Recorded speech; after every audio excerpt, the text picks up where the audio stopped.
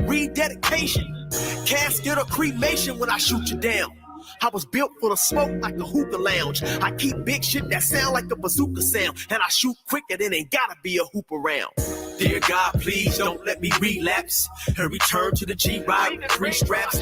Ski mask with the case, squeezing keys apps, spraying everything from a nigga's brain to his kneecaps. Dear God, please don't let me relapse and return to the G-Ride with the 3 straps.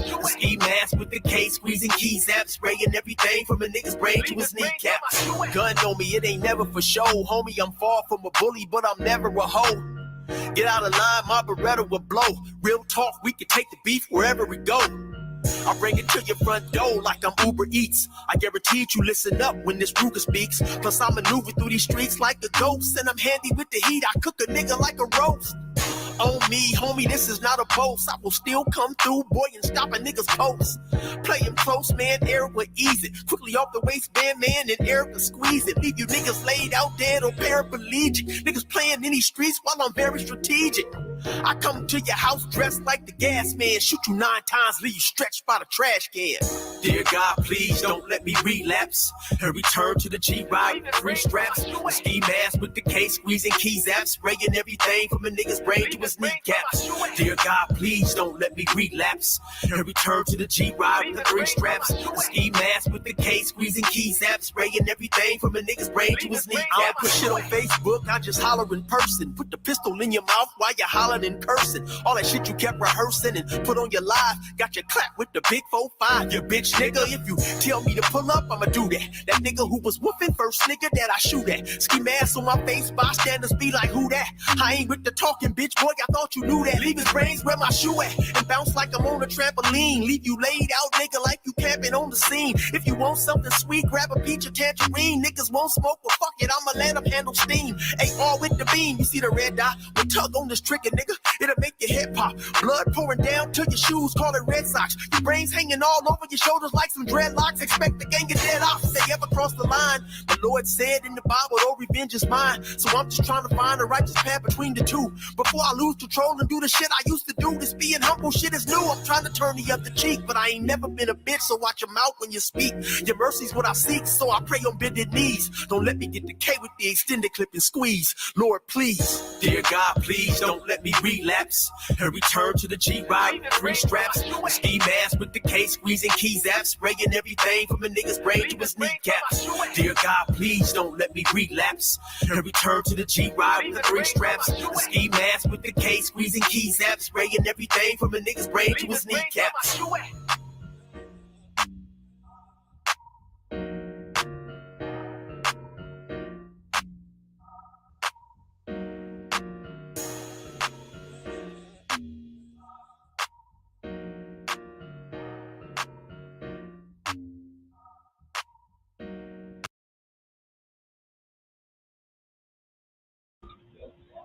All right, y'all. That was 16 to Life. You know my boy, Brother Eric. You can go check him out at 16 to Life on his YouTube page. You can also go to his website, 16tolife.com. He's got merchandise. He's got music. He's got all kind of things over there. You can go check him out. Like I said, plus you can sit down and just talk to the brother. Brother's a very down-to-earth cat, funny dude. Go on over to his YouTube page. Check him out or go to his website and get some merch. All right. Without further ado, I'll bring my boy up, Rico. Rico. Yes, sir. What's happening, brother? Nothing. Just chilling. Just enjoying the day, getting through the day. How about yourself? I'm all right, man. I mean, I'm trying to wade through all of these, what do you say, landmines? Grenades. Landmines, man. Grenades abound, and it's kind of crazy because it's so unnecessary. But here we are. I thought so. Yeah, here we are. Okay, so Rico, we had let me see if I can find it, brother. I'm looking it up. On Conversation with Kings. Just gonna say it, man. Yeah. They spoofed us again, brother. They love making fun of our old ass, don't they? Yeah, man. And they ask us, Rico, they ask us for advice. They don't listen, and then they say the elders ain't doing that. Look, and then they want to make fun of your ass, right? Right. So I tell them, I'm like, you motherfuckers worse than my grandkids. My grandkids don't fuck with me this much, right? The grandbaby just, you know, they don't fuck with me this much, but I'm like, y'all just, man, oh man. So it's all good though. I know their heart's in the right place, even if their mind isn't. Yeah. You know, good. So because that's typically that's the issue. You know, for all of them, all over, both sides, everywhere. Generally, their heart's in the right place. It's their fucking head and their thinking that needs a bit more nurturing and maturing. All right, man. So let's let me see. I'm trying to put it up here, man. Here we go, brother. And let's just say this to anybody that's here now or be coming soon. We only giving this shit about 15 minutes, and we got more important, significant stuff to discuss. So we ain't we got a few things we need to say, but we ain't wasting a whole lot of time, energy, or attention with this. Okay. Okay. Ahead, and let me tell you something, Rico. I think we might have been shadow banned because what happened was I had a picture up here earlier for the thumbnail. YouTube took all that down. The picture? Yeah, they did. They took it down. So did they take down the title? Yeah. So what the hell is this called?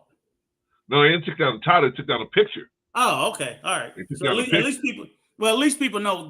Are they aware we're doing a live? That's what I'm saying. We might be. People might only catch this on the replay because. Well, we gonna do it anyway because I ain't in the mood to talk to a whole bunch of people right now. Anyway. Especially if it's about a bunch of nonsense.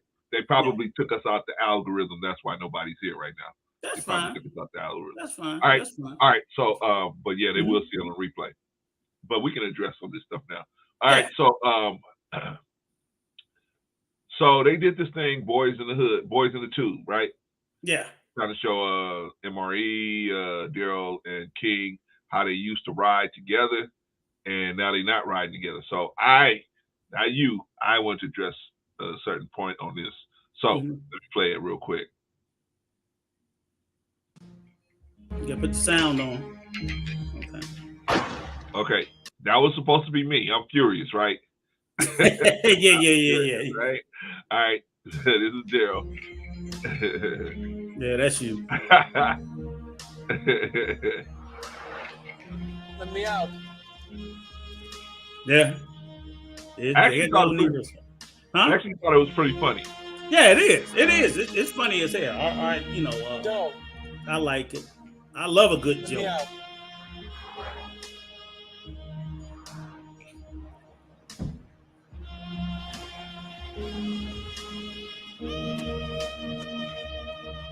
All right, wait a minute.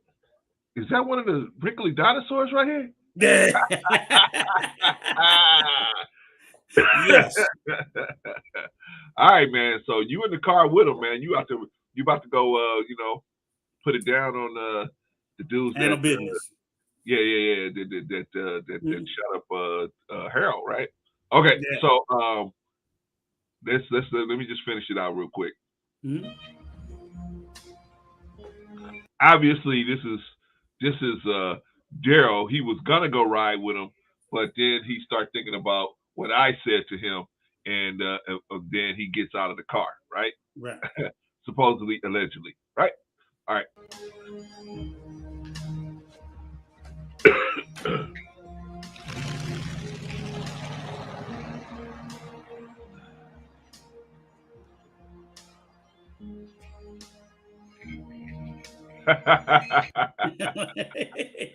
All right, man. It's good. You gotta admit, I loved it. I loved it. Yeah, it's pretty funny. Yeah, it was. It was. Now here's the bad part, Rico. Here's the bad part. After the video was shot, I was watching King. Shout out to brother Chris. Good to see you in the building, man.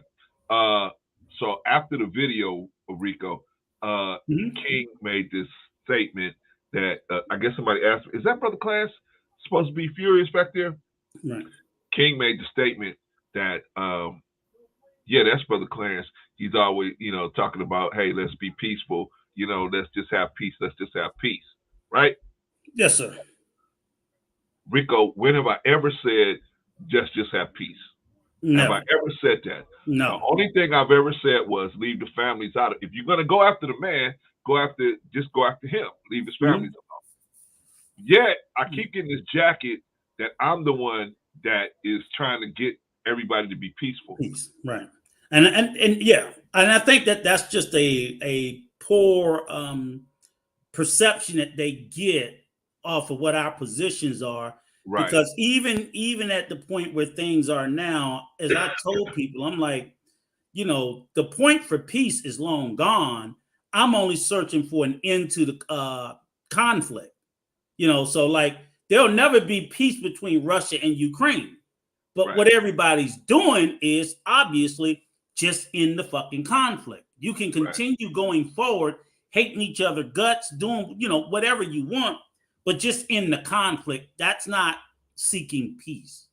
So, to say that, I get where that's where they, because a lot of times, unfortunately, too many people in these YouTube streets deem that you have to take a particular side on an issue, not to be for peace.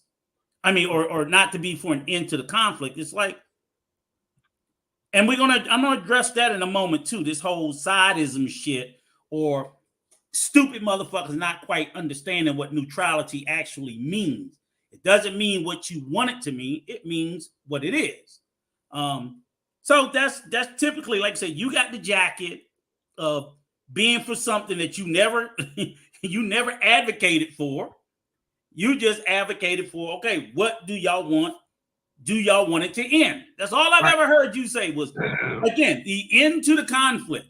We're just trying to figure out how do we get it to end, because this is tiring, exhausting. That's it. But and let me make it clear. I never told anybody that they should be peaceable. I never told people that was on the other side of their lawn to be peaceful. The only one that could even say I could remotely told him that he needs to stop it was Daryl Long. But the other guys, there's no way they can say, oh, you need to stop it. And even Daryl, I said, hey, if you're going to go after them, go after them. No, not their families. Leave their families alone. And he can come up here. But if, like I say, no, he can't. No, he can't. Oh, well, you go to his channel. We're not doing that. Right. We're not doing that. But the point is, nobody has no receipt of other than that. But, I always get played, and then Rico, unfortunately, because he connects himself to me, he going to get played too. Like we are trying to get everybody to, be insulted and then just shake hands. No. Both of us are men. We know that if you insult our wives, man, somebody's going to go after you. So we understand that. We understand that. So that's the point I wanted to make, Rico. I wanted to make it clear that, hey, I know that King has said, oh, well, Clarence is trying to make everything peaceful. He's the one that's trying to make the peace. He's trying to do. No, I would try to help you facilitate peace if that's what you want. No. That's not what you want, then leave me out of it. I ain't got nothing to do with it. So but I just think that comes down to, the parties, they end up getting poor perceptions of a thing.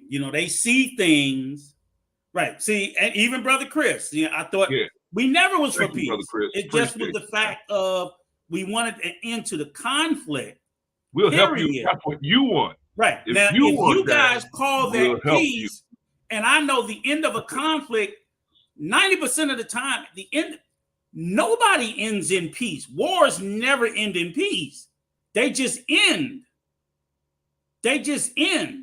Peaceful nations become at peace because they've never been in conflict. But once you've been in conflict, you will never fully be at peace at a nation you was in conflict with. But you learn to live with that other party. You learn how to live without being at war, which is not the same as being at peace. Tolerance. Now, if that's your perspective of it, oh, he wanted to fight the end. Yeah, it's called break it the fuck up. You know what I'm saying? And when they say break up the fight and shake hands, they don't expect y'all to go and play with each other.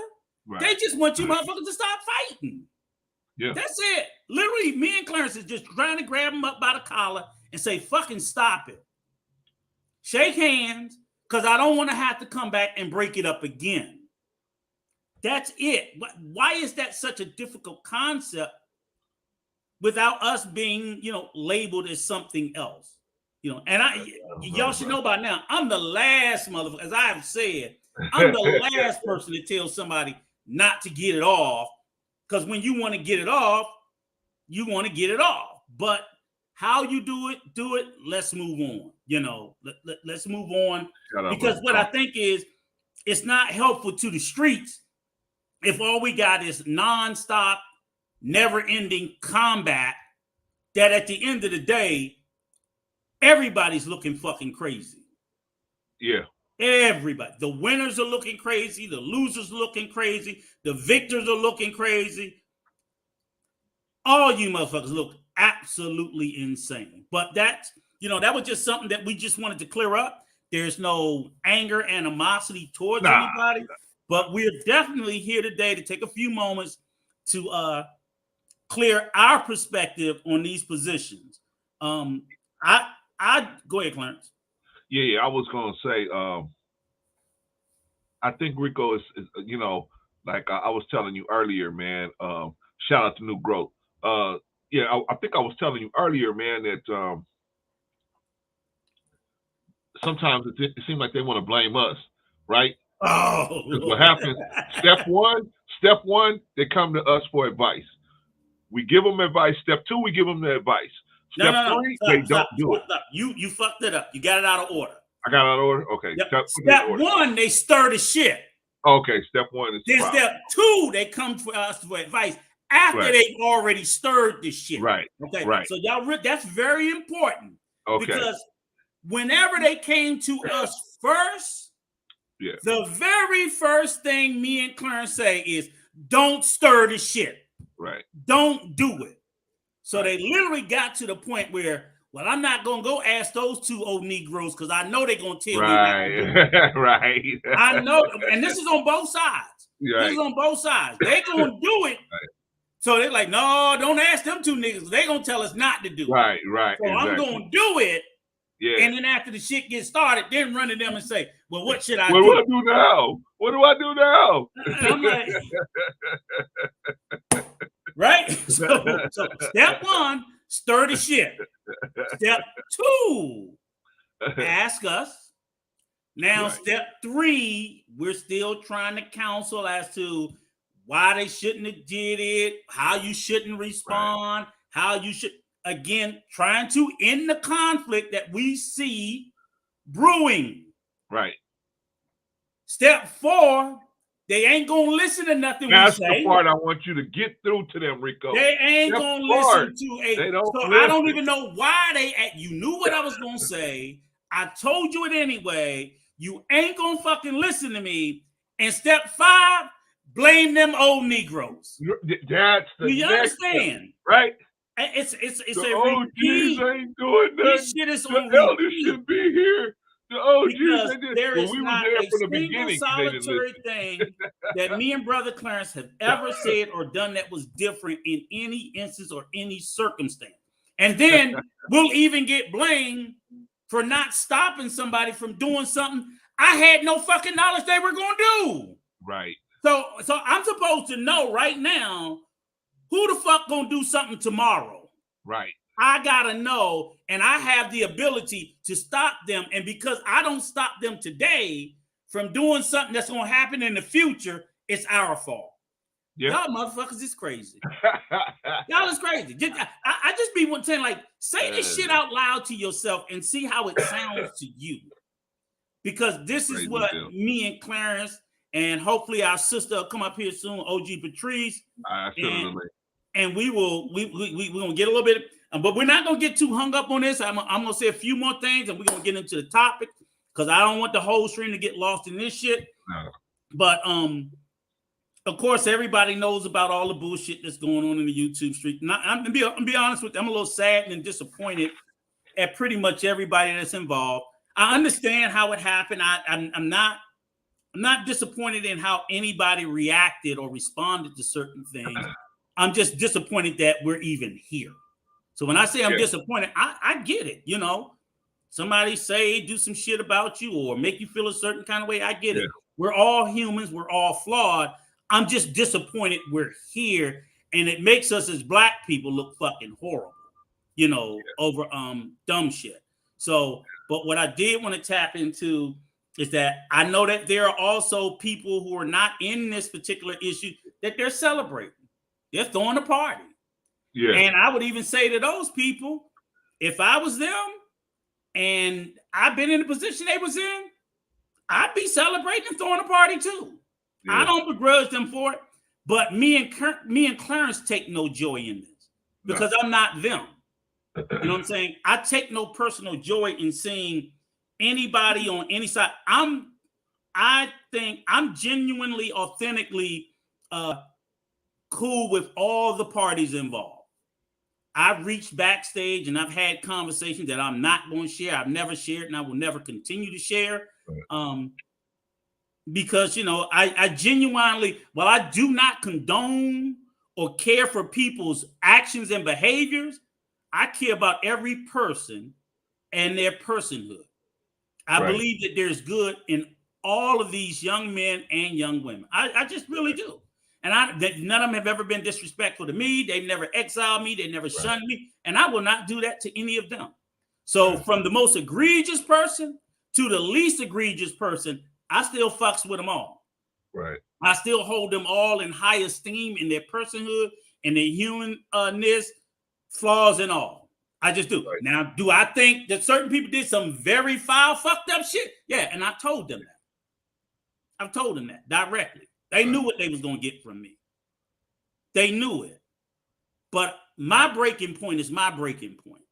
And ain't nobody else going to move me to do something that, let me be crystal clear.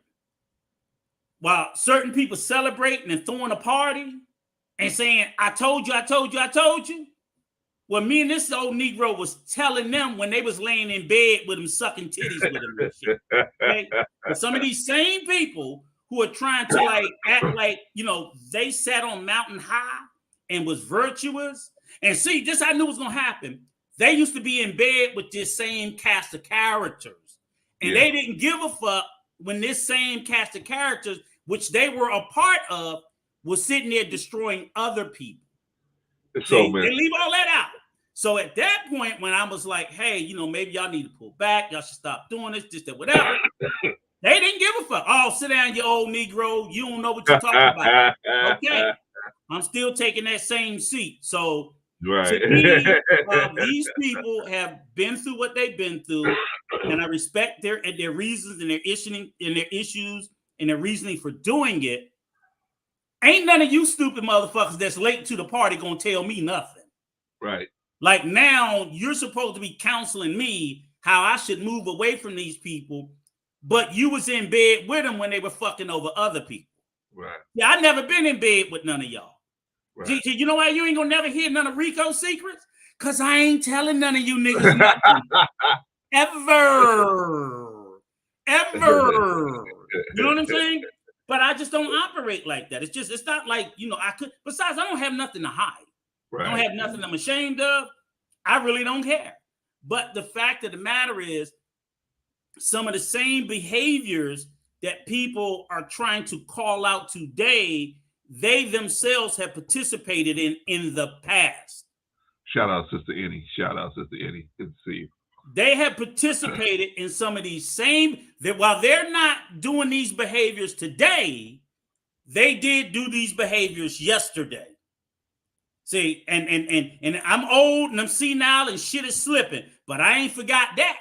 Hey, who really got blood on their hands, Rico? Who really got blood? See, it's people walking around now saying, oh, this person got blood on their hands. But when you was rolling with the people, you had the blood on your hands. Exactly. You had blood on your hands. And they only sitting up here, they only cried when their ass got fucked.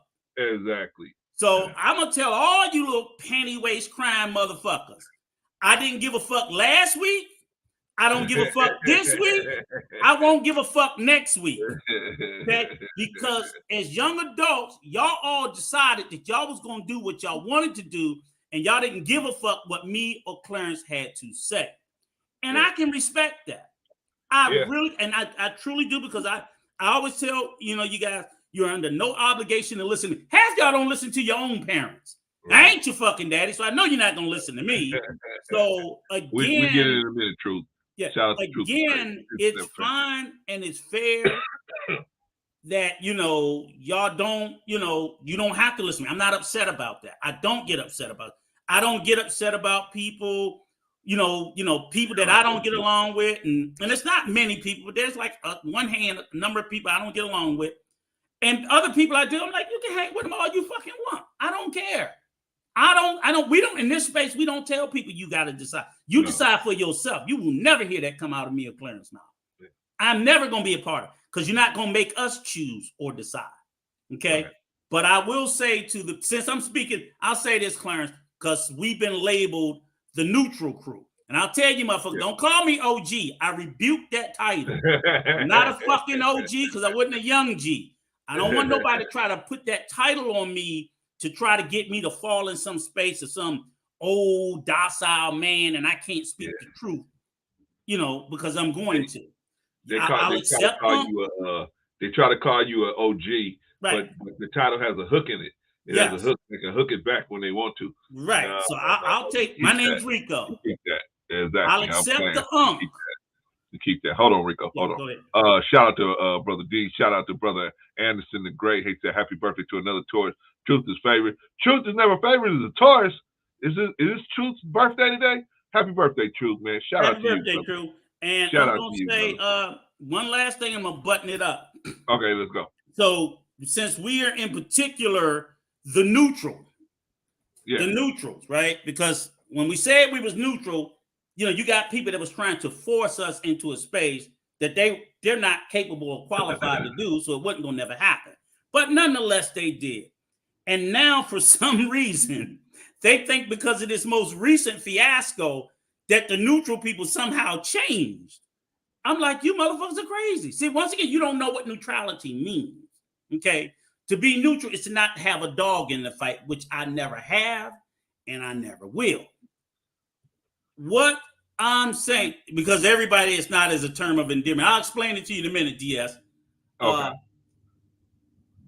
So those people who would try to sit there and want to now paint complicity or stupidity on the neutral elders for not now taking a side. If you was a racist before this shit happened, you're a racist after it happened.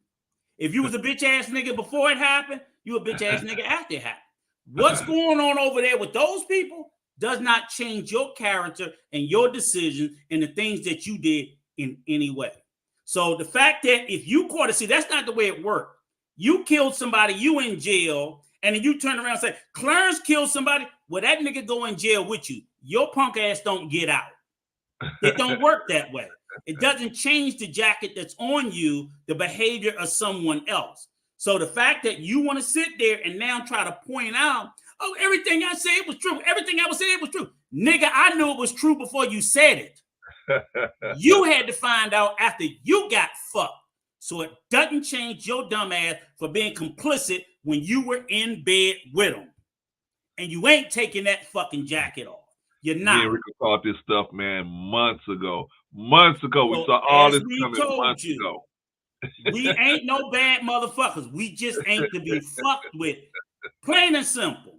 And the last thing I got to say about it, if y'all think y'all can convince my old 58-year-old ass of something, y'all literally are telling me to take the advice of you that you didn't take from yourself. Why would I follow the advice of a motherfucker that he didn't take himself? Simply put, I have forgotten more shit than most you ignorant motherfuckers will know. There is nothing that has happened in this situation that is not as old as time. You know what I'm saying, Brother D? Because you motherfuckers keep thinking, I'm going to do something different. I'm smarter than everybody. I'm smarter than everybody. I can talk my way out of it. It's gonna be different for me. This shit been going on since the 1900s. None of these behaviors or outcomes are different. And 100 years from now, it's gonna be some motherfucker with some Kanye space boots and a helmet on talking about I'm smarter than everybody else, doing the same shit. So we're gonna be done with it. We're gonna let people come up. You know, Truth gonna come up. Oh, he's the birthday boy. So we definitely want him to come up. We're gonna tap in because we're gonna move this conversation. You know, Clarence got anything else to say? Go ahead. And if Brother Truth want to come up and spend a couple minutes on it, we'll let him do that. And then we're gonna move the conversation to the topic that we came here about. But we did want to get that out because we want to make sure that our narrative and our story is going to be told by fucking us. Right. Ain't nobody else going to tell my narrative or my story. Okay, nobody in this space speak for me but Brother Clarence and OG Patrice. That's it. That's it. Those are my peers. Those are the people of my generation. Any other old motherfucker in this space can't speak for me.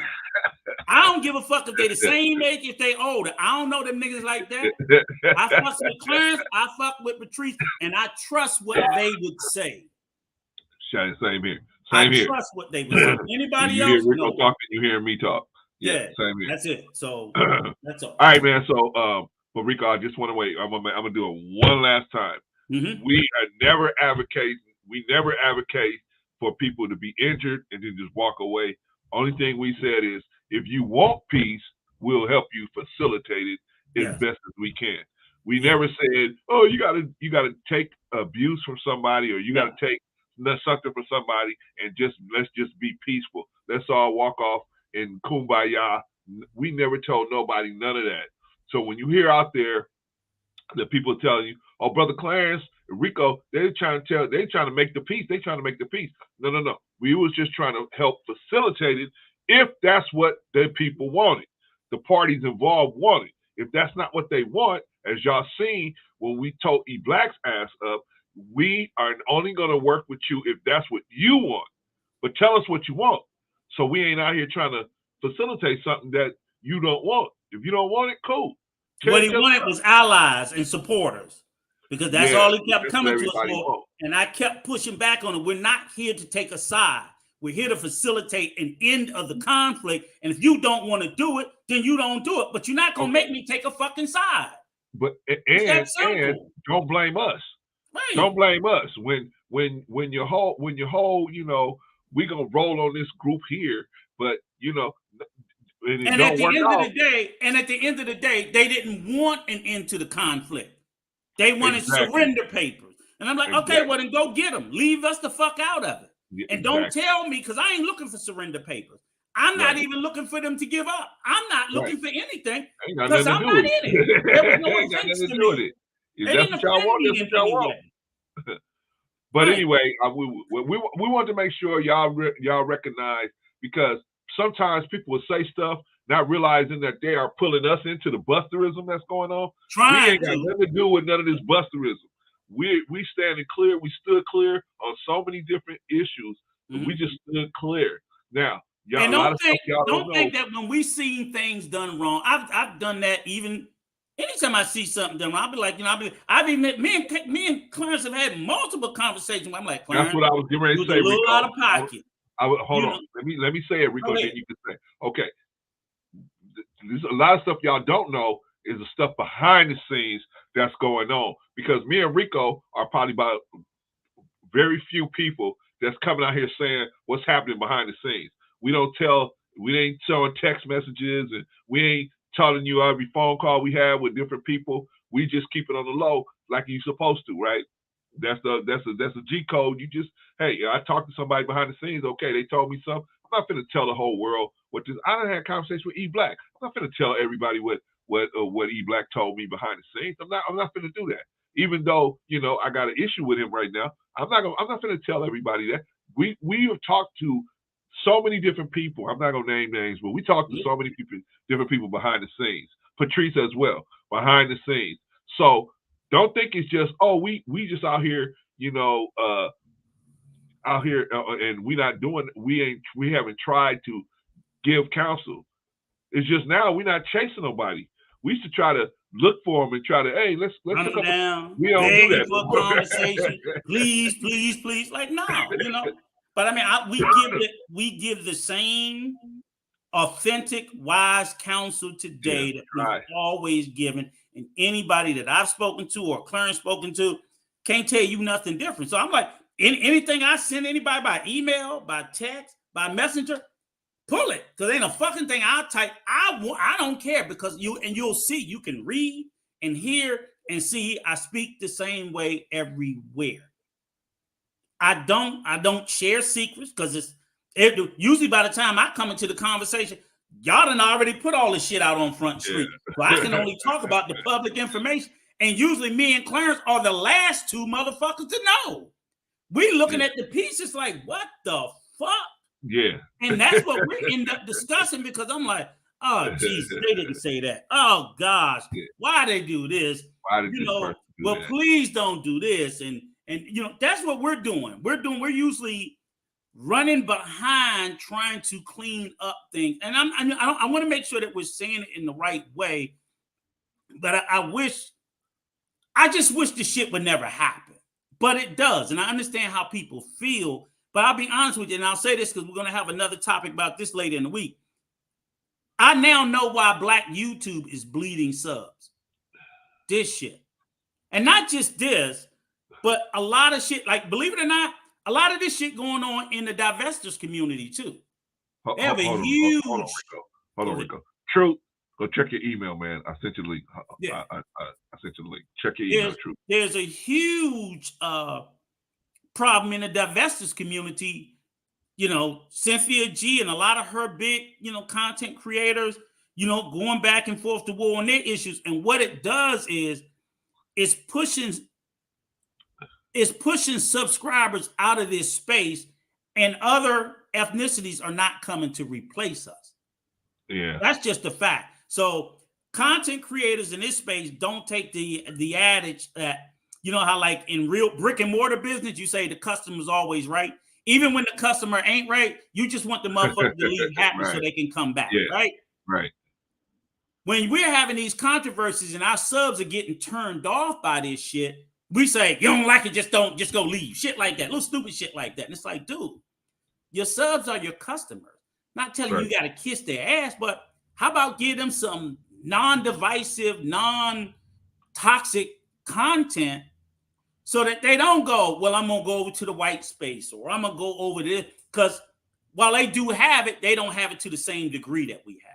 And that is a problem. So again, we're bleeding subs like crazy. And I wouldn't be surprised to see the Black YouTube space fly up real soon if we don't start self-regulating our behavior and the shit that we keep blowing up, that we think we get that momentary sugar high. So everybody from yesterday and still today, and maybe by this weekend, everybody gonna get a sugar high.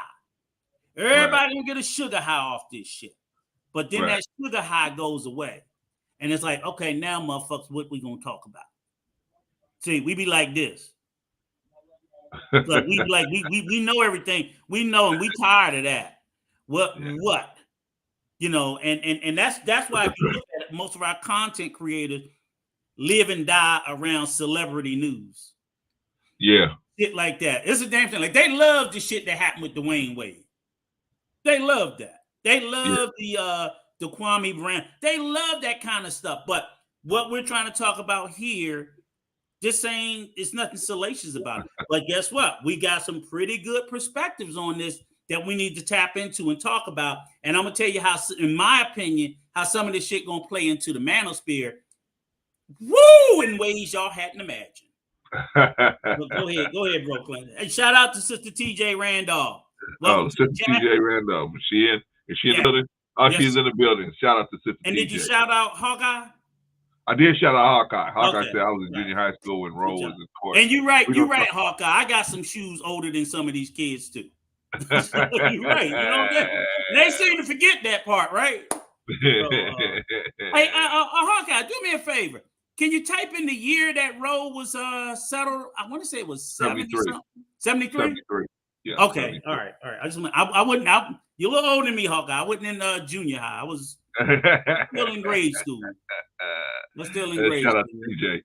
Shout out to TJ. All right. Yeah, almost 10, maybe. Okay. All right. Rico. Yes, Rico. sir. Are we through? Yeah. I'm Separating done. ourselves from the Busterism that's going on out here. We never was in it. We're through explaining that we were never in it. Right. But we were never in it. But I think we made it clear that we had nothing to do with none of this stuff. We were just. And again, I just hope I wake up tomorrow and the shit is done and gone. That's what I hope.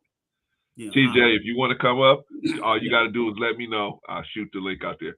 All right, but we're gonna open up about this Roe versus Wade. Yeah. Okay. Go ahead. All right, so let's watch what happened with Roe versus Wade, Rico. What is what is it all about?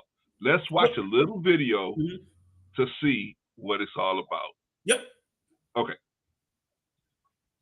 Decisions are granular, little noticed interpretations of the law and constitution, but a few are landmarks. Roe v. Wade was a landmark. It effectively legalized abortion across the United States. Here are the facts and players in the case. Jane Roe was actually Norma McCorvey. She was a Texan in her early 20s who wanted to terminate an unwanted pregnancy in 1969. Abortion was legal in Texas at the time, but only for the purpose of saving a woman's life. That was not the issue for McCorvey. Her life was not at risk. She tried unsuccessfully to get an illegal abortion and was referred to 2 attorneys interested in challenging anti-abortion laws. The Wade in Roe v. Wade was Henry Wade, the district attorney of Dallas County, who enforced that Texas abortion law. McCorvey soon filed a case against him. The Supreme Court agreed in 1971 to hear the case, and on January 22nd, 1973, struck down the Texas law in a 7-2 decision. Justice Harry Blackmun wrote for the majority opinion and declared a woman's right to privacy under the 14th Amendment superseded a state's right to ban abortion. The court set different rules for each trimester. In the first. Okay. Rico. Yes, sir. Okay.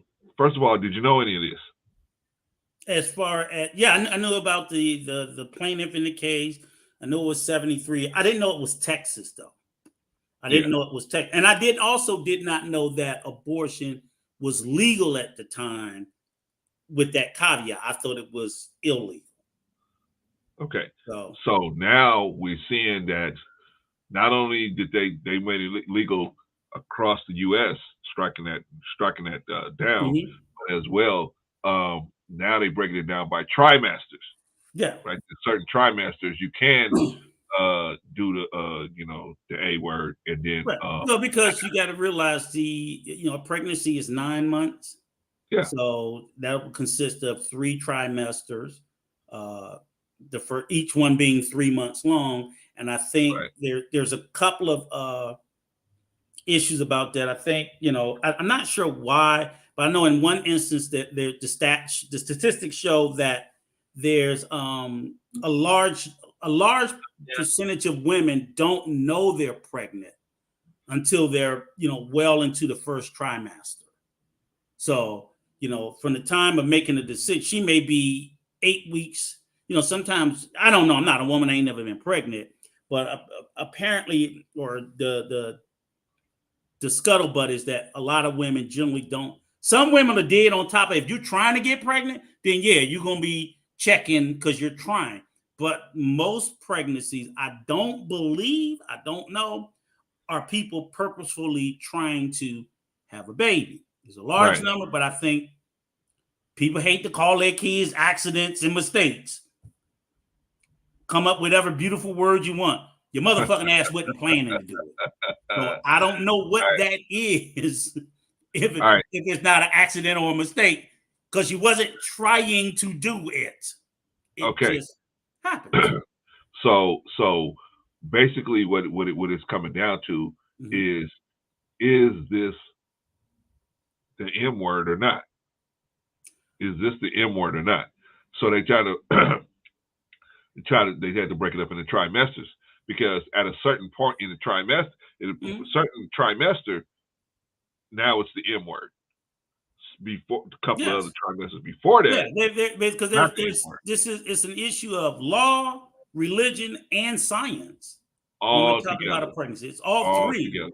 So there's a point where in the beginning stages, it's a fetus.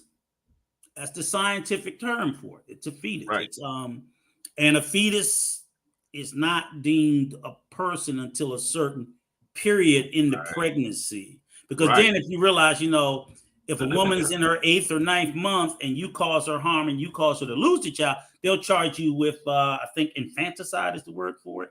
Oh, and that's not the word for it, but they charge you with murder. you can, right. I'm saying you can, because of the loss of the They child, charged right. But what's that's his name was in usually, jail now?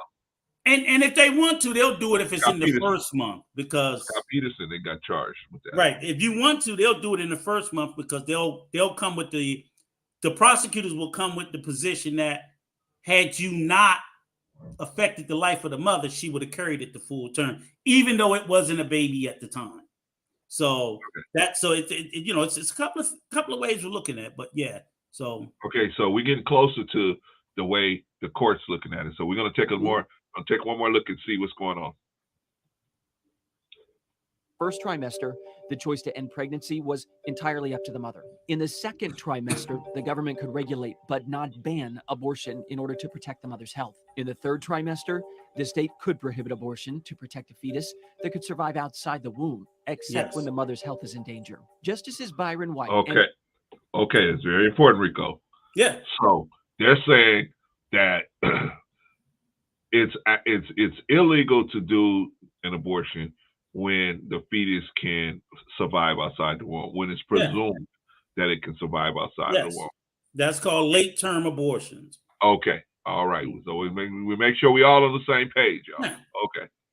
And that's even with Roe, that's been illegal in the vast majority of states anyway. Right. Late-term abortion. There's a few places that still do it, but that is very rare. That's not even nowhere. But because they still do it, of course, the pro-life movement, and I do think that that's a terrible thing and a bad thing. That's where, unfortunately, you have a lot of the instances where you see discarded and it looks like a baby. Yeah. You know what I'm saying? So yeah. I just think I agree with that should be outlawed, full stop, every fucking where. But I didn't get a vote. You didn't get a vote, brother. Okay, no. Well, we're gonna get some more insight and see what's going on. They basically held the argument of privacy went far beyond the intentions of the constitutional framers, an argument that could signal the grounds for challenges to Roe. The two justices also stated the court's decision did not stick to the specific facts of this case because Roe was not in her first trimester at the time of the litigation. Public opinion was quickly shifting. In August 1972, Americans opposed legalized abortion, 46 to 42%. But by April 1973, it was 52 to 41 in favor. In the years since, Roe's been modified but not overturned. A notable example was in 1992, a case called Planned Parenthood versus Casey. For all intents and purposes, this is the new standard by which abortion cases are judged. The focus this time wasn't privacy, it was roadblocks, which had been intentionally set up to make it harder to get an abortion. In a 5-4 ruling, the court said restrictions are unconstitutional if they place an undue burden on a woman. Support for Roe v. Wade remains strong.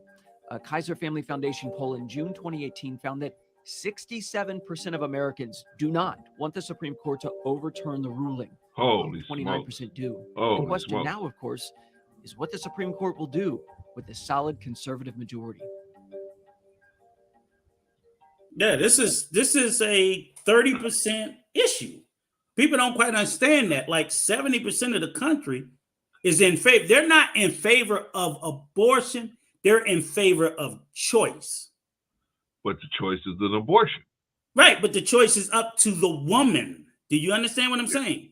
So they're not saying, oh, we want them to get an abortion. They're saying that it should be within the woman's right to decide what's best for her and not the government to intrude on her personal privacy and liberties as to what she would do with her body. I hear you. That's what, even like I'm pro-choice. I'm like, I wish they wouldn't get it, but I don't have any religious objections to it. But I would even say to my religious friends, then that's between her and God. I say the same thing, brother. I say the same thing. The only thing I would add to it is if her having a baby is pro-choice, then child support should be pro-choice.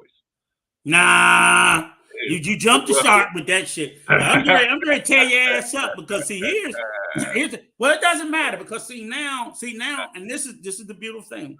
We're going to talk about the reality, the here and now. We can't talk about what it is anymore because in about 4 weeks, that's going to be the law. The Supreme Court shit drops, I think at the end of June, it's going to be the law. Okay. So now with abortion going away, to all of these manosphere, it's the woman's choice, just that, whatever shit. I'm like, you know what I want?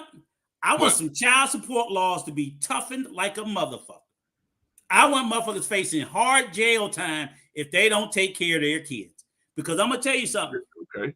With all these new babies being born, that's fine. That's a wonderful thing. That's going to be a hell of a burden on the government. That's what I'm... That's going to be a hell of a burden because you're going to watch the welfare rolls explode. That's what I'm saying. Explode. Let me tell you what I mean by what I'm saying. I'm saying that I'm not paying for your little motherfucking crumb snatcher. But when your deadbeat ass say that you don't want to take care of your kids and she run down there to the state and the federal and get money and housing and everything else, we all pay for it. Fuck no. I'm starting a new movement. Make child support great again. You motherfuckers is going to pay for your kids. You ain't going to sit out here, slay the streets, laying your seed from one end to the other, and think you're going to be walking around here free. Hell to the no. Hell to the no. If my taxes go up by 1 fucking cent, no. No. Because the government, when you say government, where do you think that money comes from? No, I know it's going to come from us. But what I'm saying is, if you lock the dude up, how's he going to pay the child support? He won't. How's he going to pay the child support? But he ain't going to walk around here free and not paying it. That's what I'm saying. You do like the state do. They take their taxes or they don't let them register their car or whatever. Taxes, license, everything. Throw his ass in jail. I know a lot of folks that went to jail, got out, and then they got a job because the judge tell them, you got 6 months to get a job. I don't care if it's at McDonald's. I don't care what it is. You going to take care of your child or we going to throw your ass back in. You ain't going to sit around here. Hey, I ain't got nothing to do. What I'm supposed to do. You ain't going to, because you know what, Clarence? If your sorry ass don't take care of the 6 you got, and you say, well, if you lock him up, how you going to take care? If I leave his ass out, he going to have 7, 8, 9, 10. Agreed. Go in there and be a booty bandit. I don't give a fuck. But Rico, I told you I got a nephew with over damn near 20 kids, and he don't support none of them. None of them. So when they don't go to jail, they're out here still making more burden to the rest of us. Agreed. Oh, castrate them. You don't want to lock them up? No. Castrate them. No. Get a fucking vasectomy. The only thing you can do is try to put them in a position where they can pay their child support. Absolutely. I mean, that's the only thing you can do, right? I'm all for if you lock them up, wait, Rico. If you lock them up, we're paying anyway. Okay, but my point is, but you're going to pay more if they're out here still making more fatherless children who these mothers now can't go and not get rid of. Okay? Agreed. So the mother, you've taken away her choice to be able to not bring in another unwanted child into the world. No, you've taken away her ability to do that. Don't take her choice away. No, because we ended. No, her choice has been taken. Why? Roe v. Wade is gone. Oh, she now, can't anymore. Exactly. Her choice is, we've just ended choice. Right. Okay. Choice is gone. Agreed. There is pro-life, period. Right. So with that being said, I'm saying there's going to be an unbelievable explosion of young single mothers of all races, ethnicities, and ilks that are going to pile onto the government dole. And when they do, but I mean, yeah, you can say whatever you want. We Yeah. are all going to have to contribute for everybody that goes on the government dole for the support of these children, unless we mandate through threat of incarceration or whatever else that you out here making these children, you will take the responsibility to provide for them. Something to do that, yeah. You have to. I just don't think putting them in jail is going to. And I don't think letting them stay out on the street to make more and more kids is helping. You have to. I just don't think. All right, True. You got True. You up, man? You got the window open. Yeah, but you can't leave them out here in the streets to continue making more children with zero consequences. I'm not a proponent, but I don't know if just asking them nicely works. Come on, be a good dad.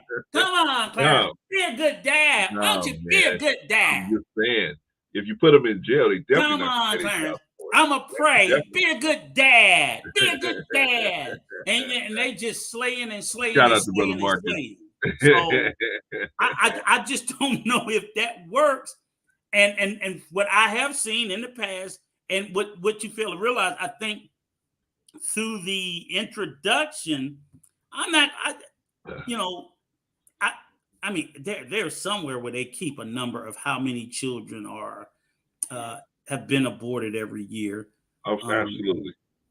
But my thing is this, right? And I hear the black manosphere argument. Oh, we deleting all these black babies and we deleting all these black. Okay. So now we're gonna probably have another 1 or 2 million more black babies born every year. When they end up put up for adoption, you niggas gonna adopt them? Nope. You know, black and brown children are the least adopted. By far. See, nobody's not thinking about what's going to happen because we don't have we don't have nuclear families, we don't have the family structure set up. And we've been talking all this wishful thinking bullshit, but you know what I'm saying? And you're right, Hawk. It's gonna be half and half. Because basically abolishing Roe is pushing it down to the state. So I'm glad I'm in a state that's pretty pro-choice. So that's the state of Maryland, D.C., Virginia. I don't know so much. But you go to the left of us, West Virginia, that's going to be pro-life like a motherfucker. Yeah. And so on and so forth. And you're going to have people that's going to be coming from out of state, in the state to try to get it. But that's not going to be everybody. Like TJ said, it does come down to an issue of financial resources and things like that. But what I'm saying is, by and large, you're going to have far more children being born into poverty that previously a lot of we don't know. Like you sit there and you be like, well, damn, she had an abortion. Because unless the woman tell you, it's not like there's a scarlet letter, anything that shows. So, and then some people were saying, which I don't know is true, but people were saying, well, these women, they using abortion as a means of birth control. I don't think that's true. But even if they were, they're making it crystal clear, I'm not in a position to take care of a child. I'm not financially or emotionally able to take care of a child.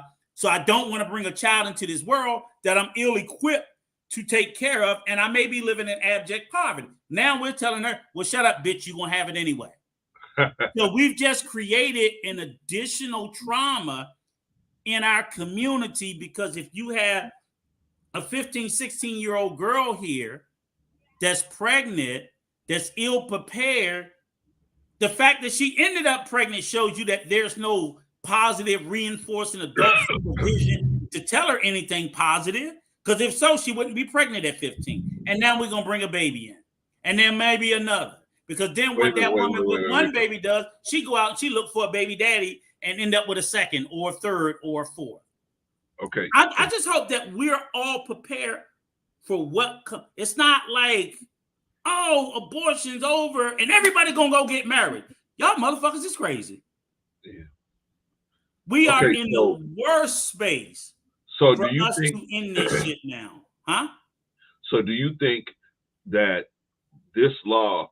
You think there's going to be an explosion of children because this law Yes. has been shut down? Yeah. Okay. States like Texas, Alabama, Georgia, all those are states that's going to wipe it off the books. And, Okay. and those are all states that are heavy populations of African American. Mississippi is done. Mississippi like 33% black. It's done. Ain't no more abortions going to be done there. Louisiana's going to be out. Texas, all the southern states with high African. So, and yeah, they down there fucking. And yeah, they were down there getting abortions. Now they can't anymore. They're not going to fly up to Maryland to get a procedure. They're going to have the child. Period. You don't think so? No. Okay. They're Now, not. let me give you a scenario, Rico. Let me give you a common scenario of people that Some go of them ain't gonna find out till they're in the third trimester, and even the pro-choice states don't do it when it's late term. Yeah. Okay, but let's say it's not the. Let's say it's 14-year-old girl pregnant. She hiding her pregnancy, right? She's a little bit obese. Okay. So see what I'm saying? That happens. Teen pregnancy. That's the story. But that's not, in my opinion. In my opinion, this is probably going to be the biggest group right here.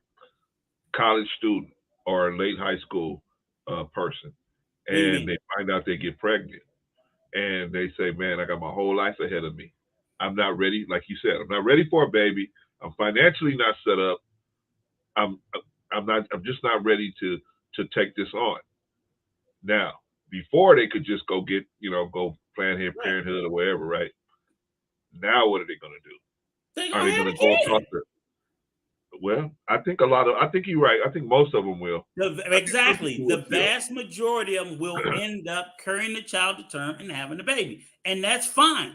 I'm not even against it. What I'm saying is the consequences of us having all of these children, first and foremost, these motherfucking daddies gonna have to step up. I'm sorry. That's gotta be number one. But how you gonna do that if you put them in jail, Rico? I'm not proposing we throw them in jail. I'm proposing we're going to give your ass an opportunity to do what you need to do. Okay. When you fail to meet that opportunity come with consequences. Okay, I agree. Okay, because I'm not going to leave you out here on the streets to have baby number 2, 3, 4, 5. I'm not going to do that. If after baby number 1, you can't figure out that I want to take care of my responsibilities, you can volunteer to get your dick cut. Because you're an irresponsible father who's not willing to take care of your responsibility. Now, if you volunteer to get your dick cut and can't have no more and can't continue on with that irresponsible behavior, maybe I'll consider leaving you out a little longer until you get your shit together. But I'm just not going to leave you out here to bring 3 or 4 or 5 additional kids into this world and not take care of. Rico is talking way crazy, and so y'all can contribute to the Cash App. We'll just pay him to not say crazy stuff like that no more. Because I'm literally hearing the arguments of dudes. Well, she, because you know what the argument for the black manosphere been? Well, I didn't want the kid. She knew I didn't want the kid. So I'm like, 1 minute y'all against abortion, the next minute you're arguing for abortion. Now, good. The abortion argument is off the table. Wear a fucking condom. Yeah. Wear a condom. So, Rico, I want you to get in it. I want us to get into that. Hold on 1 second. Shout out to Dr. Hood. Good to see you in the building, Doc. Who else is JP, the inspiring matriarch? We need to talk to you like later on today or something, JP. So let's look up through Facebook or something. But shout out to JP, the inspiring matriarch. Let's see, anybody else in the building. But so that's what I'm sitting there saying is this removal of Roe v. Wade. Now we got to start talking about responsibility and people, being held accountable for their action. We just can't have people out here just having kids and just walking away from their responsibility. We just can't. We I mean, can't. I agree, Rico. I agree, but and we just can't. We just can't say, figure out well, the until they consequences. decide to get their shit together. So here's the choice. One, you say don't lock them up, right? I don't see how they gonna pay their child support if you do. Fine. Two, I say the government should not take care of these kids. Okay, now who's gonna take care of them? Exactly. See what I'm saying? I'm with you. I'm just walking with you. So who's gonna take care of them? you done left these little waifs to a single mother to struggle in abject poverty. You see what I'm saying? So again, see, we can't go, your real daddy ain't got to do it. Your sugar daddy, Uncle Sam, gonna do it. Bullshit. Bullshit. I'm getting us out of the sugar daddy business. The U.S. government ain't your sugar daddy. Get the real daddy. Okay? Because these people in these spaces have been arguing for a while about, all I've heard through the manosphere space was a bunch of pro-life motherfuckers. See, they should have been voting for pro-choice. They want to walk away. So I'm like, if this is the case, fine. No more abortions nowhere. You motherfuckers better start wearing condoms. You better get a vasectomy, or you're going to take care of your kids. And I'm going to advocate for imprisonment. Yeah. Period. Full fucking stop. Yeah. That was the choice I faced. Take care of your kids or your ass going to jail. But you're a different kind of cat, dude. They don't then cut they, them like then you. They can become they don't too. cut them like you no more, Rico. You know what? Then they look, when the booty warrior get with him, the booty warrior put back in. Go on over there and talk to the booty warrior. No, I like you and I want you. I want you. There it is. So, I mean, because the bottom line is, you ain't got nothing to say about it. These children shouldn't be, hey, shout out to Nikki Nicole, and shout out to Lucky Marie. Welcome to the chat, ladies. But the fact of the matter is... Wait, hold on, Rico. The link is out there. Anybody wants to, we ain't even let Truth get to talking yet, man. I don't even know if he's here. Truth, I see him in the chat. I'm here. I'm waiting for you. I'm waiting for y'all to say, hey. Oh, okay. We did earlier, but you didn't answer. Yeah, you didn't answer. Y'all said, hey, when I was down. Y'all didn't say, hey, okay. when I was up. We said it when you came up. You probably didn't hear us, though. Oh, and so let me say this. Happy birthday to you, sir. And I hope that you're having a grand day. And I'm happy for you. Thank you. I appreciate that. And we're gonna let you. I'm gonna shut up and let you step in. Well, first I wanted to. What was y'all talking about earlier? We were talking about our position, basically the neutrality stance, and how we feel like we get painted as something because people don't see. In other words, like we've gotten, like King made a statement, like Clarence was all for peace. And we've never been for peace. We've been for just an end to the conflict. And then I also spoke on the situation where, because I'm like, again, when people are in these beefs and these arguments, it's never peace. It's just like, okay, in the conflict, move the fuck on, go on with your life. And also how certain people who feel virtuous, like, one, they're going to try to push you to a side. You know my position on that, Truth. Hell no, you knock it off. You ain't going to push me to a side. And that now they feel redeemed because of what's going on. And I'm like, no, y'all not redeemed because y'all was in the fuckery in the beginning. So you're only out of it when it affected you. So no, you motherfuckers ain't got, you're partying. Go ahead and have your party. But in my eyes, y'all still ain't innocent and ain't changed nothing on my position. So and here was my thing, True. Yeah. King said, and no slight to King, he's still my dude, but it wasn't with malice. It just was exactly. He just was talking because he was hot. But he said, oh yeah, brother, that's Brother Clarence in the little video he showed, and he's always talking about be peaceful, be peaceful, be peaceful, and so that was a bad narrative because I never said be peaceful. What I said is don't go after people's families. And you can go to Daryl and ask him. You can go to anybody, ask them. I said, leave the families out of it. If you want to do this, and I told E Black the same thing. You leave the families out of it, right? So, but I always get painted, and unfortunately Rico, because he's aligned with me on a lot of different things, we get painted like we want peace. Like we're holding everybody back from, and we only want a peace if that's what you want. If you want it, then we'll help you facilitate it if we can. If not, cool, no problem. We ain't got a dog in the fight. Like all this fiasco is going on, we don't got a dog in the fight. But if somebody reach out to us and ask for help, we'll try to help you. Right. But and we have, and we'll continue to do so. So exactly, it was just trying to clear that narrative. And like I said, I've spoken to several people. I haven't spoken to everybody. But they try to make it like we trying to force people's hands to be peaceful. We trying to force you to be. No, we not. Only thing we saying is, hey, that's probably the best way to go. But if you don't want it, cool. That's on you. Right. So that's all we trying to do. I was in the, and I'm basically aligned with you guys.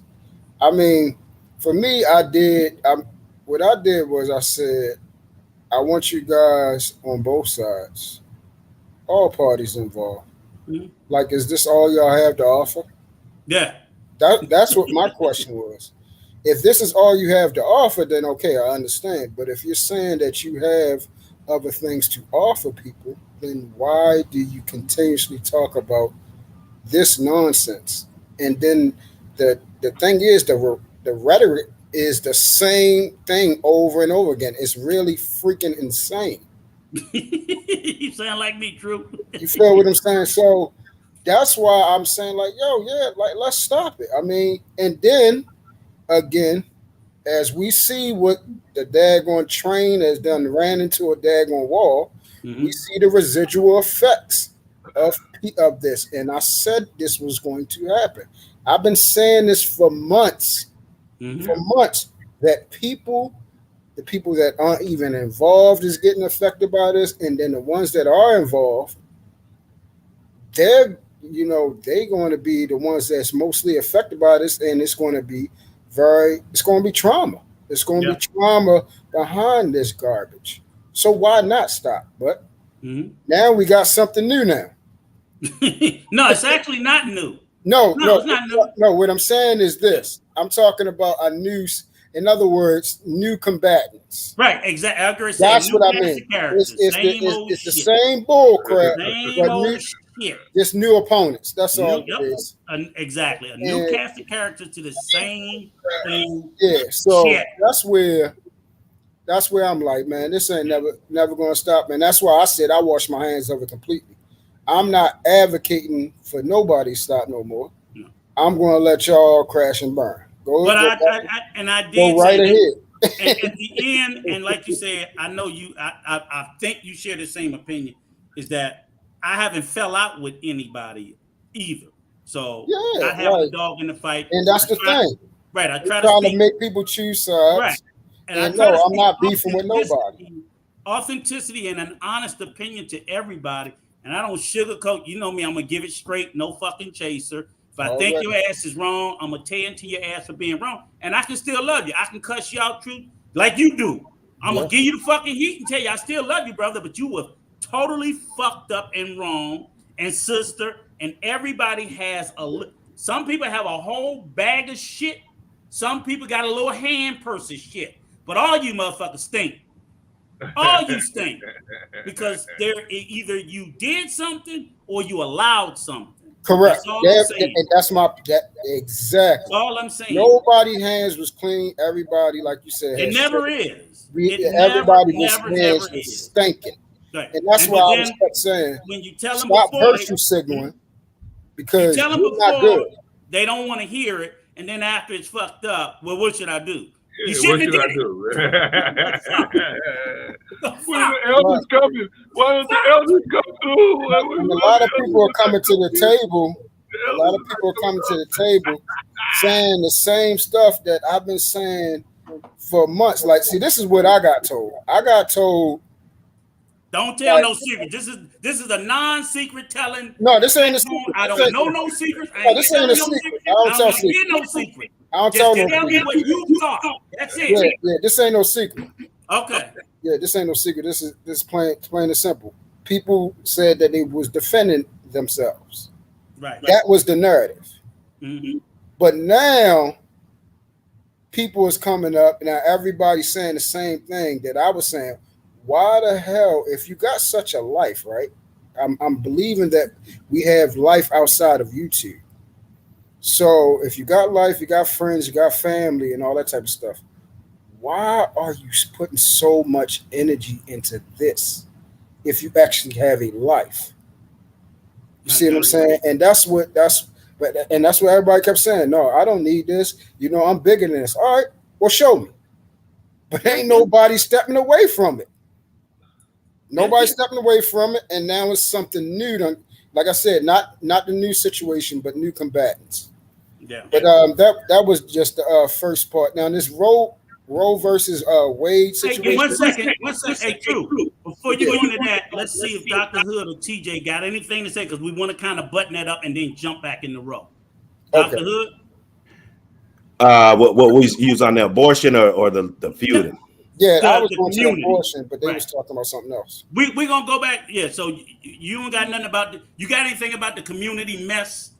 Well, you know, it's kind of rough because I kind of jumped in here. I wouldn't say I'm new, but you know, I didn't really know all the players and everything. And then you kind of jump in there and you know, and then it's kind of like you on one side, and you know, like, just for the record, you know, I don't want to be involved with exactly any somebody else's stuff. You know, I got my own stuff going on.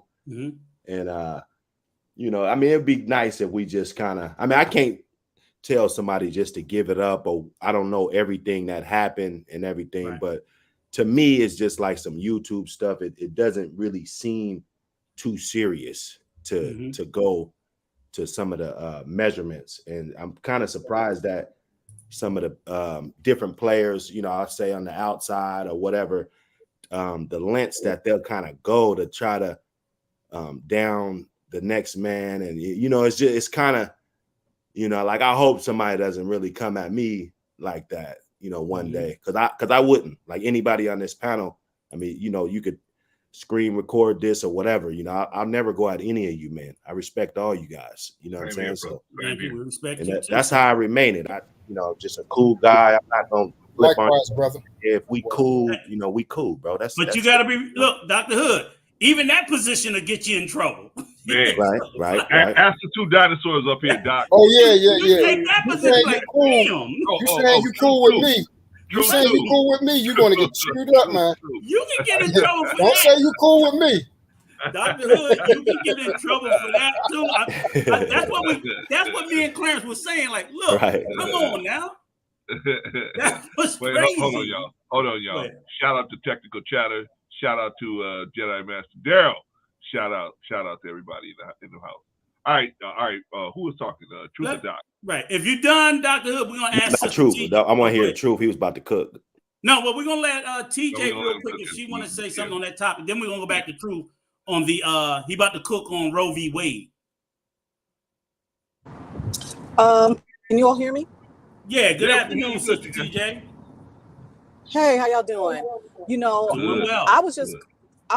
I'm in the car, so that's why I'm not on camera, because I need to focus. I really didn't want to talk about the community beef stuff. I mean, I'm really, you know, over it. If I'm going to be in the crosshairs, I'm going to be in the crosshairs, whatever. I understand. I just wanted to give you an opportunity if you wanted to, because we can go straight to the, because I'm tired of it too. We can go straight to the Roe thing, but I didn't want to pass you by without giving you an opportunity if you wanted to share a thought or two. No, I'm over it. But about the Roe v. Wade thing, one of the things I think that's very interesting and to consider, you were talking about who will some people go to these different states to have it. They may. What is also a possibility of happening is we're going to go when abortion was not legal and you had young girls going to these back alley people to get those things done. Some of them losing their lives. Some of them losing their lives. Some of them being, you know, irrevocably damaged. So because they're not going to have the resources to go to those states. Like you talk about the Mississippis, the New Orleans, all those things. So it's going to go back to what we did prior to Roe v. Wade, where these girls, and I say girls because my mom had me at 17, 16 and pregnant, going to these back alleys, and some of them losing their own lives. And then, do you also see the potential, TJ, of young girls going to the internet and trying to make some shit to drink to induce an Absolutely. abortion? Yeah. And people Absolutely. gonna be killing Absolutely. themselves. Yeah. Absolutely. I didn't even think about that, but you're absolutely right, because the internet is, you know, fraught with these people that try to get these, you know, diet pills and all these other things from these questionable places. So I can definitely see them trying to find a place to do a concoction to terminate their pregnancy and might end up terminating themselves. And watch people be making money off of selling this shit too. Absolutely. Yeah. I mean, case in point, let's talk about the fact that all these women who went to these back alley places to get this cosmetic surgery, and some of them lost their lives, some of them, you know, their body is disformed and all this kind of stuff. So absolutely, I see it happening. Yeah, and that's what I was trying to say, because I'm glad, because that's what I wanted to talk about, because I know, like, okay, basically you can say it's pulled away, but are people are celebrating one thing, but what do you think about TJ, tell me this. I see the potential for an explosion of births, especially in low income and communities of color, because like you said, your Alabamas, your Mississippi, your Louisiana, your Georgia, your Texas, those are pro-life, pro-birth, whatever you want to call them, states. And then now 2-3 million more, I hate to use the word, but we need to talk about it factually, unwanted babies. And let's take it a step further. How about the babies that will be born, like you're talking about, in secret, and the women might take the matters into their own hands, if you know what I mean. Yeah. Let's talk about that, because that happens now. Yep. And then I said, if so, they'll be like, because the whole proposal will be, oh, well, they can put them up for adoption. I'm like, our children are the last to be adopted now. So black and brown kids are the last to be adopted. They never get adopted. Right. So we're condemning these children that grow up in foster care because the father didn't want them and the mother couldn't have terminated the pregnancy, which, while as bad as that seems, you know, and nobody's stepping up. Black families don't adopt black kids. Yep. Black families do not adopt black children. So Rico. Yes, sir. So is the ruling is for that canceling abortions? Yes. Yes. Roe v. Wade is wiped away. Okay. It's gonna be so let me like get marijuana. The states can decide. Okay, yes. So now, well, for me, I'm going to tell you like this again, because I serve one person. Mm-hmm. You feel what I'm saying? And see, that's the difference between me and a lot of people. Like, this is one thing, man. Our brother Clarence was talking about, where I said, who his ideologies is honest to? Who is he honest to? Is it NOI or is it his household? And what I told him is, I don't split my lifestyle, my God, you know, my relationship with God, and then my lifestyle outside of it. I don't have that. It's all one.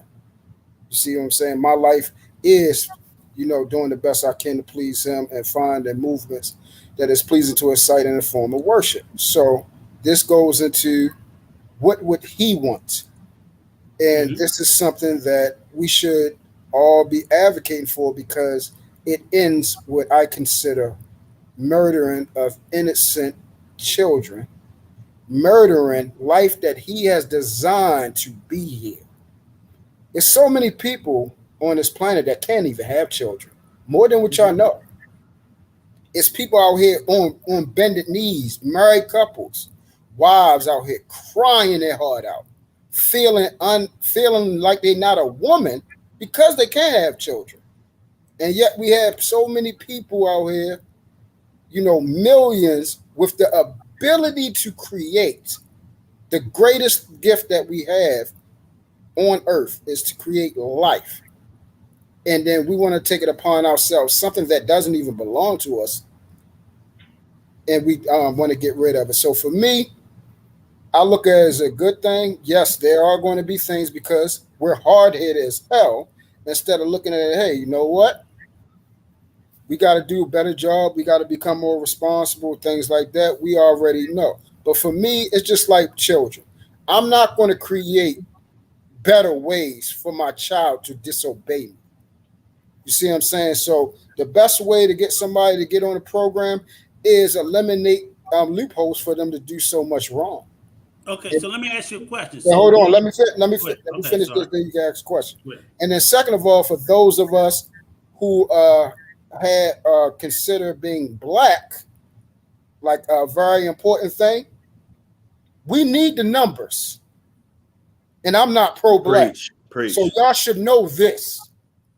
We killing millions of us every day. 2,000 a day. Abortions by black millions women of us every a day. year. But we want to talk about what the white guy doing. He doesn't do nowhere near close. Okay, but not even close. Mm-hmm. So if you people want to talk about this war and want to prepare for war, you need numbers in the army, brother. So we need strong more black men, because it almost was a mandate that was going out. Let's kill just the black men babies. Do y'all remember that? Yeah, I remember Cynthia G. So we was getting rid of the males, which we have a big problem of having good, decent men out here to provide for a goddamn great community. Okay, everything we do is counterproductive, but we want to complain. But now you can ask your question. We gotta say this is the one point that I want you and Dr. Hood to address. Fine, I'm all for ending it.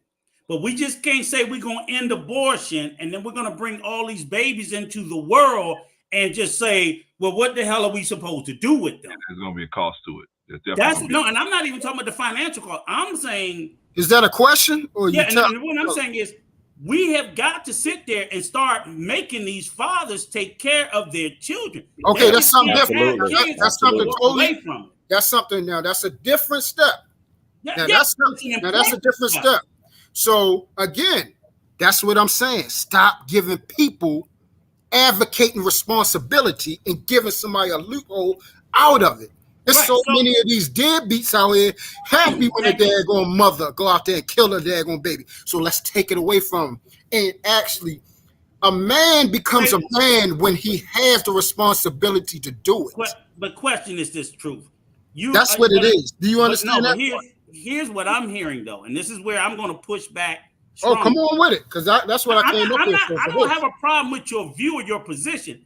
I have a problem with the responsibility being taken from the people who should be responsible. And like I told Clarence, I said, okay, you have all these children.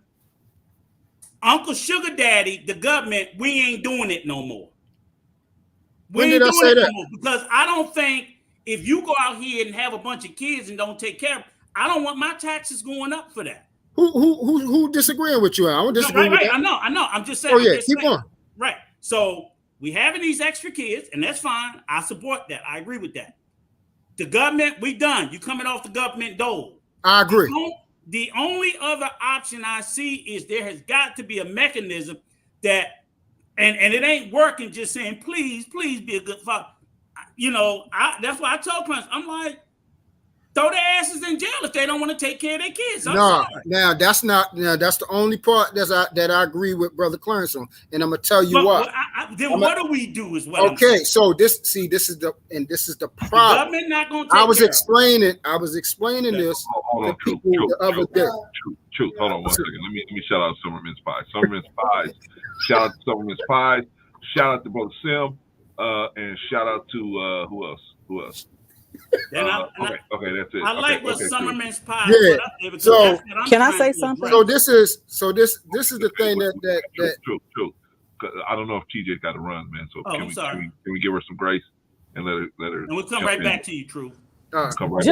Just real quick, I want to say I understand the position of the numbers, but one of the things that concerns me, we can have the numbers, but what is the quality of the numbers that we'll be having? And the reason why I say that is that, you know, even with Roe v. Wade in place, in being law, my father has worked in placement with juveniles for 30 years. And that's with kids who were born to parents who could not or would not take care of their kids. So you have the numbers, but you could have a number of degenerates, and I'm just going to say it. So I mean, we'll have the numbers, but what are we going to be producing if we do not have parents who are actually raising these children and pouring into them with values and things that matter? Are we just going to have people? Because we already have enough people now that are destroying each other.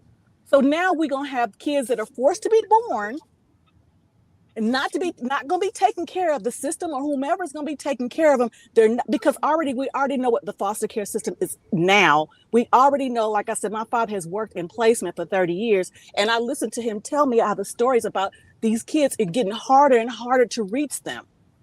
So what will we be producing? That's my question. And then I'm gonna go ahead and drop down because I got to get going. I'm gonna love to ask. Later, Okay, TJ. Let's deal with the dudes out here. Okay. Who is producing these daggone screwed up men out here?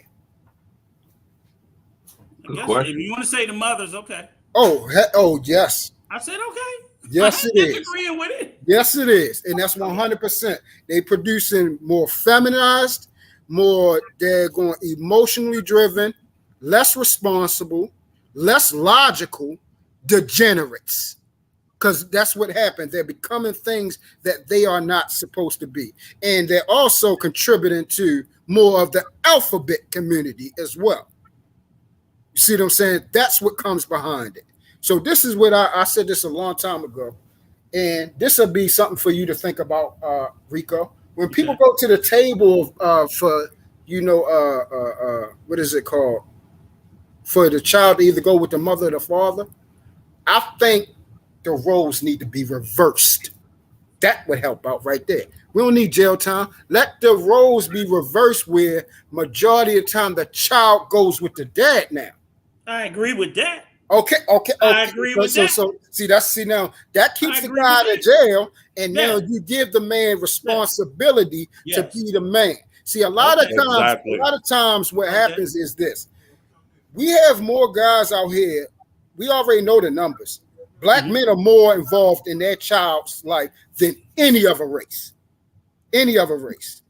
Sometimes, and I've seen it happen, I've seen guys that haven't been in their child, because of the mother, but when the child gets older, where it can go with the dad, then they become more involved. You know why? Because they ain't got to deal with that bullshit no more. They ain't got to talk to the mother. The child now has a cell phone where all I got to do is call the child. I ain't got to talk to you.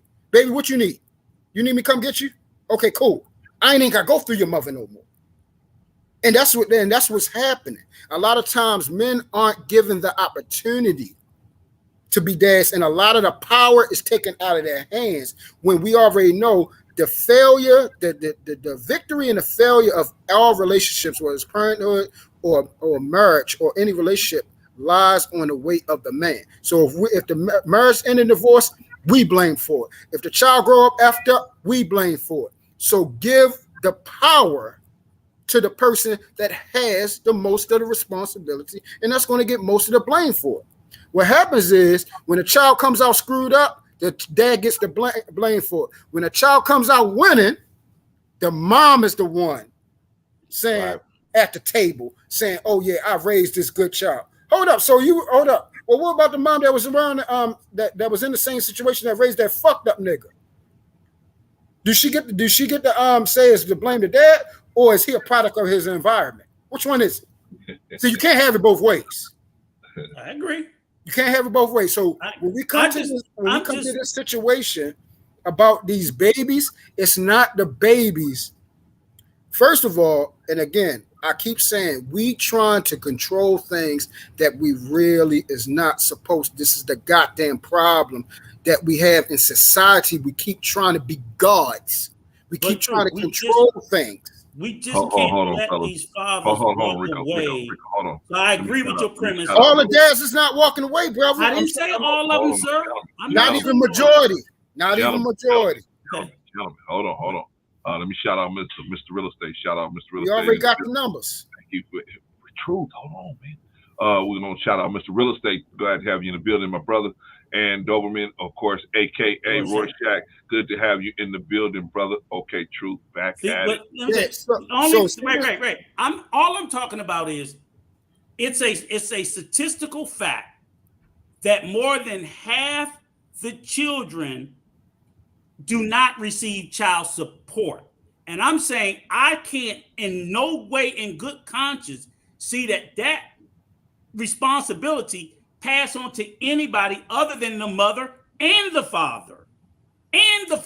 So I don't care for what I've been in the relationship, like you said, where I did not get along with my ex-wife. I did not want to talk, but I still took care of my kids. I see too many people, not just in our community, too many men, period, who completely walk away from the responsibility and they rely on the government. We already know the numbers. For whatever reason. Again, I don't get along with the woman, so I'm like, we're talking about men being involved. You said child support. That's a financial aspect. Right, but that's the only place where the government gets involved. Yeah. So that's what I'm saying. That's all I'm talking about. We're talking about the nurture. See, you talking about financial. I'm talking about the child well-being. I'm talking about it growing up to be a decent human being. But the finance is part of that, Truth. You can't exclude that. Hey, Rorschach, we lock and step today, brother. Right. You are absolutely correct about that. Right. Because see, we got to stop all this. This mess talking about that. All I'm saying is the ability to walk away. In other words, you don't pay your fucking car note, you don't get to keep your car. Right. You don't get to keep your car. You keep looking at the financial. Because that's the burden that's going to be passed on to taxpayers if these guys don't. But we got to get there first. Children. We got to get the baby born first. So I'm dealing with the birth of the baby first before we get to the tax. The money don't come unless the baby is born. So I'm talking about the birth of the baby. Number one, this is what I'm trying to tell you. Majority of these females out here, more than you know, are getting multiple abortions. We're talking about okay. So listen to what I'm saying. Since you know that, because that is the absolute truth. Yes, I don't. What's going to happen is it's going to make their asses stop having so much sex because they ain't got. I hope yes. No, because they ain't got a goddamn way out. I'm trying to tell you, these damn women's not having 4 and 5 children. They will lose their mind. It's still going to be the 2. We're going to have a little bit of outliers with 3 or 4, but you know what's going to happen? Again, when we're given responsibility, we tend to do right. That's why we need construction. Adults need construction, admonishment, edification. This is, I told you, when we're given construction, it helps us. It leads you to do what's right. So it's going to be actually more positive because they're going to say, hold up. They're going to be like, no, nigga, you got a condom? Yeah, that's what I'm hoping. I can't get rid of this. I can't get rid of this. Let me step but we're not even fucking no more. Okay. Let me step in here. Okay. Rorschach says in this chat, in our community, I'm thinking he's talking about the black community. Of course. The women destroy the women at an astronomical rate. Rorschach, I keep telling you, it's the absence of the father that's allowing this to occur. So you cannot say that the women are destroying the children without also including the main factor that's allowing the destruction to happen, which is the absence of the father. All right, you're speaking the absolute again. Now you got to finish that because we talked about. Isn't there a lot of gray in that comment, though? That's what I said. Exactly, brother. Well, what's the gray in it? What's the gray in it? Marcus. Exactly. What's the gray in it? What's the gray in it, Truth? The gray in it is it's reasons why the dudes are leaving. Again, somebody just made a video. He addressed the reasons. He just said but that's the problem. Right. That's the problem. Right. Look what Marcus just said. He's a listener and a bystander. He's like, hold up. It's so many different caveats, variables, details in that why a guy would leave the household. Yeah. It's not just a man abandoning his responsibilities. It's other things. What percentage of men do you believe just I never said that's the problem. You're not saying it. That's what I'm saying. I know you didn't say it. But I don't have to say it. It's just a fact. The fact is the father's not there. That's for the fact. whatever But reason. the CDC, that's but a the fact, but that's a CDC, misconstrued fact. but the And the CDC, CDC says the black men is the most involved. So what Yeah. you're saying We actually disagree it was with debunked. that. They debunked the feminist, this feminist propaganda the feminists were saying from the black community, saying that But we're black not fathers even aren't talking. there.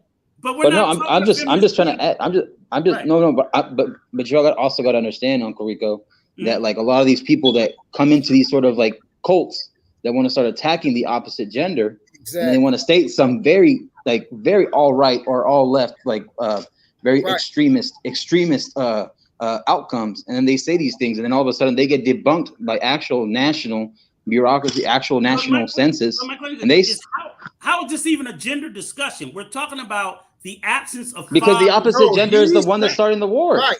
He's saying it's not a war. No, just oh no, it is. They want to make it a war. We don't want to make it a war. We're not making it a war. We're trying to discuss. But they are though, Rico. It's as simple as this, man. Just like the manosphere, when they say them stupid things, it's factual, but it's a lot of shit underneath for that stuff, which they making blanket statements. It's facts, but we already know facts can be misconstrued. Facts can be altered. What I'm saying is this, hey, gentlemen, we got to tell the truth, which means say the whole entire thing. But let me tell you the whole entire thing. Roe versus Wade will be gone away in 4 weeks. So all those southern states, primarily Mississippi, Alabama, Georgia, Texas, South Carolina, North Carolina, they're going to outlaw abortion. So sometime next year, several million more babies will be born. And that's a good thing. A good chunk of them will end up in a fatherless home for whatever reason. Do we all agree?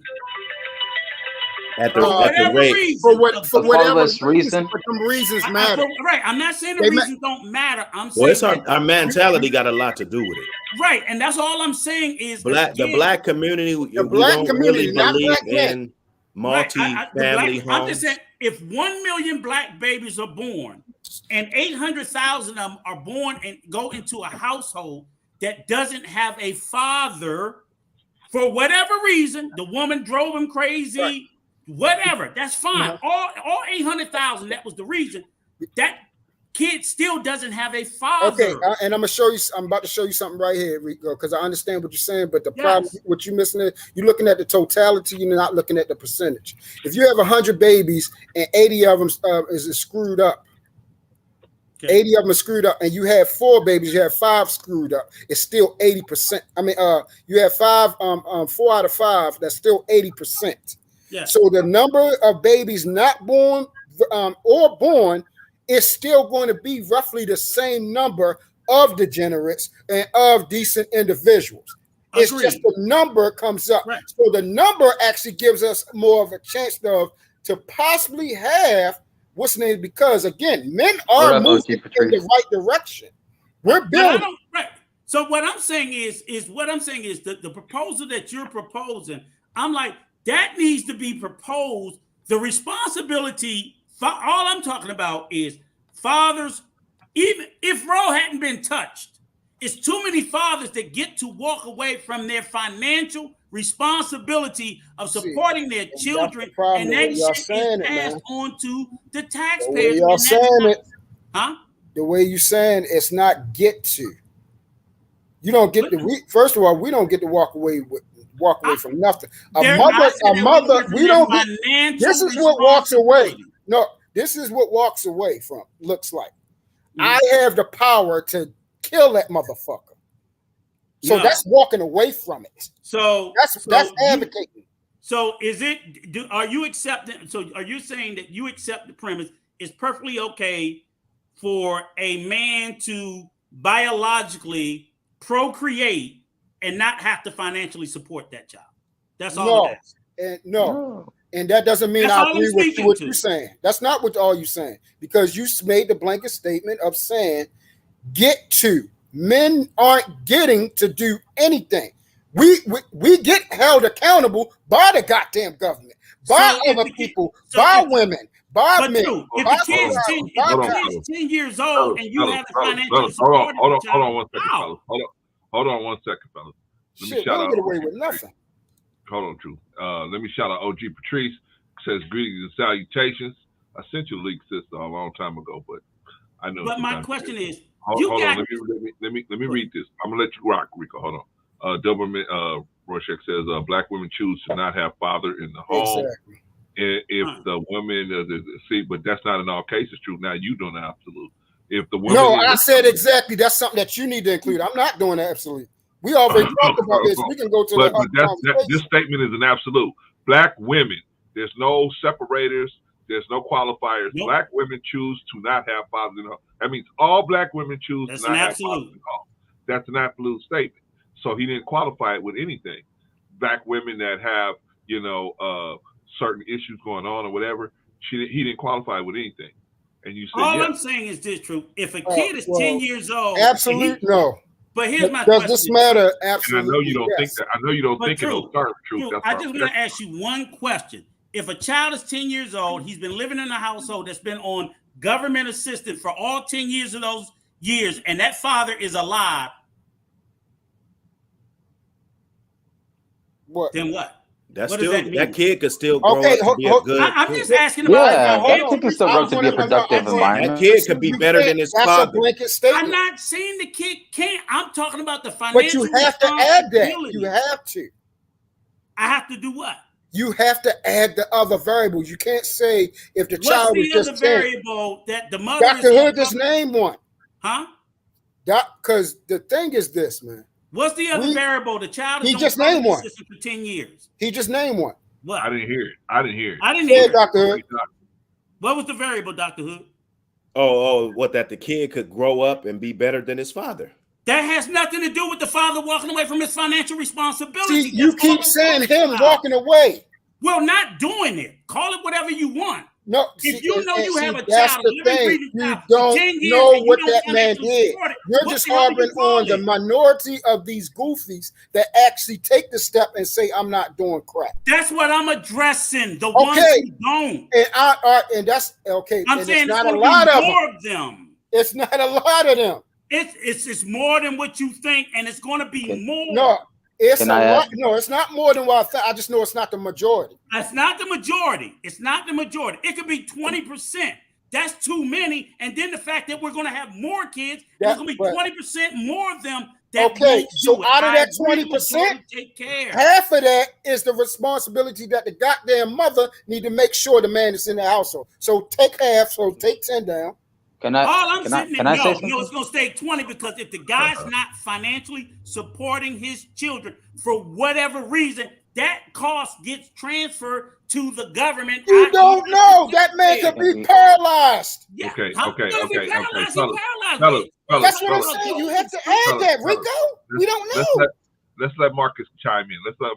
Okay. Marcus, well, let's say, for example, right, if the woman knows she's going to court and taking the father to court, they're separated, and then she's asking, hey, well, she wants this, she requires this amount, ...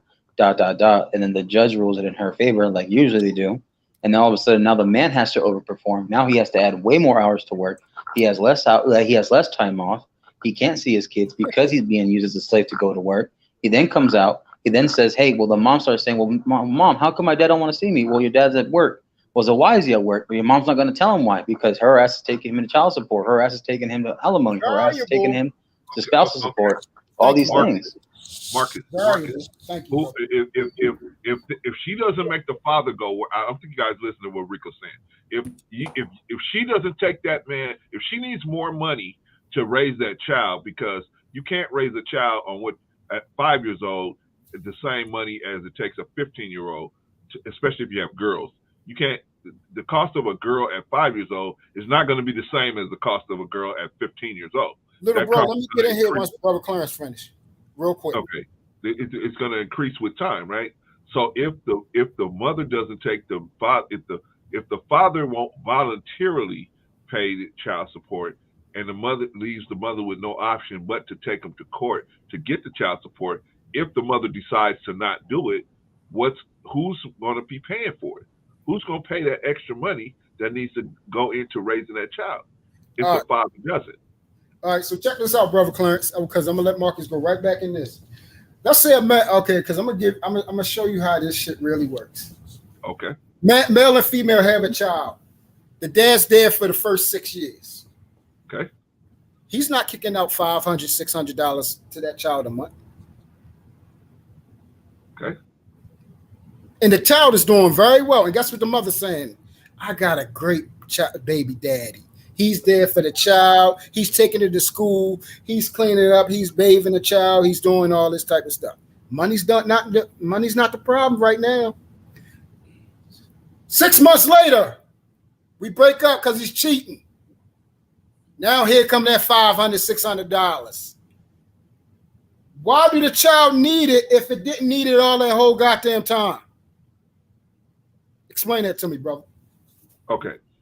I'm not saying that, brother. I mean, in that instance that you That's the problem. You're not saying. Wait. Truth. That's my point. You can't ask me to answer a question then stop me. Hold on. Okay, so because I'll let you respond. Okay, so in that instance that you described, that's that instance. That is not the majority of child support situations. That instance that you described, yeah, that might be a little excessive. I would agree with that. No child needs $40,000 a month to survive. I ain't say 40,000. No. I'm not saying you are. I'm saying I extrapolated what the kind of situation that you said where it's an excessive amount of money. Yeah, I'm not saying that, but I'm saying that somebody's gonna have to pay for these children. I think you guys are missing that. Somebody's gonna have to pay. Either the father's gonna pay or you and me gonna pay. All right. We're gonna pay for So it. this is the point that you missed. Hold on, Dr. Hood, real quick. This is the point that you missed. Again, why wasn't it 500? Listen, this is what I'm saying. Somebody I know was together with their husband, and their husband was giving the child $500 while they was together. Okay. But majority of the time, which it is not like that majority of the time. Majority of the time, the dad is there. The dad is there and would be there because that's his household and everything like that. Once the mother kicks him out and they have a problem, that's when child support. It wasn't because he was a bad father.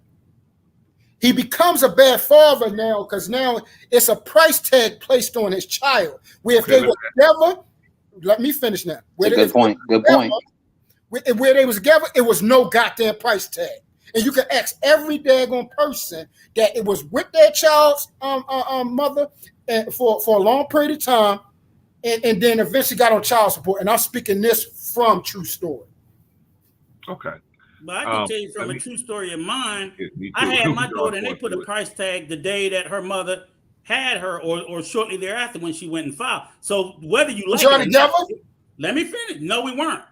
So that's what I'm saying. That's not the same thing. What I'm saying is they will assign a price tag on what they think in that state is required for you to help support that child. And I didn't have any say. The state came up.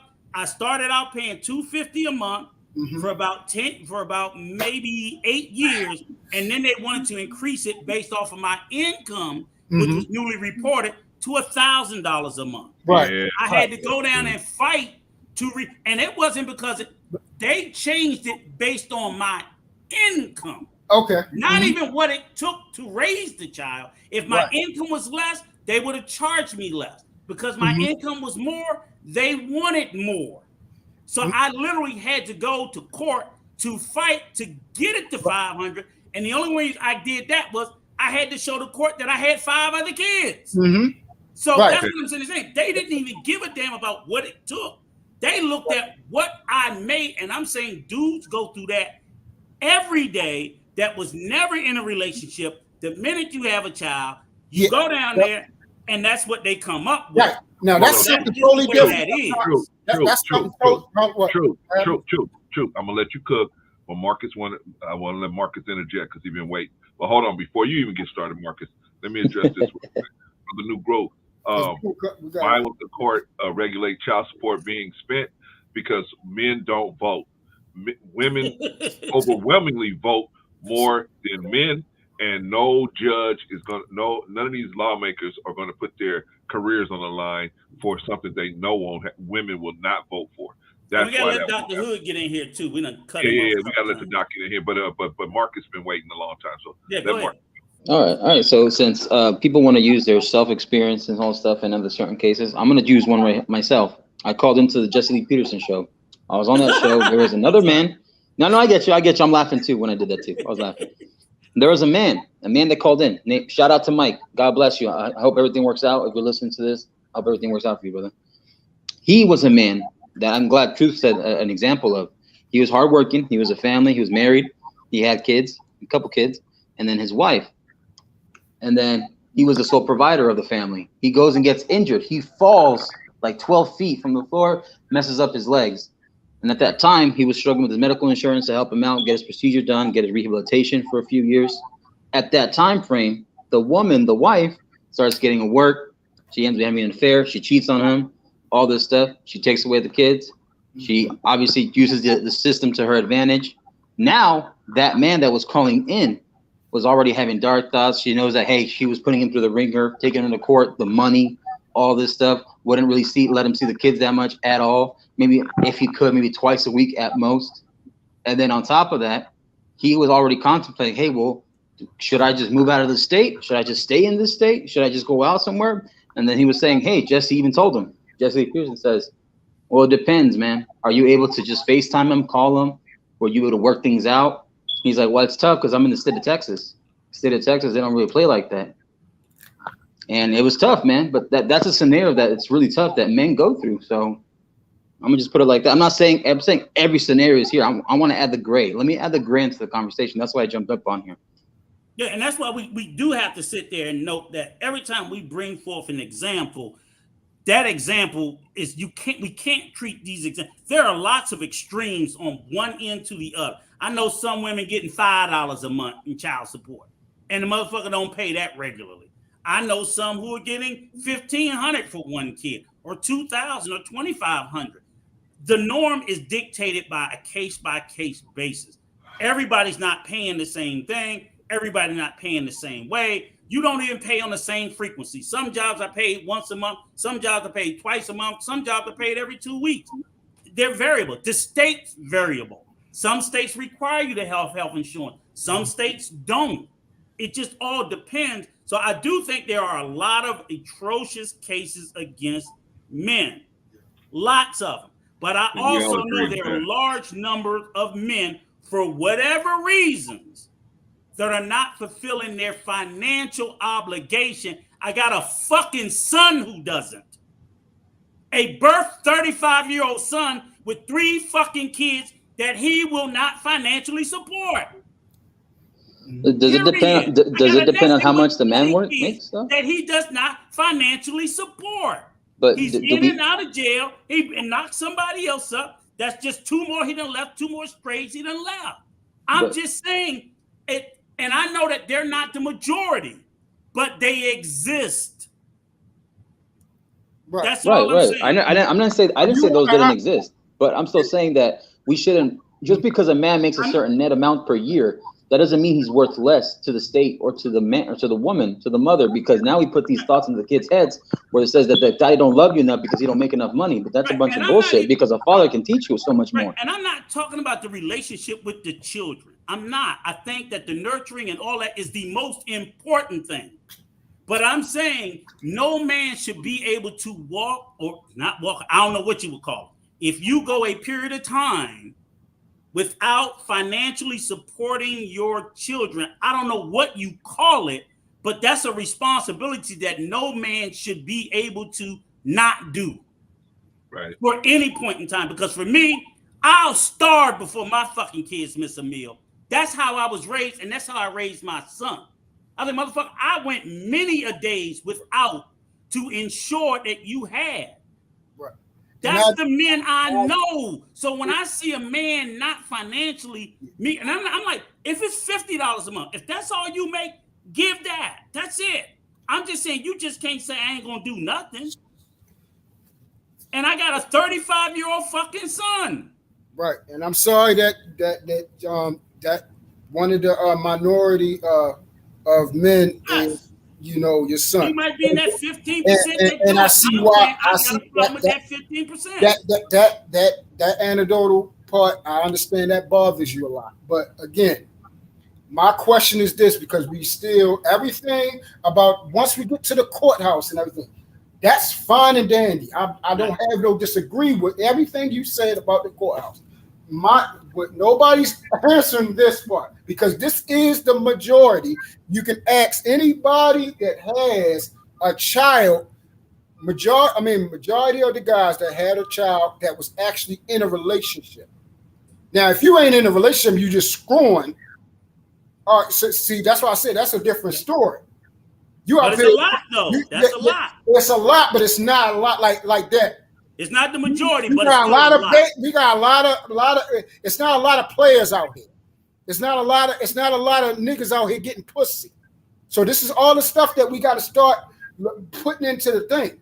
Guys is not getting out here because you had a child and you had game and you was out here getting a whole lot of tail where you got a woman pregnant that you wasn't actually with. That's not the norm. That's the problem because that's what's being promoted all the time. And whenever we see something over and over again, we tend to think that is. We go down the block. We tend to think that every child out here on a 90% scale comes from a daggone deadbeat father because the mother is walking the daggone child by her goddamn self. And that is not fucking true. If you talk to guys, life fucking happens. Life. Well, shit that you can't, what's in there? And we still have not answered this question. This is the part I'm asking. If the guy wasn't paying $500 while he was with her, and the baby was doing fine for 6 years, happy as hell. How the hell now is it a price tag on the goddamn child? And now the dad is saying he's a deadbeat dad. Answer that for me because that happens a lot. The child has to have a price tag. I don't know if it has to be $500. No, I'm not worried. I don't care if it's $2,000. I'm talking. It could be $20. I don't know what it is. I don't care if it's $20,000. What I'm saying is, I'm talking about before it get to the courthouse. Right. We got it got to get to the courthouse first. Okay. Why? Please answer this. For some reason, nobody can't answer. You know why? Because it ain't no fucking reason. It ain't. But here's the deal. I'll answer it. That's why.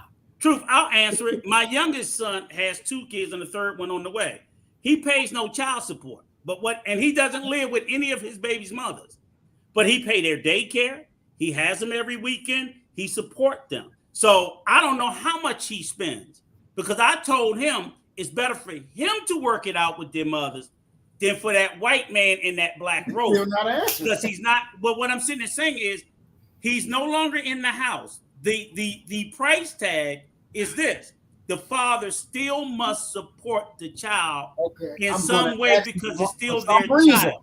For some reason, it's still going over. Okay, I'm gonna say it. I don't know how we're gonna answer it any other way. Would you give us? You just gotta come to the grips. It ain't no God. The point is, I asked this because it ain't no logical reason that it's a price tag if the damn baby was fine. So the father just does what? I'm asking you. Listen to what I'm saying.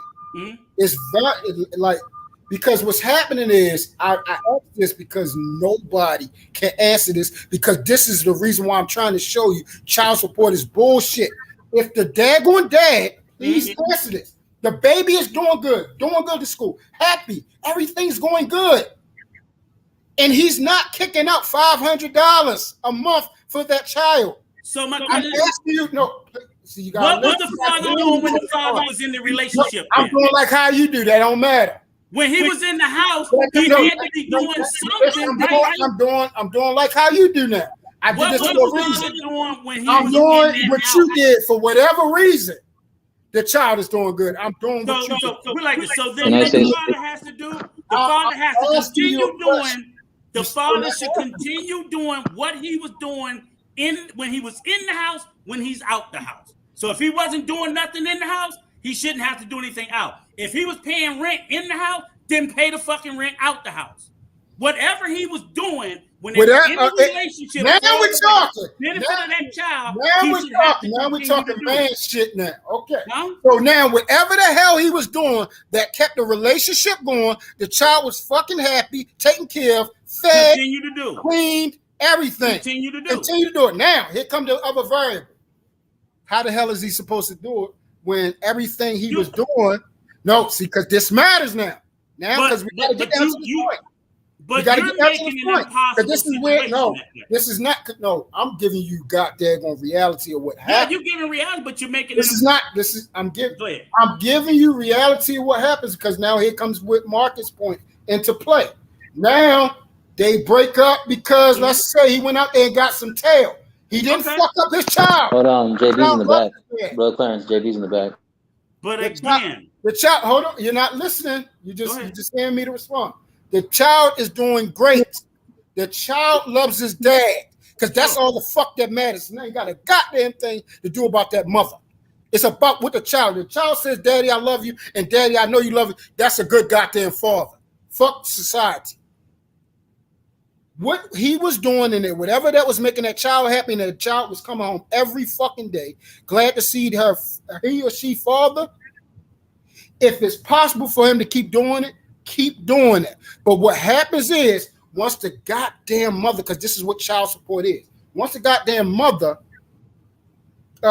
gets mad at you, you can't come over and do what you've been doing. You can't come over and bathe that child. You can't come over there and feed that child. You can't come over and do that homework with the child. Guess what? Because sometimes the mother got a new nigga in there coming over at this time, or she's going out and she got to leave the child with the grandmother or whatever. All these goddamn variables. And now since I got to find a babysitter because I want to go out there and do my thing, now I'm going to put your ass on child support. Put me on child support for what? I was a great dad, remember?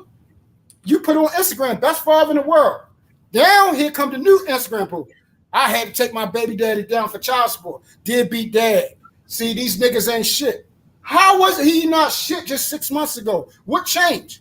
Did he stop? Did he stop wanting to feed the daggone child? Did he stop wanting to take the child to school? Did he stop wanting to bathe him? Did he stop cleaning up after the child? Did he stop teaching the child wisdom? Did he stop doing the homework? If he did not stop doing the shit that he was doing, that's still a great father. But now, guess what? Like Marcus said, he's got to go out there and work to cover the expenses. If they were sharing the household together, now he got to pay for a whole place by himself. If they were sharing a car together, now he got to pay for his own transportation. And sometimes, like back in the day before, there was opportunities to earn a lot more money. You had to make 2 jobs just to earn $25 an hour, which is the minimum base salary for the average man out here, $45,000 to $50,000 an hour. And this is real goddamn talk. And I'll leave it at that. All right, Truth, let man. Dr. Hood hop in. Okay, Dr. Hood, I want you to jump in, man. But Doc, welcome to the panel, JB. Hold on, Doc and JB. But I got a question, quick question for Truth.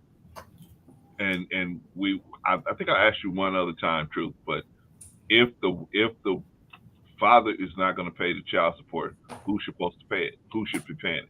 You still ain't answering my question, so I can't answer that. Which question is that, Truth? What the hell? Because y'all keep jumping over there. Before we get to the daggone child support, because y'all want to just go to the courthouse. It's a story before the goddamn courthouse. For some reason that y'all want to gloss over. Answer that. What? See, you keep jumping it. Please answer that. If you can't answer that, then I can't answer the courthouse because I don't disagree with the courthouse rulings because we're already fucking there. What's the question, Truth? Why is it a price tag on a kid? Why isn't the price tag on a kid while he's with the goddamn mother? Please answer that for me. I think that I'm just going to give you my opinion. My opinion is that the court looks at it that the father is there. The father is. Well, I'm just telling you my opinion. My opinion is that the court looks at it as the father is on site, so therefore we don't need the father will intuitively take care of any financial needs since he's already there on site. Now, with the father not being on site, now he doesn't have the intuition to be able to know the different costs that may be involved with because of his absence and his proximity being decreased from the child. So therefore, since he does not have a direct proximity and direct understanding of the cost that may be involved, let's just use this formula to decide what's going to happen. You're still talking about the courthouse, right? Yeah, I'm definitely talking about the courthouse. That's my point. I moved it from the house. I moved it from the house. I said that the court. But that was the basis of the question. But you're talking about a whole different subject. That, true. You did answer. What you say? Wait a minute. You asked me. You said, why isn't there a price tag on a child? And I said, at the house, not the courthouse. We ain't at the courthouse yet. And I said that the court would look at it, in my opinion, like the father's on site. So if there's something that's gonna, I give up. You can have it. Wait, Truth. This is like talking to somebody. Like I'm asking a direct question, and this is what I'm trying to answer you, man. No, because this I can't. I don't have conversations like that where somebody jumps from a whole different subject when I ask a specific question. I don't do okay, that. let me I answer that. If you don't have an answer, just say it. Ain't an answer. There is a cost. There is a cost. There was What's a cost, but it was absorbed by the father. The father absorbed the cost. That's what happened. There was a cost when the child is there. Whether the father's there or not, there's going to be a cost. The father absorbed it, and so there was no contention. Now, after the father's gone, hold on. Before you go there, before you go there, okay. How did he absorb it? Because he just intuitively took care of anything that he was able to do. If he's able, I hear the word. I need an example. I need an example of. Okay, let me give you an example. That costs money. I'm giving a perfect example. Rico just told me about it this morning. Okay, everybody wants to go to Disneyland. Oh no, that's too extreme of a situation. Let's say it is. Let's say just a regular situation. Please make it a regular situation. Child that not go to Disney World. Okay, you have a child that you want to have a certain level of education, and you find a school, because this happened to me and my son. This happened to my son. No, not your anecdotal. I'm talking about the regular Joe Smo out here that's having babies. I'm trying to give it to you, brother. The regular Joe Smo is not looking for a school. People don't even think like that. Nah, bro, I disagree with you. Well, I'm trying to disagree all you want. You only have children, brother. So okay. You don't gotta have children to understand certain things. No, in order to understand this. I don't understand this because you don't even know the concept. Disagree. That's bullshit. Hold on, JB. Bullshit. Hold on, JB. No, JB, that ain't bullshit. That's real talk. You don't have child, so you don't even know how the mindset of a father works. I'll let you get your chance at them. All right, so true means nothing. Let's say it means everything. I'm a father. You're not. Means nothing. Hold on, JB. Hold on. So, do you think that the average person, the average person with children, do you think they are considering the type of school that the child is going to? Do you think that's a consideration? No. Really? That's not a consideration for most people. Out of your mind. No. Okay. Because for instance, if you look around, what do majority of the people go to private schools? No. They go to private schools. No, we're not even okay. It doesn't matter. That's where they go to. Let's not even put it in the private school. It can be shitty, but that's where they go to. In regular school. Let's put it in regular school. Talking is not going to change it. I deal with results and facts. The fact is majority of the black people are in shitty schools. That's where they're at. Brother Clarence, can I speak? It doesn't matter talking. Talking is not going to make them go to a private. I'm going to let you talk, JB. I am. But I want to get this point across to him. So there are going to be costs associated with a child, whether the father's in the house or not. That's not going to have an effect on the cost of that the child has a cost associated with it, with the raising of that child. That's independent of the father being around, right? So there's cost that things going to be. Now, if you want to dismiss the school and but they're going to need to eat. They're going to need a roof over their head. They're going to need certain things just to go to school, just to live.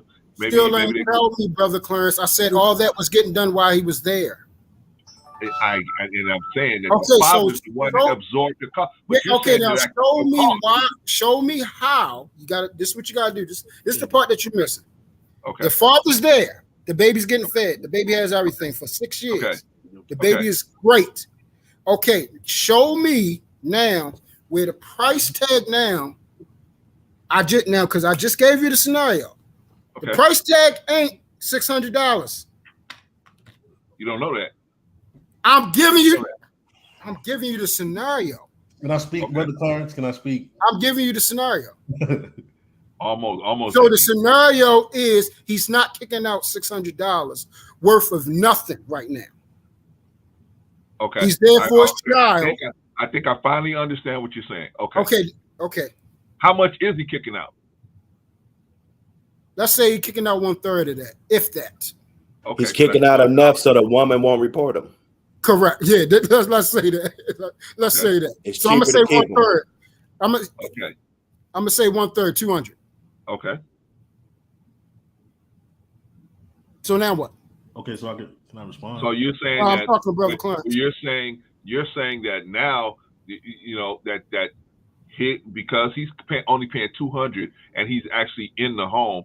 Now that he's out and it jumps up to 6, that's the issue. I'm asking. This is what I'm asking. I'm asking you if, let's say, because I'm just saying 200. I'm saying if let's say he had to kick out $200 being in the home. Okay. Okay. And he's fully capable of doing the same goddamn things he was just doing. All the mother has to do is allow him to be there for his goddamn child. Okay. But she doesn't want him inside the goddamn household. Okay. She doesn't want him there. She says, now you got to take your child outside the goddamn household. You got to do other things.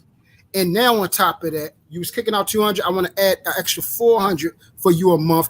And on top of that, you got to now go get your own transportation. You got to travel back and forth to get the child. That's gas, that's money, that's time. And time is money always being spent. Now you got to get your own place. You got to get all these things where everything was wrapped up into one bundle. This is why back in the day, it was not hard it wasn't hard for a man to take care of his child because it was not conducive to a goddamn number. Daddy went to work, paid the goddamn bills. Okay, what you asking me, True? I'm asking you because you still in it. How did the price tag get to 6 now? Well, if he's capable of doing everything he was just doing. Are you factoring in inflation and pricing? You're talking to Brother Clarence. Y'all can have this conversation. Hold on, JB. I'm gonna let you get through him. Dr. Hood. I know, but hold on. I'm trying to let him set up a scenario. Okay, so, and I'm gonna be pretty quick, JB. Okay, so Truth, I can't answer for why the court would jump it, or why she would request it. And that's all I was asking, brother. Okay. So that's all I was asking. Let me finish. I can't answer for why a woman would do that, but we know they do that, right? No, before that's all I was asking is the why. That's it. So wait a minute, but I got to put the other side on it. I don't disagree with the other side. That's what I'm trying to tell you. I put it out there. I know, Truth, but there's other young guys listening, so I just want to put it out there. That the guy, like Rico said, you're gonna have to go to court. That's on us. Once we have a child with somebody, that puts us in a situation where a lot of times we're gonna have to, as men, gonna have to go back and fight to say, hey, wait a minute, this is too much. I had a family member that, I mean, literally, the woman was incarcerated, and he went to a custody hearing, and she got custody and $400 some a month for 2 children. And she was incarcerated. That's why she wasn't there. The judge asked the lawyer, hey, where's she at? Yep, and that should happen. Okay, so I'm saying that to say, but he had to go back to actually go back again to fight for custody of the children and go back again to fight for because that's the law. But that's my point. And I agree with your point. We just in that situation. All right, now let me. Okay, cool. Because that's all I wanted. I wanted to see if you was going to answer the why, and you said, you know what? Sometimes truth. Sometimes the way you talking, it was hard for me to understand. But finally, I understood what you was asking. I said literally the same thing. No. It's not. It was not you. It's me, because I'm listening to you, what you saying, and I wasn't getting it all the way. I do the same thing to Rico sometimes. He got to say things 4 or 5 times before I finally get it. Look, can we at least push the conversation a little bit? We've been. Oh yeah, I'm done. Let I want to be stuck here too long. Let me let JB and Doc rock. I just wanted to talk about respond to what Truth said. Okay. And some people have told me that before. You don't know nothing about raising kids if you don't have kids. Absolutely true. He was to a certain extent, I could agree with that. But here's where I disagree. Here's the way I disagree with that. Here's what I disagree. If you love your children, you're gonna take care of your children. You're gonna feed them, you're gonna clothe them, I'm already thinking about how much money that I need to spend to put them in the private school, because I've been to private school and then I've been to public school. Public school is trash. It's not going to teach your kids and prepare your kids to be competitive.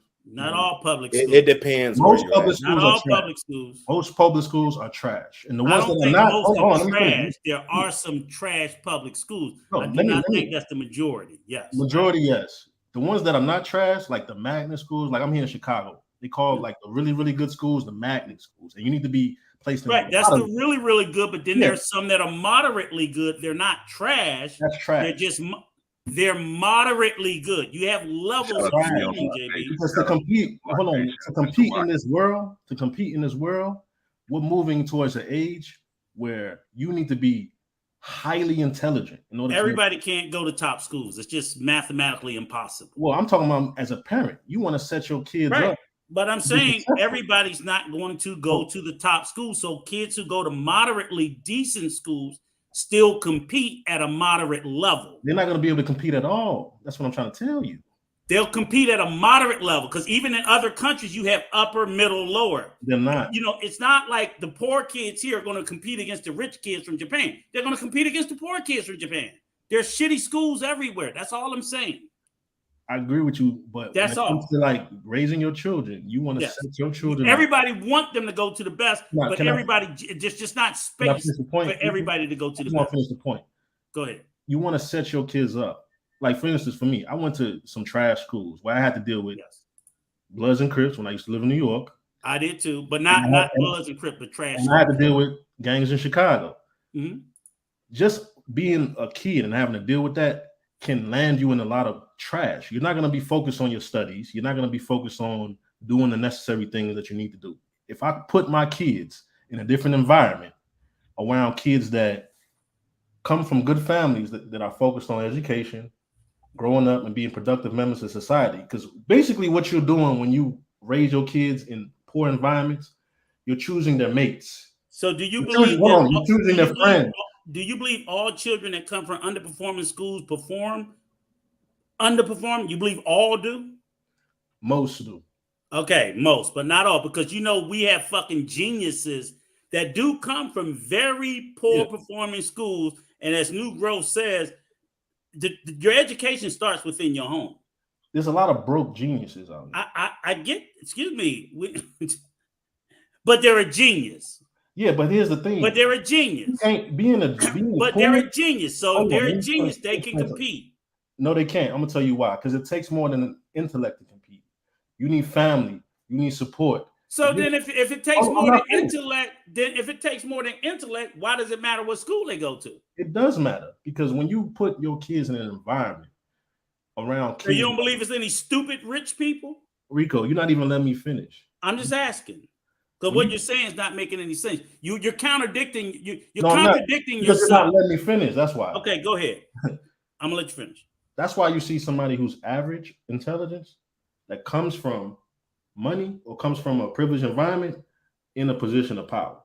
You're like, how did this person make it? Because they come from a resource-rich environment. Agreed. When you allow your kids to go to those public schools, you're choosing who they're gonna reproduce with, who is going to be part of their network, their friends. And if it's a bunch of people from the hood that really are not abreast of what it takes to rise up in rank, you're just going to perpetuate the same thing you see around you. So to say that have my kids go to a moderately performing school when we're moving to an age, a scientific, technologically advanced age where you need more intelligence in order to make a certain amount of money, I think it's beyond me. I don't understand that part. Okay. That's what I'm trying to get at. So you want me to explain it to you? Or go ahead. Yeah, finish. Like for me, for instance, like my mom, she would work overtime to put us in private school. She got a point where she couldn't afford it because my father bounced. But when I went to public school, wait. You said your father bounced. Yeah. Why? Because that's part of the conversation we had earlier. I don't want to get in your business, but it's multi-layered. Huh? It's multi-layered. I'll break it down. Okay. So my father, and I just want to, we were talking about black men leaving the family and who's supposed to pick up the financial. So you explained a perfect situation where your father left, so financially it was a burden on the family, correct? Correct. And that's what I was trying to talk about. So and you asked me another question. If your mother didn't work and she would have went on government assistance, that burden would have then transferred from your father to every other taxpayer. True. But so your mother continued to work, so she didn't become a burden. Why did he leave? I don't know. Okay, I'm gonna tell you exactly why he left. He gave up. Okay.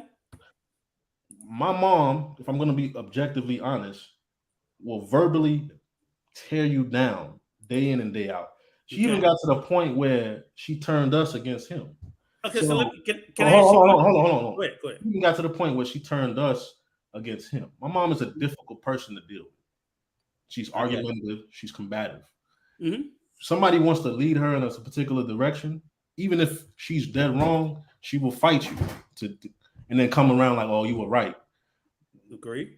Being in the household with somebody like that, you're not going to be able to lead them to prosperity. So you understood why your father left. So I understood why he left. I got it. And based on what you're telling me, I would not begrudge him that.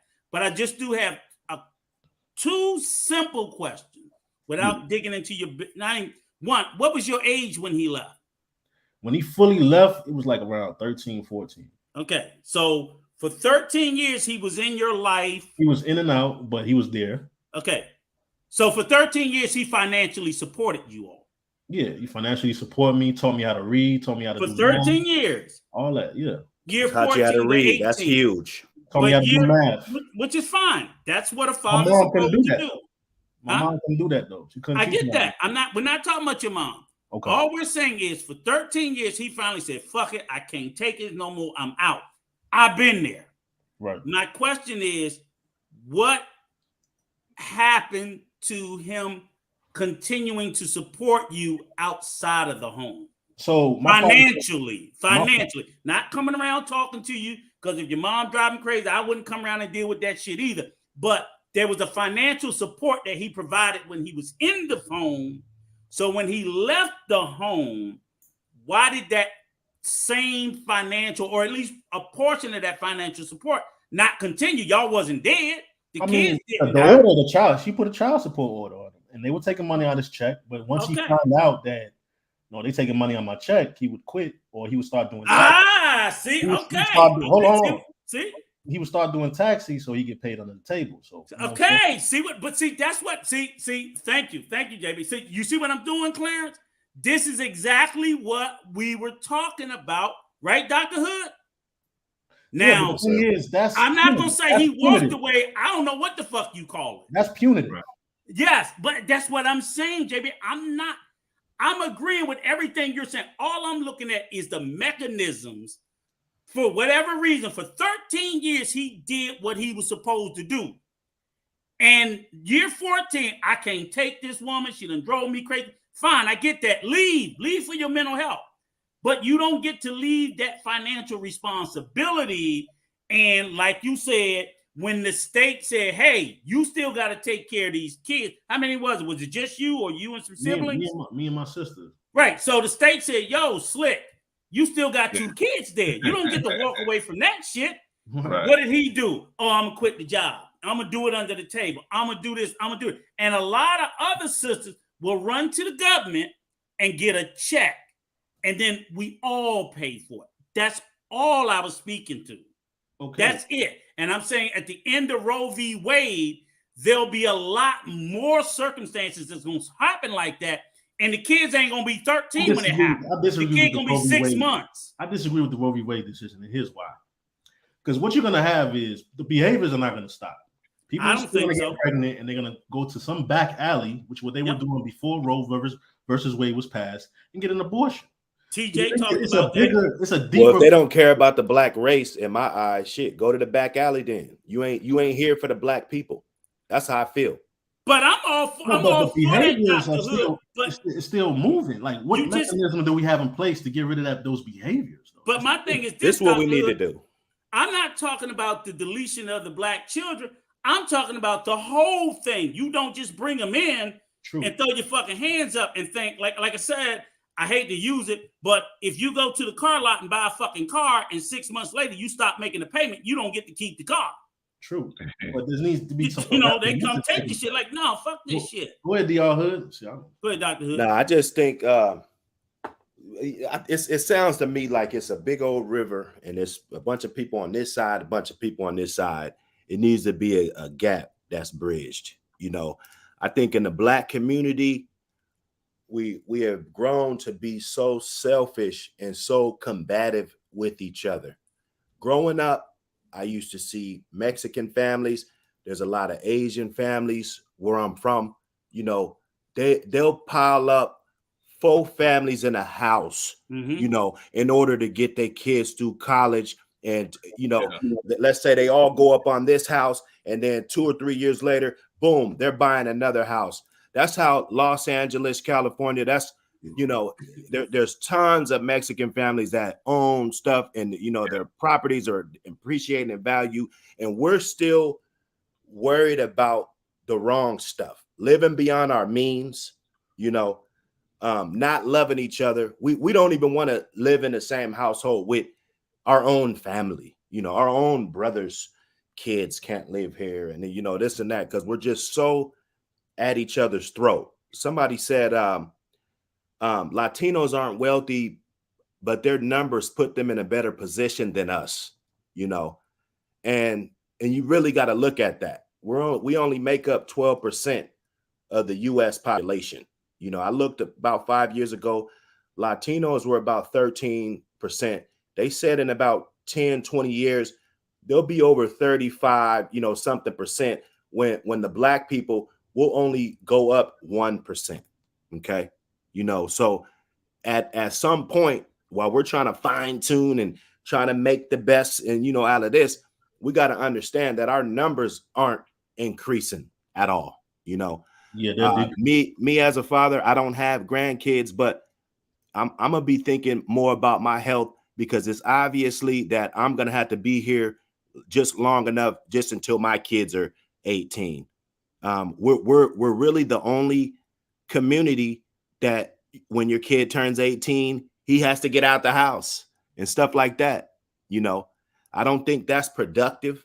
I don't think it helps them plant their roots in the ground and to get off and be able to start their own life. I just, I think we're doing things a little backwards. But again, let me ask you what your position is, though, Dr. Hood, because again, I definitely support your position on, bringing children into this world. I mean, I'm pro-choice, but I get it. I'm not asking anybody to have an abortion. I'm saying I'm not buying the position that, because I know the reality is that these children will need far more than just being birthed. Right. And once they're here, I mean, we got to stop acting like there's no financial component to child rearing. Absolutely. So when JB talks about school, neighborhoods, I'm like, all of that is a financial component. I know. So you got to get as a man, you got to get yourself ready. Right. I'm just saying, I don't want to see us have, a million more Black babies next year, and 80% of them, whether the father's in the house or outside the house, they're not even financial. First and foremost, I want a father in every house of every new Black baby born. I want that to be 100%. I truly do. I think the most important thing is the father there. However, if I can't make JB as stay with her, he don't get to walk away from supporting said child.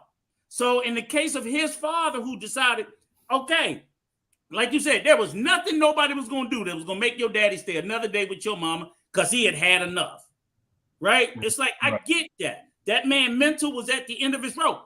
But you don't get to abandon JB and his sister. They still need financial support.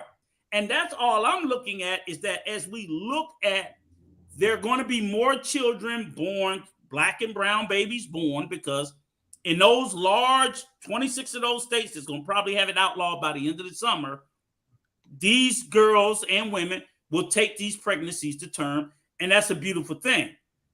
But, you had the baby shower. I'm going to my son's baby mama baby shower Saturday, and she going to have the baby in June. That ain't the end. That's day fucking one. When my grandchild is born, that's day one. That's not like, oh, I brought the baby into the world, we done. Fuck no. It starts. And anybody that think that what do they estimate? Shit, the last I heard, like 5-6 years ago, $250,000 to raise a child to adulthood. Something like that. $100,000, like I want to say like $250,000 to raise a kid in America. $250,000. Come on. I'm not paying for y'all fucking kids. No, because didn't nobody pay for mine. And I was the father with them. So, and even when I couldn't, like my daughter in Georgia, her mother said, hey, put them on paper. I paid the paper. I had to pay the paper. That's just the way it was. Hey, I want to do something like, I know it's already going on. Everybody do their thing, but like a Big Brother program, because this is a problem. We know that there's a lot of kids out there with the father not here, rather if he's locked up or dead, in a lot of cases dead, So just reaching out and thinking about somebody else besides yourself, I mean, even if it's just one kid once a month, you go get a $20 set of flag football or some damn books and take the kids to the park and just read to them for an hour. Just being there talking to them. I think these conversations are what's going to make the big difference. And they need to be online, of course, but at family dinners, instead of everybody getting together, turning the music on, getting loud, twerking, all of this. Let's have some of these conversations at some of these barbecues and talk about these type of things and women picking the right mates and men stepping up. Let's turn it into a cool thing again. But it's got to be very. But this is the good life, whether people know it or not, or if it's expensive or not. Right, but it's being a father is the best thing going. Taking those factors in consideration. Again, that's all I'm speaking of, is that I just don't want them, because the bottom line is I think that even if you I love the proposal that True said. All right, every baby that's born, guess what? You're going home with your fucking daddy. I love that. I like that. I like that. That'll make guys think about things closely. Yep. And if women just can't take the out, because let's be honest, there's a lot of women out there that are recklessly giving out the sex too. Yeah, it's the guys doing this and that, but it's a lot of sex culture going on, and they're not thinking about the responsibilities either. Right. But the only thing though is the woman rarely gets to, once the child comes in, wherever she goes, the baby goes. But so that's all I'm saying. But in the Mexican culture, they don't even believe in abortions at all. I know they don't. I'm married to a Salvadorian. In El Salvador, abortions are illegal. They don't even believe in that. Yeah. So why do we believe? That's what it pisses me off. Why do we believe in that? Another great question. It's a political issue. A political issue. You laughing, but I'm being serious. It's about what can a government say a person can and can't do with your body? Hey, Dr. Hood. It sets a precedent. If I tell you can do this with your body, the next thing I'm gonna be moving in more and more and more. And Rico, weren't you in the military at one point? Yes, sir. Hey, Dr. Hood, you really about that life? Hey, I'm about it. All right, so put your information in this private chat. I'm gonna hit you up. Yes, sir. But what I'm saying is, again, what did you ask me, JB? The political issue behind the whole abortion when it comes to government's role in a person's life versus us as individuals. But I will say this, factually, it is a political issue. It's a big issue for Democrats because it's a woman's issue. And obviously, it's a white woman's issue. Let me put it that way. We know black women, I'm not saying it in a bad. They don't lead on the pro-choice issue. They adopted it behind white women. Saying feminism. I don't but think in the white communities, they're trying to get women to have multiple babies, 2, 3, 4 kids, fertility, all of this. But they just want to destroy us. But what I'm saying is, it's a political issue because the white women, it's their issue to be able to want to, you know, delete their kids, whatever. So the Democrats feed into it, which I'm a Democrat, so I'm not gonna say I'm not. I just don't give a fuck about the abortion issue because that's not a concern for me. I vote Democrat for other issues. Abortion and the religious stuff ain't even on my radar. So when they caping for that shit, I'm like, I don't care. Get out of my face. Well, why shouldn't it be on your radar, Rico? Because I ain't all my kids. I've had put like this. I wouldn't have none if I was a woman. I got damn near 100 because all of them told me to kick rocks. Okay. So all my kids are here, and I raised and supported them. So it's no longer my issue. For your kids and your grandkids, you still have to deal with it. It's not my issue. That's salute all the men that are stepping up. You know, I don't think we talk about the men that are stepping up, and we spend a lot of time in putting that into the atmosphere about the guys that's not. If you're gonna miss the boat, you're gonna miss the boat. It ain't gonna stop me from being a good father. Absolutely. It could be 100 men not taking care of their kids. I'm gonna still do the best I can do every single day. Exactly. And for me, that's why I don't give much cover for dudes saying it's hard when it comes to having kids, because I went through hell and back. And I'm like, yes, it's hard, but it's doable. You just gotta have to love your kids to sacrifice enough. And I was willing to do anything to support my children because I believe to my soul that was my number one. I just same thing I tell my kids right now: when your children are born, your life ends. So Rico, your life ends. Hell and back with the women or with the children? You went through hell and back with the women or the children? The women. The children, when they became teenagers and grown, I went through hell with them. I've been like both ex-wives. That's the issue. Yeah, but the bottom line is I was a single father for years. That was hell. Yeah. It is hell. I lived the single mother, I was a single father. I was the unicorn in the black community. The single father with a fucking kid, and I had no fucking support group. There was nothing. My mother and my sister, but my mother was like, them your kids. You gonna do it. And it was the best thing she ever did because it made me man the fuck up. I could not drop them off on her and go because their mother left. There we go. My man. He didn't. That's what I was talking about earlier. You see? The responsibility was there. So if he forced you to man the hell up. It made me man the fuck up. I had no, and between her leaving, and it wasn't the government. Her left and left them fucking kids. And my mother said, them your children. Exactly. I love them. That's my whole point.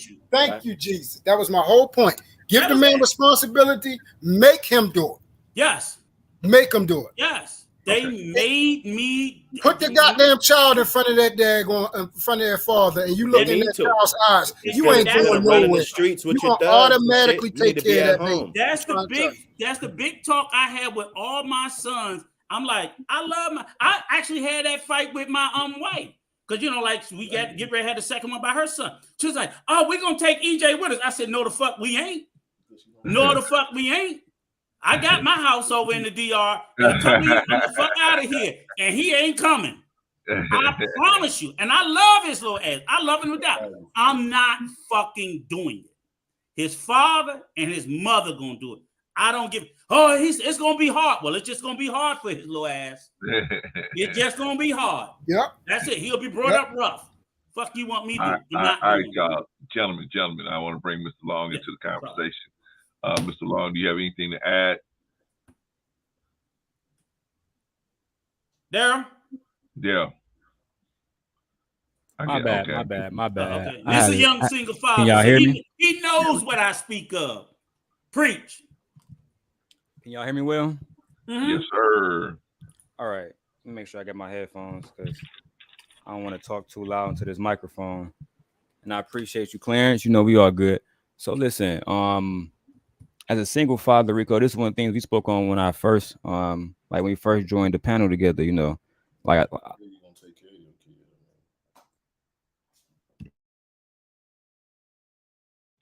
Daryl? You dropped, Daryl. Daryl? I dropped? Yeah, now we can hear you. Okay, all right. Start over. We didn't hear anything. I apologize. I was saying that because it's raining and snowing in Michigan for some fucking reason. It's Michigan. When I first met Rico, we was talking about basically almost the similar things, you know, fatherhood, et cetera, et cetera. I'm pro-choice, right? I believe that women have the right to do what they want to do with their bodies. I will always stand on that side, right? But at the end of the day, damn,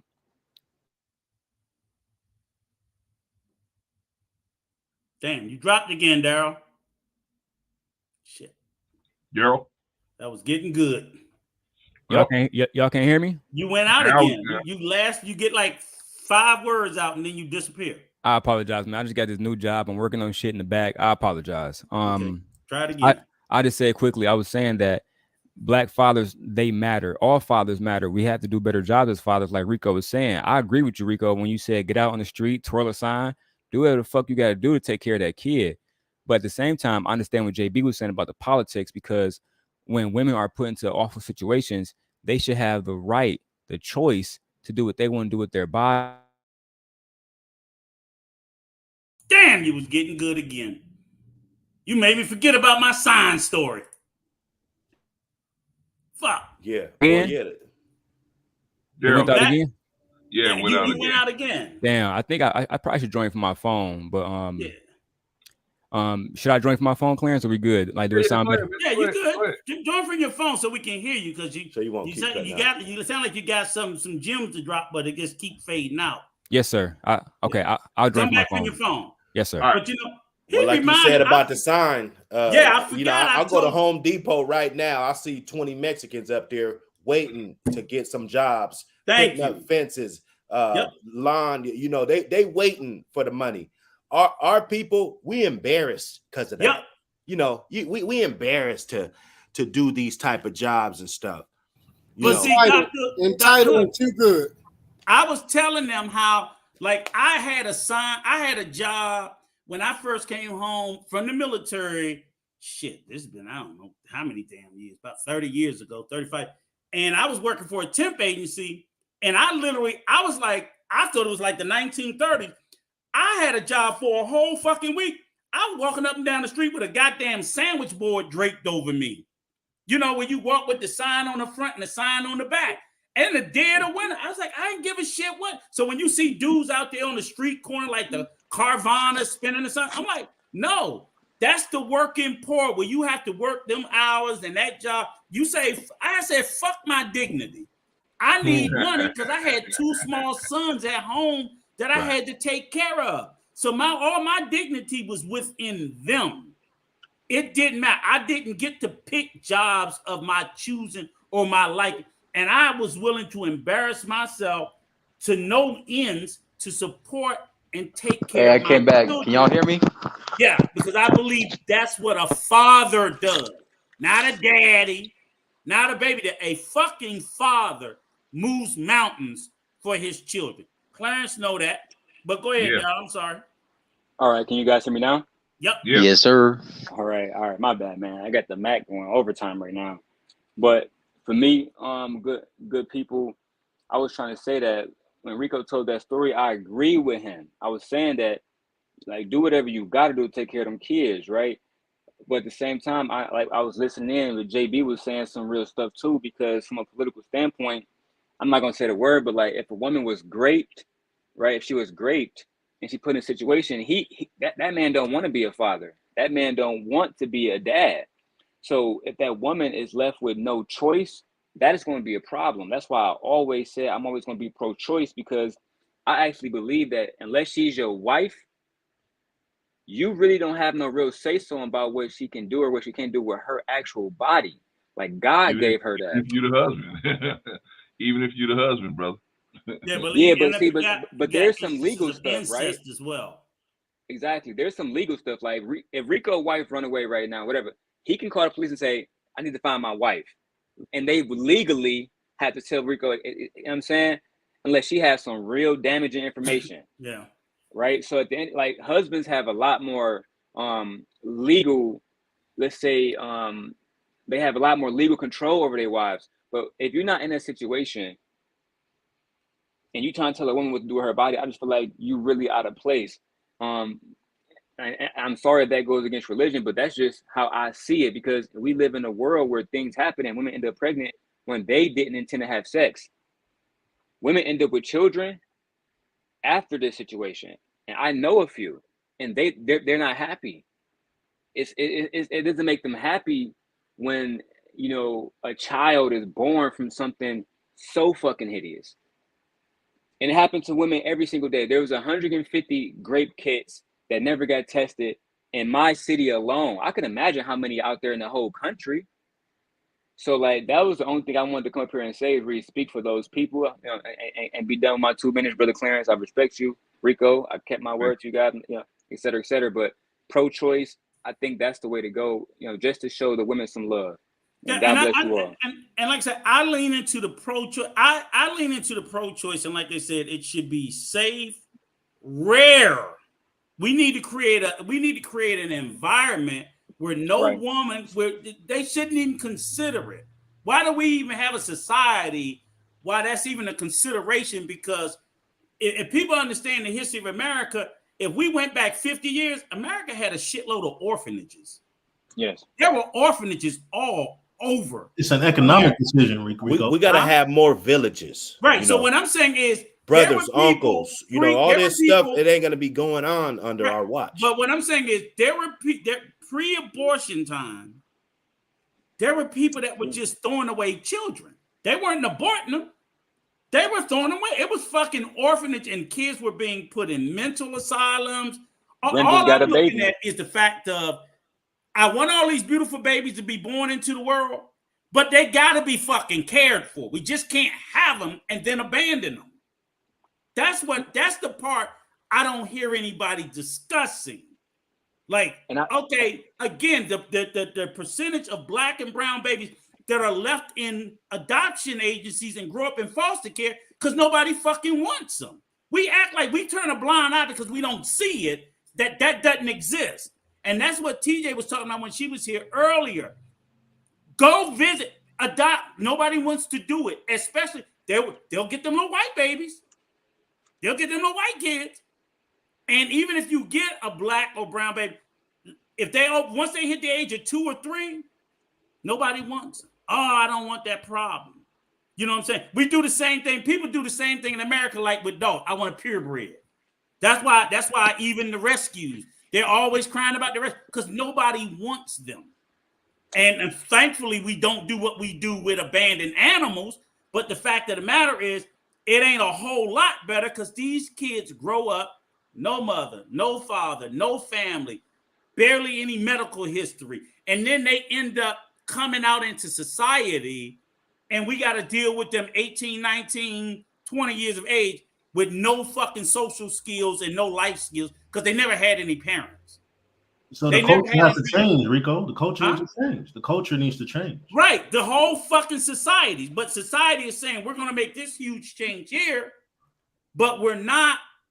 What I'm saying is the discussion we're having is great, but nobody's tapping into what's going to happen to all of these kids, which we already got a shitload now that nobody wants to look at. Everybody want to ignore all those kids over there in foster care and all the ills that's going on in foster care. And the vast majority of them are, you know what I'm saying? And no, I'm not saying none, Mr. New Growth. I'm not saying that. But you probably, because you did, you probably know more better that there's not enough Black adopted parents. God bless you and your family for doing it. But we are underrepresented in being adopters. And generally, if we do adopt, we will adopt Black children. But it's just not enough of people like you. And I wish I could duplicate you and make 1 million more. Because then I'd be like, oh yeah, fuck it. I'll outlaw abortion because I know we got good people that will step up. But they're not enough, is what I'm saying. Yeah, shout out to you. That's what I'm speaking to. I'm not saying no one doesn't do it. Let me give a shout out to Don Frank. Don Frank, thank you for stopping by. Appreciate you, girl. You know you're always welcome here. Yeah, all right, gentlemen. what is going to be, okay, so they are, quote unquote, versing Roe versus Wade. And this, of course, is abortion, the law that made abortion not illegal in most of the country. No, it made it illegal. It did. It outlawed abortion. No, Roe versus Wade. Roe versus Wade legalized abortion. Yeah, it made it Them not striking illegal. it down makes it illegal across the country, and it's up to the individual states to do so. Pretty much like the marijuana laws. Okay, so since we see it's like going to be like kind of like the marijuana laws, are there going to be some big changes? Rico has already said there's going to be this explosion of children, right? Love you, brother Negro, but I'm too old for it. I'm damn near 60. I'm not adopting no kids. I mean, and I'll be with you, but I'm almost 60, so I'm not doing it. But you're right. It needs to be more people like me, younger, 20 years. Are you younger, sure? That's Are willing you to sure do it it. needs to be more people like you, Rico? Are you sure? Yeah, maybe not like me, but more black people to adopt. So I agree. Look, Negro, I'm 1,000% with you, sir. 1,000%. I'm just saying it's not enough of melanated folks that's willing to do it. That's it. I'm just too damn old. We're gonna make it interesting, Rico. We're gonna make it interesting. Let's go around the room and tell everybody, let everybody say whether they're for or against it, why and why not. Sure. And what do they think is going to happen with the ruling that's happening now? With the repeal. Dr. Hood? Start with the good doctor. I'm biased because I love my people so much, you know, and I believe in each and every one of us. So I'm going to say keep them all, you know, and it might sound crazy or whatever. Maybe that's why I got a house full of kids now. No, it doesn't. So Look, and let's say this. There's no right or wrong. Yeah, everybody, they're all right answers. It's what we think about it and how we feel, and we're speaking our perspective. Let's get back to our history so we can actually grasp and really see like documents of how brilliant we are as a people, and then start to value that, because a lot of these people that's doing, you know, whatever they're doing, not taking care of their kid, like they don't know, you know, those are little kings. That's how I see it. When I see a black man walking down the street 20 years ago, back in my day, my tough guy days, I used to be like, you know, who's this? Blah, blah, blah, you know, and mugging and, you know, all of this. But now I see another king walking down the street, or little boys. I see little brown faces. I'm like, oh man, you know what I'm saying? I see a family, black family, you know, it just makes me get that good feeling in my stomach, you know. And a lot of it's because of you could say internet or whatever, just research and artifacts and, you know, different things that these other cultures have stole from our culture, you know, and they're using it like it's just the best thing going. And we come from that. We come from royalty, you know. So if we all know that and we teach that and study that, then we'll have a whole new value about us. Yeah, that's my opinion. All right, right on. Thank you, Doc. Young JB.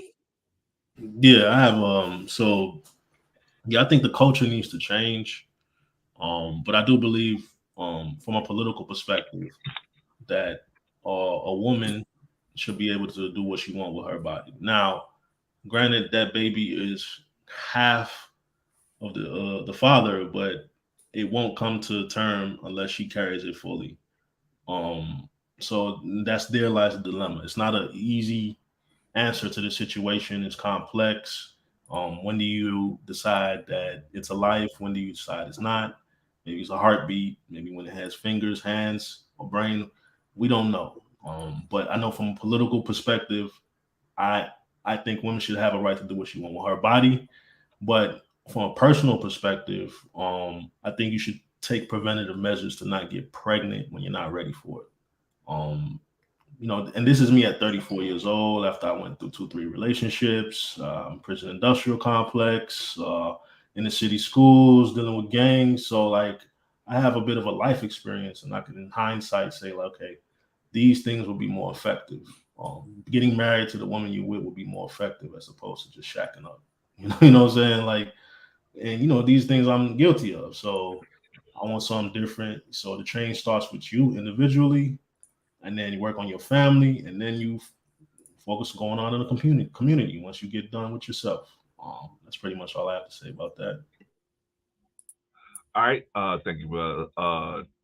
Truth, what's your spin on whether abortion is, you really should be doing it, should Me and not? JB agreeing on his last sentiment because that's where I was about to start mine off. Everything is done inside out. Everything. When you want to be successful, when you want to have victory, you if you play football, you know the game is won. Well, that possession is won at the line of scrimmage.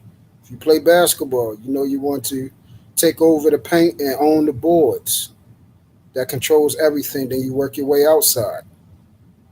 Same thing with life. You want to do self-awareness, self-reflection, self-accountability before you start trying to hold others accountable. And like you said, it starts with you. Then you help and show and exemplify, not telling, your behavior, your habits, your habitual tendencies. You demonstrate that to your family. Then you see that you have affected your household. So now you are able to go out to your block now, and then the neighborhood, and then that little part of the city, if you ever get a chance to go that further. But just that little bit of people that you affected, they're going to also tap in because they're going to see your example. And for me, all life is precious.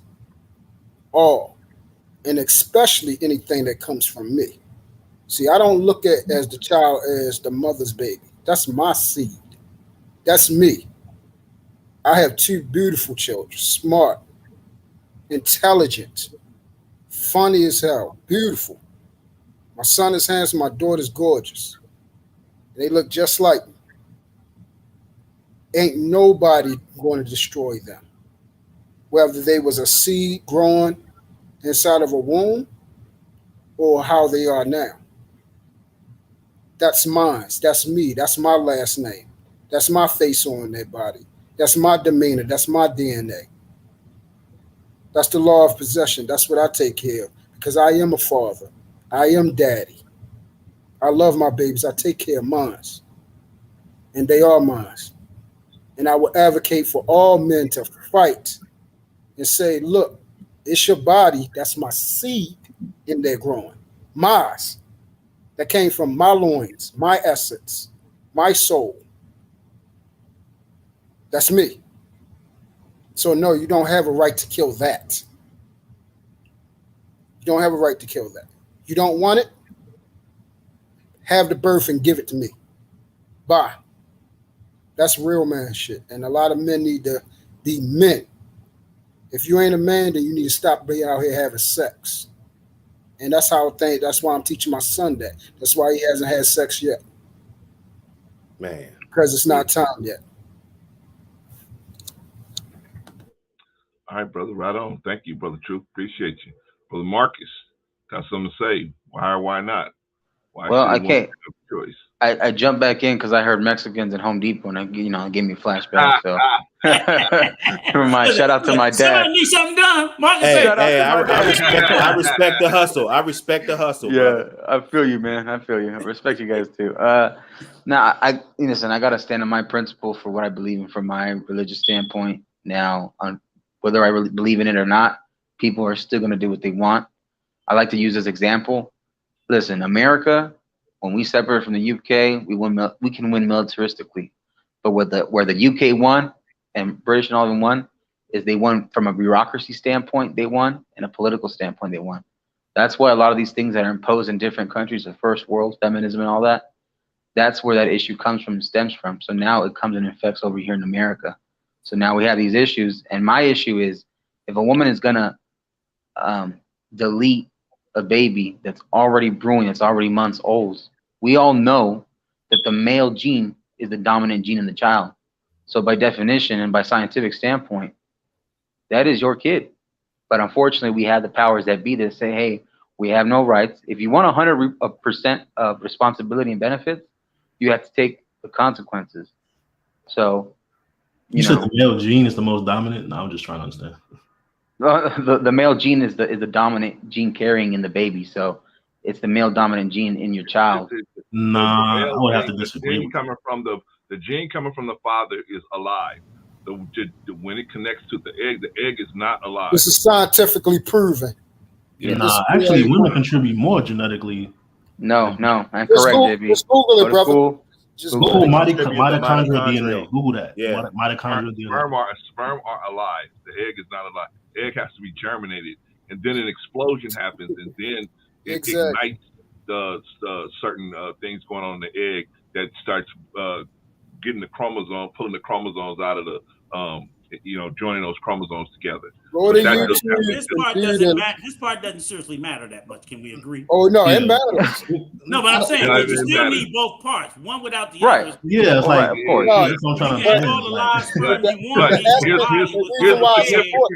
Here's the significance, Rico. Here's the significance. The woman's orgasm is irrelevant to life of the birth of a child. It's not going to bring any birth. The only thing that's going to bring a birth of a child is the male orgasm. That's it. The procreation of a child, not the birth. Well, the gestation and the birth. Well, if the birth happens, it's going to happen to her, right? But the birth is a combination of both, because at that point, you already said the seed germinates the egg, and the egg comes alive, so then they're both alive. Well, the birth, and the birth hasn't occurred for 9 more months. The conception is for both. The birth is totally on the mother. That's why we got this Roe versus Wade situation. The birth comes at 9 months, at the end of 9 months. Yeah, but he's saying that. Yeah, that's what he's saying. You can't get there if they strike it down, but you don't have exactly. But that's what I'm saying. Prior to the 9 months, it's not birth; it's procreation. But I'm saying you're going towards the birth. That's okay. If left alone, that's what's going to happen, right? Okay. If left alone, right? But if you interrupt that process, then you don't have a birth, and the father has the gestation. If you interrupt that process by the abortion, then the birth process cannot happen. But the key parts to that is the father has no say so in interrupting. Rico, when you go to a grocery store, when you go to a grocery store and you buy eggs, chicken eggs, perfect example. That eggshell ain't shit without having the egg yolk inside to make you scrambled eggs. Wait a minute, say that again. The eggs you buy won't be worth shit if there ain't no egg yolk inside the eggshell, because the eggshell ain't shit. It's just a carrier. It's a basically suitcase a little bit. Shit. Okay. How is but the egg? You're relating that to women? Shout out to Mr. T. It ain't shit. I would have to disagree with y'all. All right, I don't want to belabor the point. I believe but I just don't think let's just move up. Can we move it a little further? Because I don't think is valuable. Yeah, we can move on, man. We can move on. Hey, salute to you, Marcus. Salute to you. I will agree. Egg is valuable. Marcus, Rico was going to eat some eggs right now. Listen. You can make that egg. Listen, you can make that egg into a scrambled egg, an omelet, a hard-boiled egg, whatever you want. Egg frittata. Procreating, reproducing. You messed it up, Marcus. Okay. Let's not belabor that point because it's not that big for to spend another 30 minutes on. Let's move to the next point. So the point exactly biology. Thank you, Mr. Watkins. Rico, you haven't told. You're welcome, Uncle Rico. You haven't told us whether you support Roe versus Wade and I'm why. I'm pro-choice. Period. Flat out. I don't have any. Okay. I've already said that, and I fully understand everybody's position. I have no religious objection, and I believe in the. I believe that there are situations where it will be where it's appropriate and necessary. I believe in the vast majority, like 95% of the instances, I would prefer that a woman not. But I also know me. if I had been born a woman, hell yeah. Because I just know I know my logic and my mentality. That's because you're a man. Yeah, I mean, and maybe that's the space I'm thinking from. So I don't lean into, and don't get me wrong. My thing is, when my child is born, at that point, something's birthed into me. That's what, because to me, I don't get the concept fully. Like the whole pregnancy thing, I ain't never been pregnant. I don't know what that feels like. I don't even, like, even with my grandkids, I got 2 grandkids being born. I got a baby shower this Saturday, one next Saturday, and both of them do the same fucking week in June. I feel zero connection, but I will be at the hospital the day they're brought into this world. And I've been that way with every grandchild. And that's when I've been broken, because then I see life and I feel everything like truth speaks. I can't conceptualize it before seeing that beautiful child brought into the world. Yes, I know all about the biology and all that shit, but to me, it's abstract to me until I see the beauty of it. I don't even like going to baby I'm on the showers. opposite end of that, Rico. I'm on the opposite end. For me, I just can't conceptualize. When I first found out that I was having a baby, that was everything. I knew my life was changed. Yeah. I was like, my child's mother, she just like, you gonna be here? I was like, you already know. And then after that, I was happy. I was preparing for it, getting ready for it. And then the thing about this is what I'm saying, real. How God is, man. My child's mother, both of them used to get mad as hell at me because the baby would be asleep, not moving or kicking the whole damn day. Soon as I came in, the baby would start going crazy. It would start kicking, moving, like it knew I was there. It knew I was there. Where I would place my hand at, they would like put the elbow, and it was just the most beautiful thing that I have seen. Like, it's nothing. So once my baby, I was already in love with my children already. As soon as I seen them, and then they came out blessed and beautiful, head full of hair, and I mean, just amazing. Like, I knew I didn't deserve this. I didn't deserve this. All the trifling stuff I did, and the fact that I had children out of wedlock, and God still blessed me, man, it's nothing greater than having children, man. Yeah, see, I get, because that's usually, I mean, obviously, I've always heard that from the mothers, and I totally get that, because obviously they're carrying this growth inside them.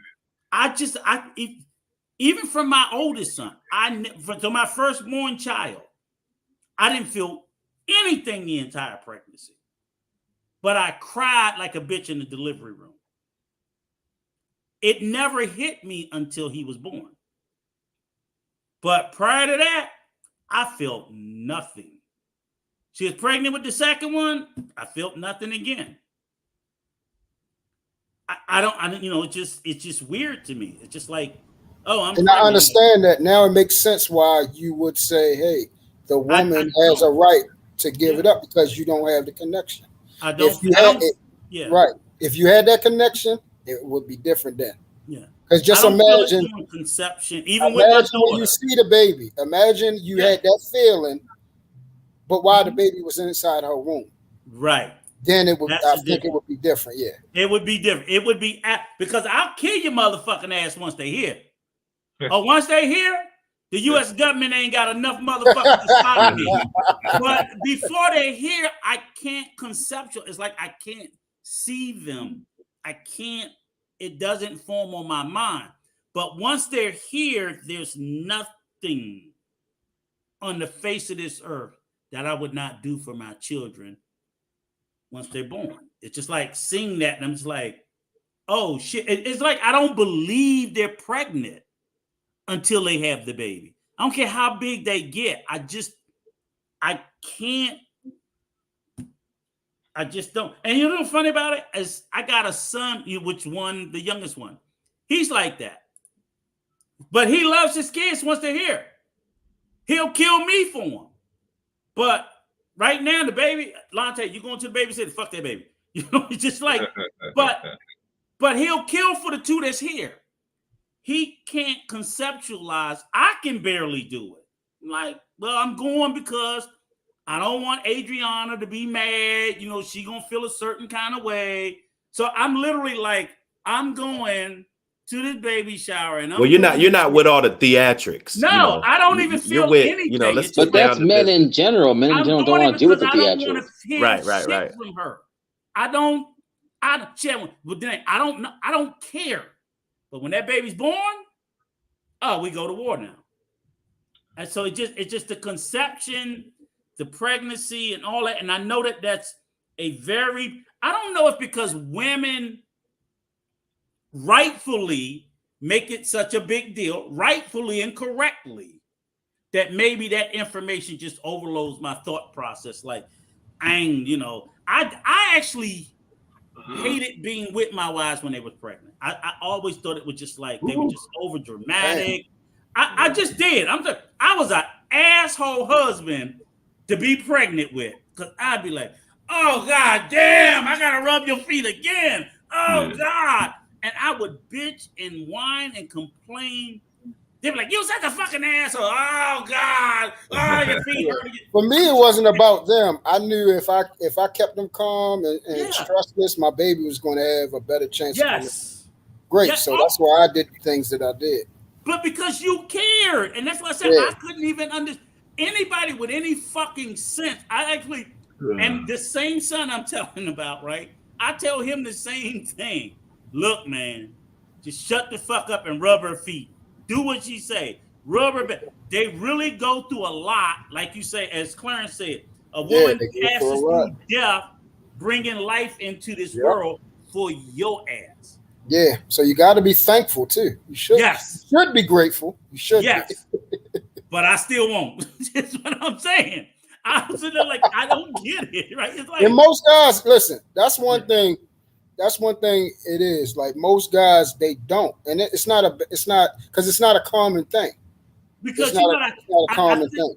I think they don't accept the premise of, and I never really paid any attention to it until I kept hearing Clarence say it. It's like, damn, you know that when a woman gives birth, she is almost passing through death. That experience, and because we take for granted, like they say, childbirth is so safe and so common today, we don't realize how dangerous it was in the past. Right. Like you almost sent us. But they're still dying to this day. They're still dying to this day. Right. But you almost, if 50, 60 years ago, that's almost a death sentence. The number of women that were dying giving birth. It's still very high. I forgot. It's still very high. In our community, it's much higher. Yeah. It's not like how it was back in the day because modern medicine has came up a lot. But it's still alarmingly high. And as men, we'll knock them up every fucking day and not give two shits thought about that truth. That look, she may not make it. Think about the father who, can you imagine being a father and your wife or your baby mother loses her life bringing a child into this world for you? Can you imagine the grief and the regret and the hurt and the pain of that man? Think about it. Yeah. But not for you impregnating this woman. She might still be here. My last one, she had to get a C-section. And but that's what I'm saying. Oh, go ahead, Doctor. I was sitting there and just for a hot second, you know, like they were cutting her open and everything. Mm-hmm.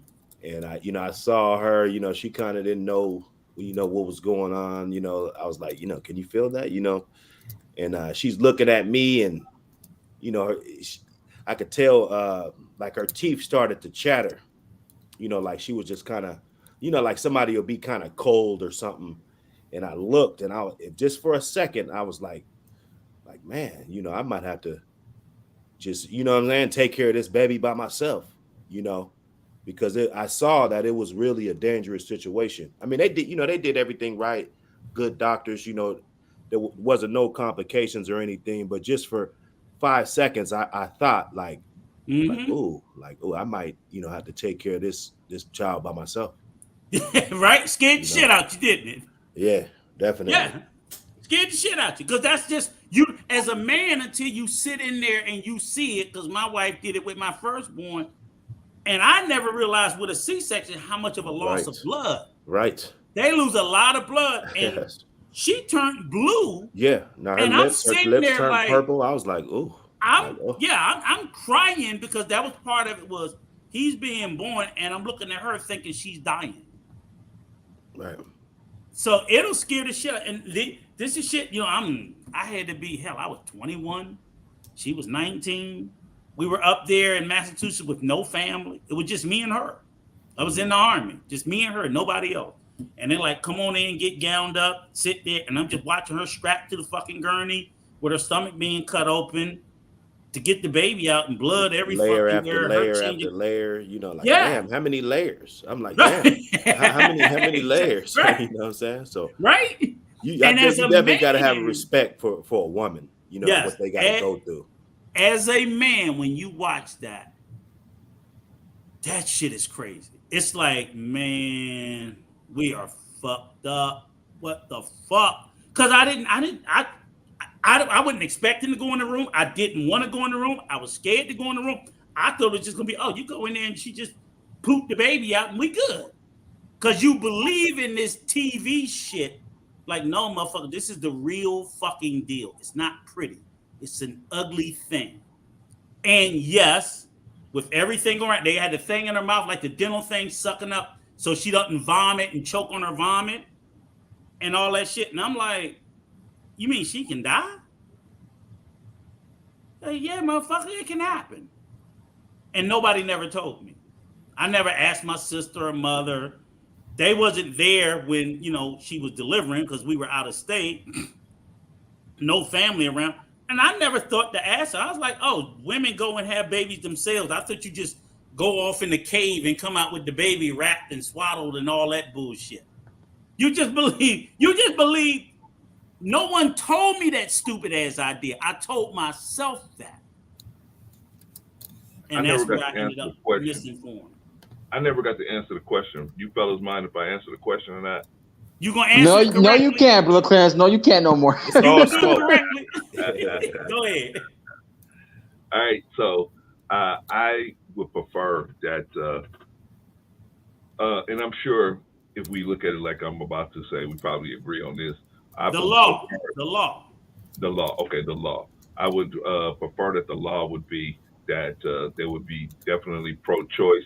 I'm not pro-choice in my heart, but I'm pro-choice because there are some instances where that pro-choice will probably it would come down to a few things, and that would like, for example, we talked about the graping situation, and we know that is a serious situation, and so there's certain different situations where it may be a way to get the person, allow the woman to live, or if it's going to threaten the health of the woman, certain things like that, certain situations.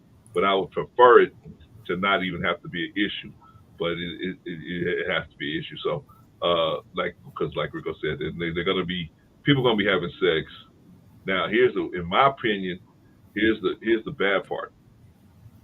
The bad part is most of those abortions are being done, in my opinion, not from people that there's some issue that they're happening because of it's just an oversight when they were having casual sex, either not protecting themselves or somebody not even caring, just saying, forget it, I'm gonna just put this out here. If it lands, it lands. If it doesn't, it doesn't. So different things like that. And then a woman obviously not doing what she can do to protect herself. So unfortunately, I believe that's where the bulk of these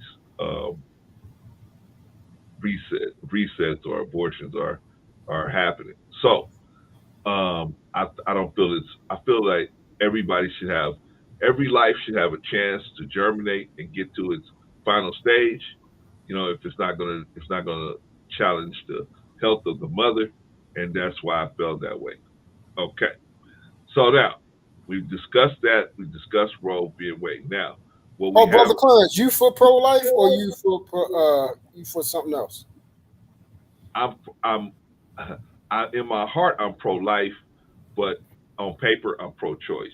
And the reason why, truth is, like I said, there are certain instances where having a choice would be an asset to the mother, or an asset. So that may be an issue. I in my heart I'm pro-life. I would hate that this is even an issue that we haven't talked about. But I understand. I'm trying to understand it. I'm not a female, so I'm trying to understand it as a man looking at it in terms of the female who actually has to carry the child.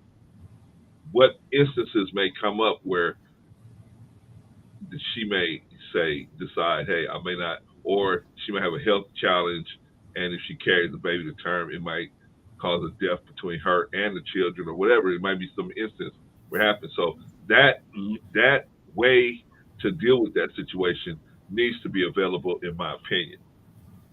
But I wish there was a way we could stop it from being just the people that, because for the bulk of the people that's doing it are just people being irresponsible doing casual sex. In my opinion, that's the bulk of the people. And they're just not ready, so they get rid of the kid. Exactly. It's a reset for the woman. I was confronted with this. That. Oh, go ahead, Drew.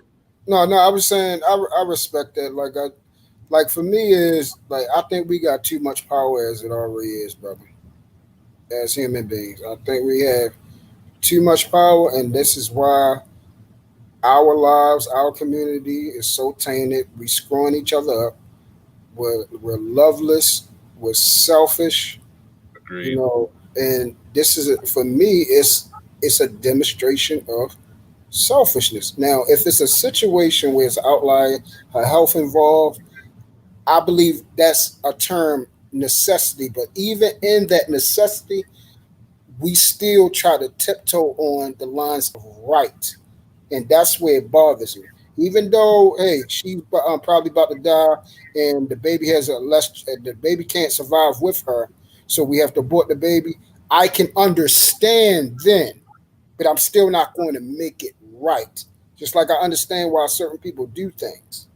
I understand, but it doesn't mean right. And I think that's where I don't split hairs. Right is right and wrong is wrong. Okay. You see what I'm saying? But if she needs to survive, I can understand. Hey, she dies, the baby gonna die anyway. Feel what I'm saying? So let's get rid of the baby, preserve her life, and she can go at it again. You see what I'm saying? And she probably wanted the baby. She probably heartbroken, and the baby still got to be terminated. See, that's a different scenario. Again, a necessity. So, yep. Go ahead, bro. Oh yeah. No, I wasn't really against it.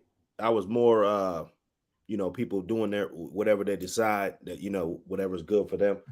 But when I saw the data and how it attacks the Black community, yes, that was my problem with it. No, if they're up front with the data and they're educating people on, what's going on, how many of this and, all of that up front, but it's more like a secret, like society type of deal, unless you roll past one of those spots and you see, people with their little picket signs and, it's really a crowded deal. There's a lot of patients coming in hour after hour, so as long as they're up front with the data, because that's the only time I honestly had a problem with it when I, because 3 years ago or whatever, it was the police, like, damn, these damn police, it was the propaganda that they fed us.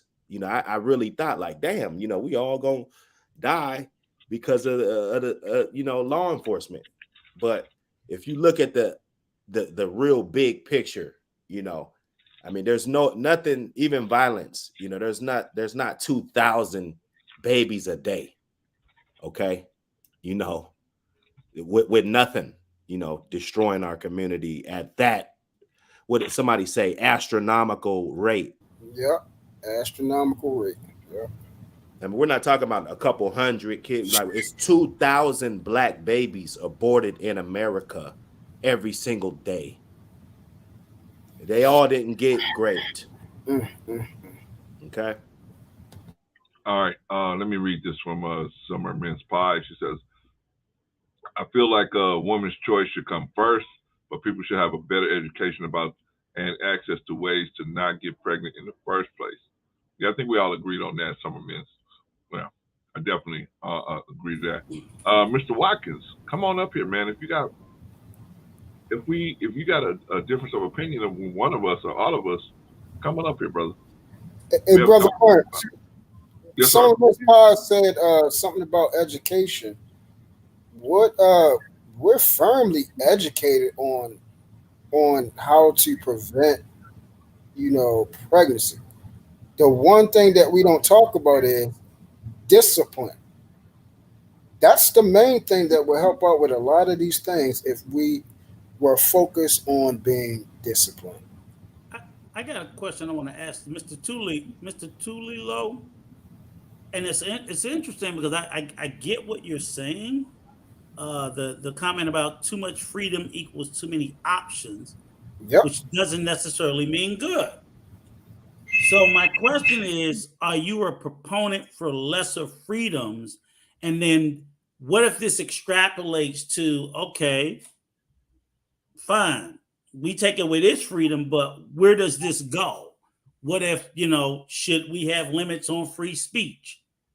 Should we have limits on other things that we're, again, in one space, we can say, oh, it's too much freedom with this.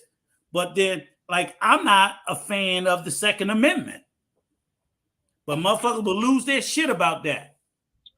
So I'm like, nah, it shouldn't be no abortion. We don't need 5 guns for every motherfucker in America either. But we got that. No, ain't nobody got a problem with that. So we can walk around with guns. Again, we don't want to kill children in the womb, but we can kill grown-ass motherfuckers. And America is running rampant. I got you, Mr. Watkins. I got you. Right? They are running rampant with homicides every day. So I agree with you, Dr. Hood. 2,000 abortions a day. How many homicides a day? Not 2,000. Not even it's close. It's not 2,000 homicides No a day? way. No way. In America. No way. In America. I'm going to look it up. You might be right. No way. I'm going to look it up. There's not 2,000 probably out of all races put together. I'm going to look it up, sir. I don't know. That's why I asked you. Sounds like a good number to me, Doc, but I don't know. Look it up. Look it up, Rico. I'm going to look it up. Right. I don't know, so I'm not going to say he's wrong. I'm just sitting there saying I hope I'm not I know wrong. we kill a lot of motherfuckers a day in America. I know we do. All right, gentlemen, let me ask you guys a question. And we asked it before. And we look it up too, Dr. Hood, so I'm not lying. so this is we got a little contention. Come on up, Robert Watkins. You were making fun of my smoke detector alarm. It keeps beeping. oh, that's Marcus. That's Marcus that can't I've been fixing that shit. I changed it. This shit don't work. Your daddy Kevin Samuels say you need to get him. Yeah, I want Pops to come up here. Beta. He's chilling, man. He's chilling, man. He said he's just chilling. All right, but he's always welcome to come up. Already. Yeah. Okay. So, gentlemen, we talked about this earlier, but we never got a consensus across the board. Now, maybe we did. I didn't hear it, so I'm going to ask it again. If the mother is not paying, if the father is not paying the child support, who should be paying his child support? Who should pay? That's what I want to know. The mom. Okay, how would the mom be able to pay? The mother should be paying child support. Okay. The children live with the mother. Big time drum. You only saying so we're speaking of everything is only in the favor of the mother. That's what we're talking about. So the child is living with the mother, and we're just talking about we're just talking about the absent parent. Yeah, no, you ain't say. So you talking about absent father? We're not talking about absent parents. Absent parent. Anyway, how much? Parent, Who's whoever. supposed to pay for the absent parent, whether it's a man or a woman? Because I believe the absent parent. I don't give a fuck if it's a woman. She need to pay too. So who's supposed to pay for the absent parent? Whoever's not paying. Who's supposed to pay that? Right. Who's supposed to pay is what we're asking. Well, nobody's. Nobody. So absent parent is supposed to pay, but they're absent. So you got to take out the part. Then, since they are no longer there, nobody. Okay, so then see what I'm saying? Means, so that which is I'm not the government. I'm going to accept it. So then that means that the absent parent, for whatever reason, if he's not there and he's not mandated to pay, he's free from that financial responsibility. He got to live with that though. Yeah, I didn't say right. And that's all his fault. If he's okay with being a bum, you know. But shit, because that's the problem. We're trying. This is another, and this is we get upset when they try to control us in other ways, but this is also control too. You're basically trying to. As a man that's in the household, I'm financially responsible for my children. I'm in the household, I'm financially responsible for my children. So why does the motherfucker that's not in the household have no financial responsibility? That wasn't what we're talking about. We already know he does. He does. But if he doesn't step up, we can't just pass the buck to somebody else. See, what you're talking about is two different things. You're talking about somebody basically mandating or something there to enforce. The responsibility hasn't gone nowhere. Okay, it's just nothing to enforce it. Exactly. So that's why me and Dr. Hood is saying, as a dude of age, adult male, he knows what his responsibility is if that child is born, and if he knows his, right. You automatically have common sense of that. It's my responsibility. Now, if he's advocating that responsibility and saying, okay, I'm out, then that's something that mother will have to deal with. And then this is where I said this could come in. She could either take the responsibility of dropping it off to the dad and saying, I don't want no parts of this, or give it to adoption. Right, but see, once again, right, and then we run back into that dilemma. Because now everything is equal. Right, but I'm saying we go back into that dilemma. Who pays for it? When you put the child up for adoption, it's on the state. But it's always on the government. This is what we're talking about. Who's going to pay for it while it's awarded to court? No, okay, so whoever the new family that's stepping up. Yeah, they didn't get adopted. You putting them up for adoption. Don't mean they get adopted. Well, if you get a woman money for it, that you're just making it. You're enabling her.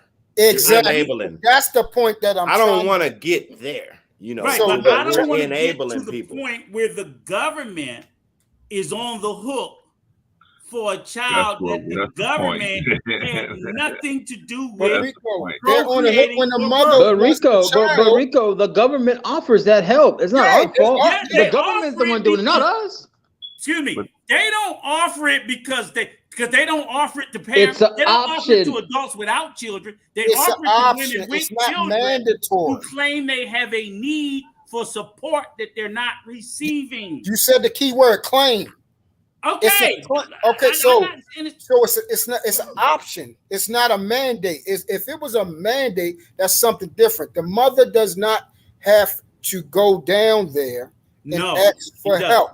She can say, I can do this. Now, this is the reason why I'm saying if everything was straight across like that, it would be a lot more people. Either the man is going to step up with responsibility or people is not going to have them babies. And I know guys. I know that for a fact. I know guys that would step up, but the mother uses the court like a weapon, like a sword and a shield. Exactly. So they don't even want to give up the kid. They just want to cry and say how he's a deadbeat and that she's broke and he's a deadbeat. Well, give up the kid. They won't even give up the kid. Can I ask y'all one question? Are y'all and maybe it's so. Are you guys honestly? I'm surprised with you, True, being in Baltimore. Are honestly telling me that you guys have no experience. No, that's not what I said. But I'm asking. Okay, you said it. No, yes, I have. Guys who that even though, and I believe in almost, but it's not the majority. No, come on up, Rob Watkins. Come on up. I'm gonna tell you how that. I'm gonna tell you how it works. I really agree in all cases. Hold on. Mr. Watkins, come on up, brother. These kids, they need health care. They need health care. Let's be clear. Come on up, Mr. Watkins. Okay, let's be absolutely clear here. Anytime you break up a relationship, it's going to end unfavorable. No, the percentage of people breaking up and them motherfuckers is both people are happy. You want to come up too? Come on up. That's a unicorn. So usually people split up. So yes. So in 99.9% of the cases, yeah, the woman is a fucking pain in the ass. 99.9% of the time. I accept that premise. And both of my ex-wives, I hated both of them. But I didn't get to walk away from that financial responsibility. And the fact of her being a motherfucking bitch doesn't change that. Correct. And I agree with that. And you are example. And you are example of majority of the guys out here. That's all I'm saying. What up, we unlocked? What up? You are the example of majority. I ain't disagreeing for sure.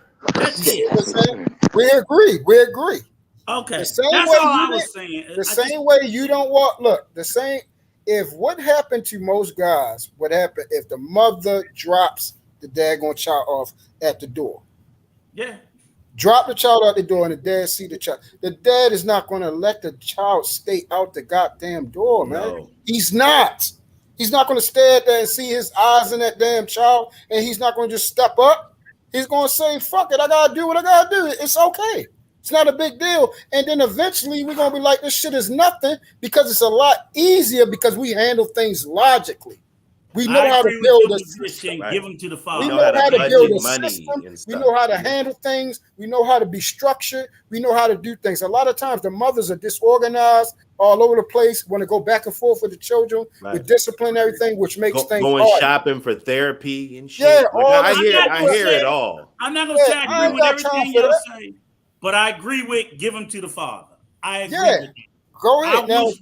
Now you will have the guys. I'm with giving the guys the primary responsibility. I'm with that. Giving them custody. Like we can change the whole system. Give them custody. The baby come out, the father's responsible. You know. Yeah, that's what I'm with saying. that. I agree with that. Because most things women do is they try to they'll take clips of this and act like we on here crying about the responsibility. You know, and that's far from what's going on. I mean, the cabinet. And I see white women doing that. I see Latino women doing that. I see all types of women doing what he was just saying. What he was just saying. Don't do it. Huh? Well, complaining. Oh yeah, I agree with that. They all game the system. The point I'm trying to get to is the fact that if the biological father is not taking care of that child, that who pays responsibility is going to fall on us, the taxpayer. And so that's why we're asking the question, because eventually it's going to fall on our back, whether it's through the woman getting services, whether that's it's through why all the laws need to change, Brother Clarence. That's what I'm saying. I'm not saying one changes and then that stays the same. I'm saying if we check that out and then we change everything. That's why I say child support is just one entity. That's just one entity dealing with how the system is structured. If we deal with that first, then we deal with custody and all that type of stuff. That's a whole separate thing. Go ahead. Just a tiny question. Then I want We Unlock to come in and drop some his perspective. But how would you change the child support situation? How would you make that a fairer situation? Oh, well, just like when he asked about who should pay. First and foremost, this is the number one thing. If there's going to be a child support, it's going to be both the parents have to pay, and it's going to be actually something that where we actually come to the table, and then they can see what we have done. Since we want to do all these calculations, everything, let's see what that goes to clothing, shoes, food, all this type of stuff. Let's see what you output every daggone month for that daggone child. Agreed. All right, Mr. Winlock, welcome to the this Winlock, right? Yes, sir. Yes, sir. Good to meet you. It goes Finally, from there, and then once you change that, you're gonna have a lot of these mothers because they don't want to be checked on like that. They love that freedom of just saying, "Hey, just give me the money. I can do whatever I want to do with it." All right, let's let Mr. Winlock in. Yeah, this is the last thing I'm saying. Okay. You know how the EBT work, right? Yes, sir. You can't buy anything hot with that. Yep. Only cold things. Yep. Well, not in California. Not in California. Exactly. So. Oh well. You can't do paper products. Yeah, paper products and everything like that. Have that same goddamn system. Yeah. I guarantee child support would be almost non-existent. Unfortunately, based on the law, it's not like that. It's not. Where are you located, Mr. Winlock? That's why we're talking about. We said if the law changes. We just dreaming though. Right. We just. I don't want to know because I do want to say different states have different. Oh, we know the law is fucked. We know the law is fucked. Go ahead, Mr. Win, and welcome, Mr. Winlock. Nice to see you cammed up, sir. Yes, sir. It's your first time over here, right? Second time. He was here Sunday. Oh, okay. You're gonna have to elbow your way in these conversations, okay? Man. So that's it. Scratching the claw trying to get there. Yeah, man. Rico and Truth, man. They ain't gonna let you yeah, we are. They ain't gonna let you get a word in there, edgewise, man. Look. I'm responsible for 2 babies. I'm responsible for 2 babies only. Now, if I have to look after your child, guess what? He's mine. That's why I said earlier, I think 2 or 3 weeks ago, if there were all these single mothers out here, right? And there were no fathers, all the fathers were in prison or worse, then it is up to me. I'm not saying me personally. I'm saying me as a father has to be the responsible one to say, I'm going to take the helm because there are too many single mothers with no fathers out here. The child doesn't have to be here. The child doesn't have to be here on this earth, but you're the one that put him here. So who else is going to be responsible for him? The damn white people are going to be going to take them at, going to take the kids, and they're going to turn them into something that they're not. Point blank, period. Now, I'm not saying that there are certain white people that are real good citizens and going to give the boy an education and so on and so forth, but I don't want that. I want him here with me. I want him here with me. I want him here in my neighborhood, in Mr. Roberts' neighborhood. Okay, I want him here in the black neighborhood where I can teach him the fundamentals of being a man. I can teach him the fundamentals of education. I can teach him the fundamentals of how to treat a woman. The first thing that my father had taught me is that all fathers care for their sons as well as their daughters. And if you're not bright enough, he said, I'm like, okay, you don't want to take care of the child? Are you going to go into the military? I said, no. He said, why not? It's like, you're not going to take care of the child, right? It's like, well, I don't want to go in the military. I was like, you got 2 choices. You can either take care of the child, or you're going into the military, because the next thing, you're going to be out my house. You're going to be out my house with nowhere to go because of your irresponsibility ass. Mm-hmm. I don't play that when it comes to children. Exactly. Because like I said, everybody's complaining online that all these kids are going to rob and steal and kill and do all this extra stuff. Mm-hmm. They got programs They got programs somewhere in the United States of America that you can put these children in until you are grown enough to know what the word responsibility is, accountability, and all this other stuff. Both ways, though, right? And this is where I miss the, I don't want to say the word old heads because that's disrespectful. The elderly. This is where I miss the elderly. I miss the. You talking about you, Clarence? I'm talking about the great grandfathers of the world. You talking about your old ass? I'm talking about the uncles, even the aunts, the great grandmothers of the world, because they taught you responsibility. Because they've been there and they've done that.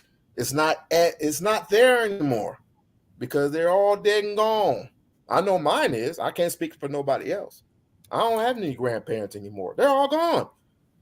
But I kept psychologically, I kept what they have taught me throughout the years, including my mother and father, even though they did not get along. They divorced when I was 7. But their main focus was me. That's all I got to say about that. They didn't even have to like each other, but they both loved you. And Exactly. That's what matters. That's what I'm talking about. Where it's like, when guys, I'm like, look, you ain't gotta like the mother no more. Your mama probably hated your daddy, your daddy probably hated you, but you know what? They both loved you, and they made the sacrifices that was necessary for you. And that's how I always. I was like, my wife, my ex-wife, I can't stand your motherfucking black ass. Like, I don't stand you either, bitch. With my son, I didn't care. And one thing I will tell people too is, while I'm not a fan of child support, what I do know is if you make a motherfucker pay, he gonna be involved in his kids. I know dudes that pay $50 a month child support, and they showing up at the house like they paying $5,000. I mean, they show up no matter how small the amount is, because that small amount makes them say, I'm here to see my fucking son. I want to see my son. I'm like, whatever it takes. I'm not a proponent for child support. I'm a proponent of whatever mechanisms we got to put in place to make these fathers stay engaged with their kids' life. And if the deadbeats is 15%, that's a lot of fucking kids we're leaving on the table.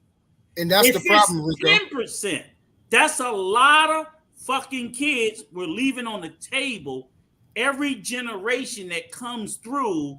And that might, you know how they always say, like in the black community, oh, the rap, the gangs, this or whatever. And I always tell people, it's only 5% of the community. But where do you think that 5% comes from? Yeah, and that's the average of buying food is how much?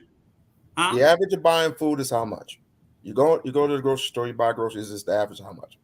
Shit, I feel like about $300 a month at least. Okay, that's $300. The average babysitter, that's shit, childcare is ridiculous. Let's just say $150. I'll tell you this: childcare here in my area, shit, my grandson's in daycare. That's $275 a week. Okay, $275. If you can get, that's almost six. That's almost six. And then we're the only culture that can't live with each other. Exactly. Remember what I said about multi-family homes. Right, I'm gonna say you can maybe bootleg a babysitter for $150 a month. Yes, brother. Yes. You don't got grandma at the house. You can't stand her. You can't get along with her. I need my own. Live together. I gotta have my own. You know? But you gotta pay for all that Let's shit. get smart. You know. Yeah. That's what we need to do. I get what you're saying. There we go. But here's our reality: daycare, like he said, daycare Bro, on the cheap end, $150 a week. They ain't no cousin, they ain't no older brother that you can take the child to. There's no, you don't have a community like that anymore. No. That's gone. Quite interesting. I guess we have to create one now, don't we? Right. That ain't gonna happen. That shit is. That ain't never happened. Keep putting that in the atmosphere. Keep putting that same little attitude in the atmosphere. See it's what you called get. Reality. It ain't reality to me. I'll take 9 kids and I'll put them in a home like this. and this is a small little bitty ass apartment. Well, then, you want to run that? Hey, well then why you not doing it then, brother? Bring them to me. Why you ain't doing it right now? Bring them to me. No, hey, it's plenty of niggas out here that need a house. Bring them to me. It's plenty of niggas out here. All you gotta do is step out. See, you can't see. But let me say something. Something. There's plenty. I can go right down the street and bring. If I was talking like you, I can go right down the street and bring 9 niggas. But I ain't talking like that because I know I'm not going to do that. But even if he did, I know I'm not. But truth, even if he did, is that a challenge? But truth, even if he did, truth. Marcus, you want to see that too, don't you? I want to see that too, because a lot of people talk. But guess what?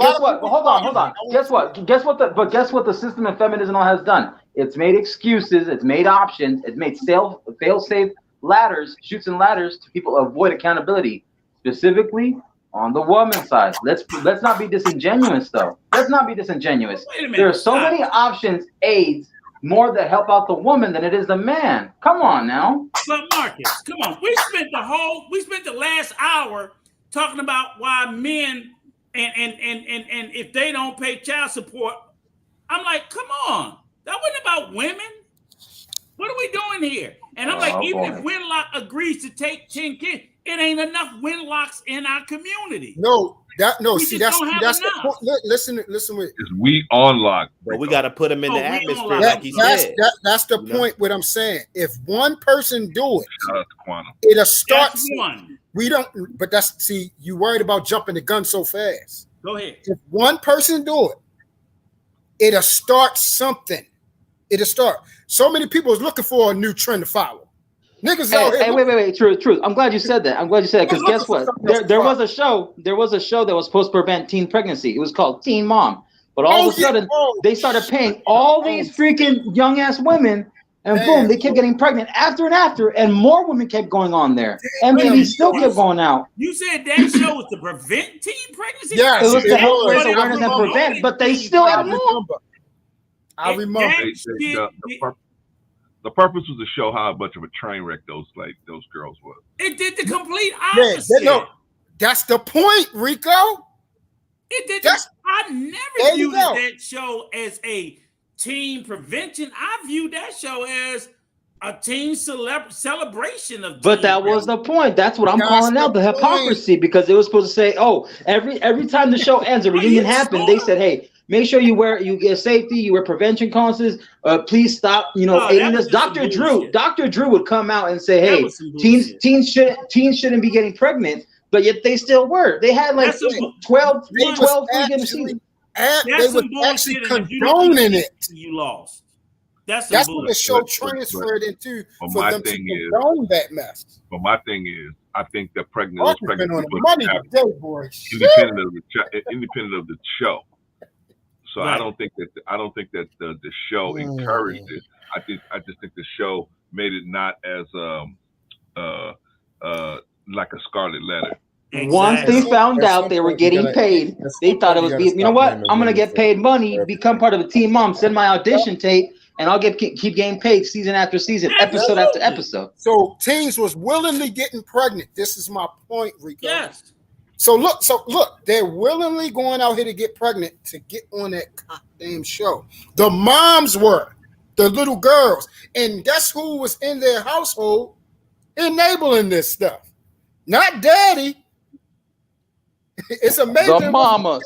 But that's no different. Excuse me, that's no different than all that other reality bullshit. Love and Hip Hop, Real Housewives of Atlanta, every fucking reality. But the basis of that show was not about teen pregnancy.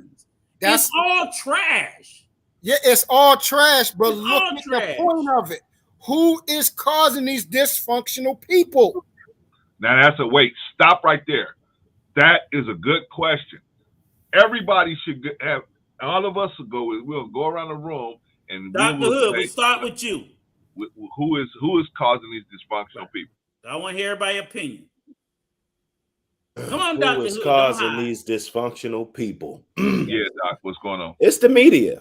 It's television. The media is who? Satanism. You can only your mind can only consume so much junk. Coming to get you. Okay, so is that so when you say the media, is that one gender or both genders? No, that's you, Rico. You're condoning because you're not drinking. You're not drinking enough. Shit, I know. I'm getting there. Well, even like Jerry Gender Springer, like, you know, they I'm want good. people just kind of not soaking, because your mind is so strong. Let's say you just listen to lectures all day, every day, you know, like that will increase your intellect like tremendously. Right on. So if you're just watching Jerry Springer all day, or what is it, the little divorce court, and you know, stuff like that all Watch day. your mouth about Jerry Springer. I Like fuck with Jerry. that's you're creating. Oh, you talking about Judge Jerry? You talking about Judge Jerry now?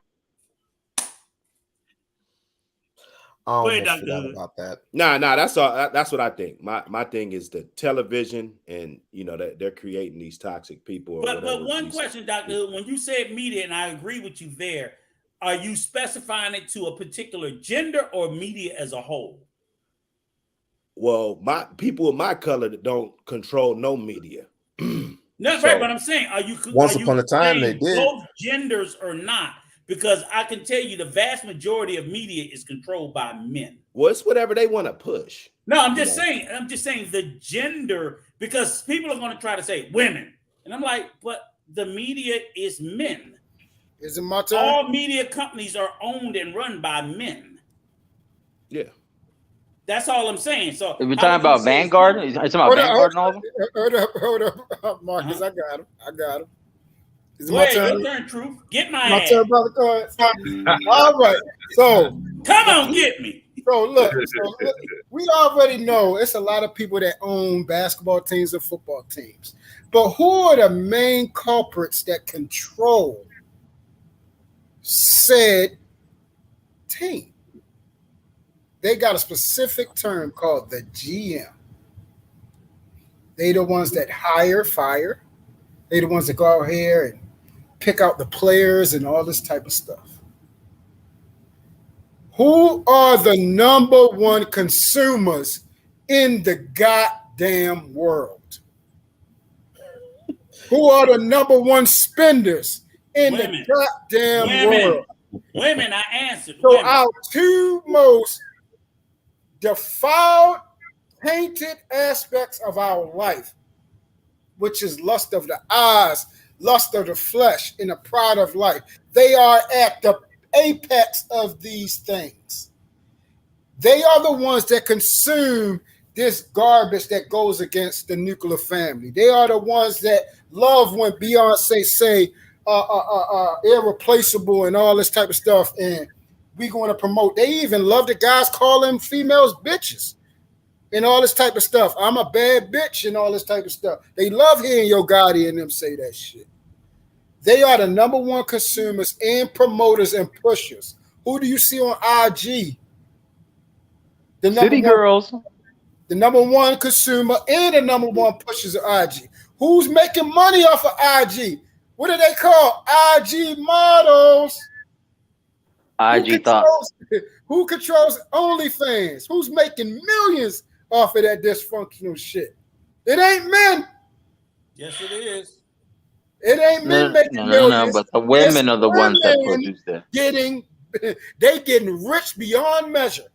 We unlock. You can't fight that. We unlock.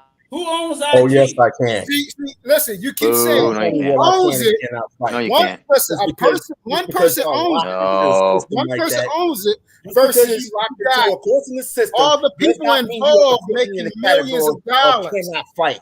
Ain't no way. We can't all talk at the same time. We can't all talk at the same time. I believe Truth was talking. Let's let him finish his thought, and then we pass it on to We On Lock. Again, because this is how we keep misconstruing numbers. I did the example of the 100 and the 80 over 100 and the 4 over 5. Once again, you said who controls it, who's made. Let's say he's a billionaire, but let's say it's 1,000 millionaire women off of YouTube. That equals out to $1 billion.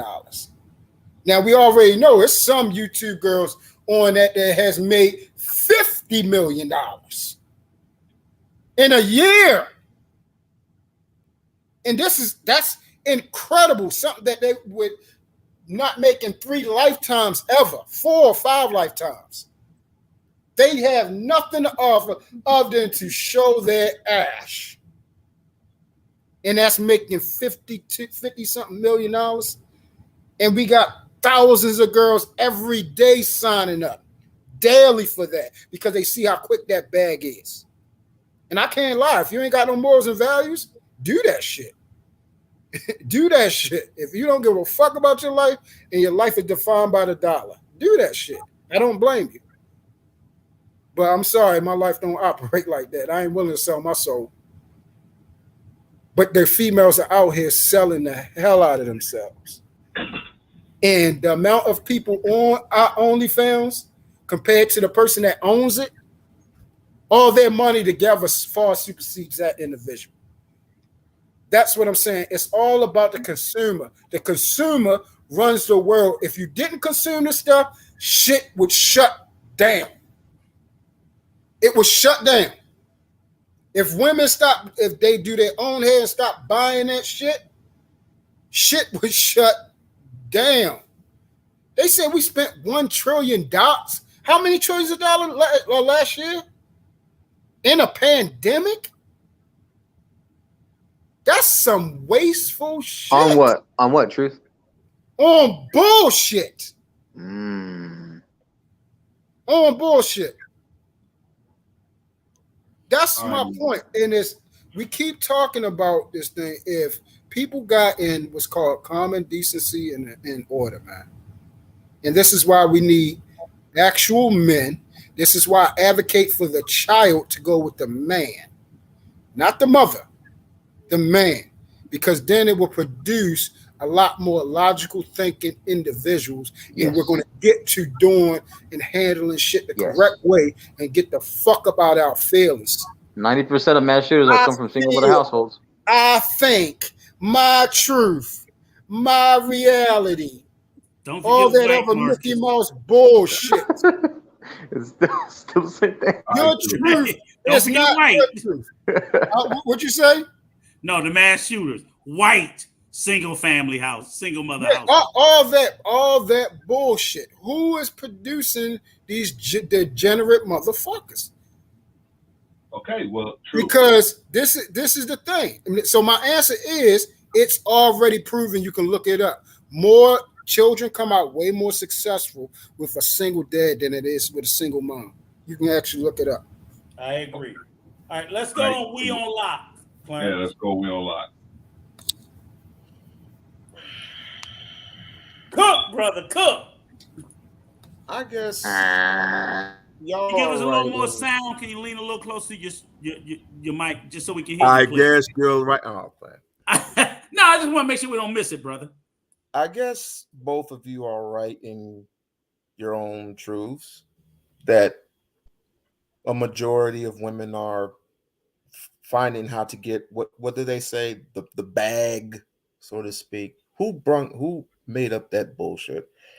I guess when you say women are, getting pregnant out of wedlock or whatever that is, and how women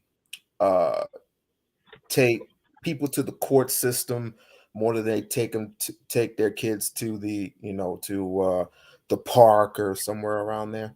I get it, and it's a very, very big percentage. I get that.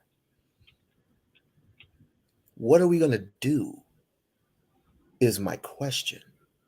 It's like I said before. You mean to tell me there are no, just like I said, there are no moms and pops, there are no uncles, aunts, cousins, brothers, somebody in the community that's hooked up to lawyers, counselors, somebody with a community business or something like that. You mean to tell me we can't put our brains together and actually fight this thing, which is actually media? That's it. I agree with you there. The fifth estate that is putting this out there and making it more than what it really isn't. So you mean to tell me out of all the things that we're going through right now, we can't fight that? Either all the things that we are going through right now as Black people getting shot up in the streets, getting bashed in the head by police, which I don't have that problem. I don't have that problem here in the state of Nevada. But I'm not naive as to say it's not going to happen. Right. Because guess what? Okay. I study the law. I study it. Okay. I study it and I try to understand it. It's just like taking It's taking so our kids and giving them a proper education. That's all it is. Go to the restroom. We do some we need to fight. It's gonna get worse before it gets better. All right, brother. I'll be right back. There are more things out on the internet than OnlyFans. There's fansies. There's this. There's that. There's tag something, some type of website that women go on to just to get money. Just to get money. But I'm grown enough that if I have to, all I do is make one phone call. One phone call, and I'm marching down Las Vegas Boulevard. No, you're not. And I'm getting the attention of everybody. Come to my town, bro. Quit talking to come to my town. I got you. You're gonna march right beside me. But anyway, all right, I'm gonna march with you. You please do that. But I don't want to do that because guess what? I know these brothers. I call them when necessary because they're not all about talk. They're not all about this here. Well, there's a problem with it. We can't blame women for every goddamn thing. Stop it. It's not every woman that's doing that. There's women who actually do right by their kids. And even though that the mother and father don't get along, damn it, they have some agreement. They have an understanding. Look, it's not about me and it's not about you. It's about my son and it's about my daughter. Period. And they put down on a piece of paper how much money it is going to be a month. They add all the bills, they do all the taxes and whatnot. You're focusing on what I would call the 1% because I don't believe in all these statistics. I don't believe in them. I don't believe in all that bullshit. It's all generated by white supremacy. Do you not understand that? They really put us in a mind fuck. They really put us in a whirlwind of fighting each other and not even focusing on what is going on ahead. So why can't we come to some solution to every single problem that you put out there? It ain't gonna be fought overnight, y'all. It's not. If you don't want with marriage, if you don't want women to be single mothers, marry them. It's that simple. Marry them. Quit bullshitting. Teach our young sons that hey, this is not going to happen that way. This is the reason why I have my wife. Me and my wife, we collaborate with one another, and my son sees that. And you know what my son says? I want a girl just like that. Same with my daughter. When my daughter sees me interacting with my wife in a good way, she says, I want a husband someday just like that. And it generates positive energy everywhere. Why do we keep constantly putting negative energy out in the atmosphere? It makes no sense. A negative and a negative does not equal the fucking positive. It just doesn't. So if you put positive energy out there, if you grab one, teach one. Grab one, teach one. Grab one, teach one. It's like, well, how simple is it? Well, I'll show you. Instead of me talking about it all the time, I'll show you. because I know a person in here who doesn't believe what I'm talking about. You're gonna find out why why my name is called We Unlock. I'm done. Good job, sir. Excellent, excellent, excellent. I like what you were pushing. I love it. Show me. Yeah, I like the idea. I mean, no, seriously, all bullshit aside, I like it all. Everybody can't do, but I know that there are. It sounds good. Because the bottom line. But here's the thing: there are, gentlemen. Let me be serious. There are real people in our community that do the things that We Unlock do. And just because we don't see enough of them, and I agree, we don't have enough of them. Flat the fuck out. That's how I lean into my whole stepfather syndrome thing. And everybody, I get called the simp of the year for that shit. You know, oh, you too? I don't tell black men to be stepfathers. I tell them, don't be ashamed that if that's what you choose. Rico, don't we let already talked anybody about sit this. there and demean you. No, I'm just saying that this is my lane that I speak in particular.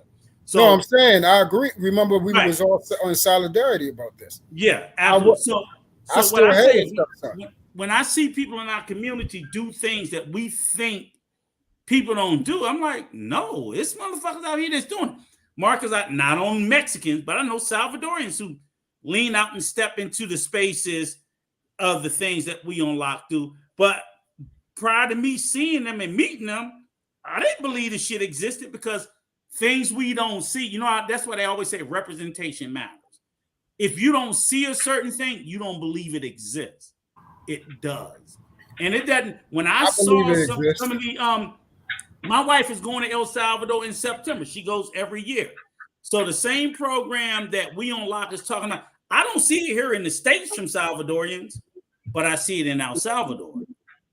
So the same thing that you know that there are good people in Mexico that's doing great shit that you don't see Mexican Americans do, but you see Mexicans in Mexico do. Right, Marcus? To a certain extent, sure. Right, because they're just selfless people. Some people in this world, in all communities, they're just selfless. They just care more about others than they do themselves, and those are just good fucking people. And we shake our head at them, we think something's wrong with them. Like, no, ain't nothing wrong with them. Everything's right about them. Something's wrong with us that looks so foreign to us. And that's all I'm saying. Army vet, can you highlight what Army vet said earlier about 77% of he said 77% of our black kids are being raised in a single mother household. Good for you. Yeah, he said that before. That you're married. What about the rest of them though? Huh?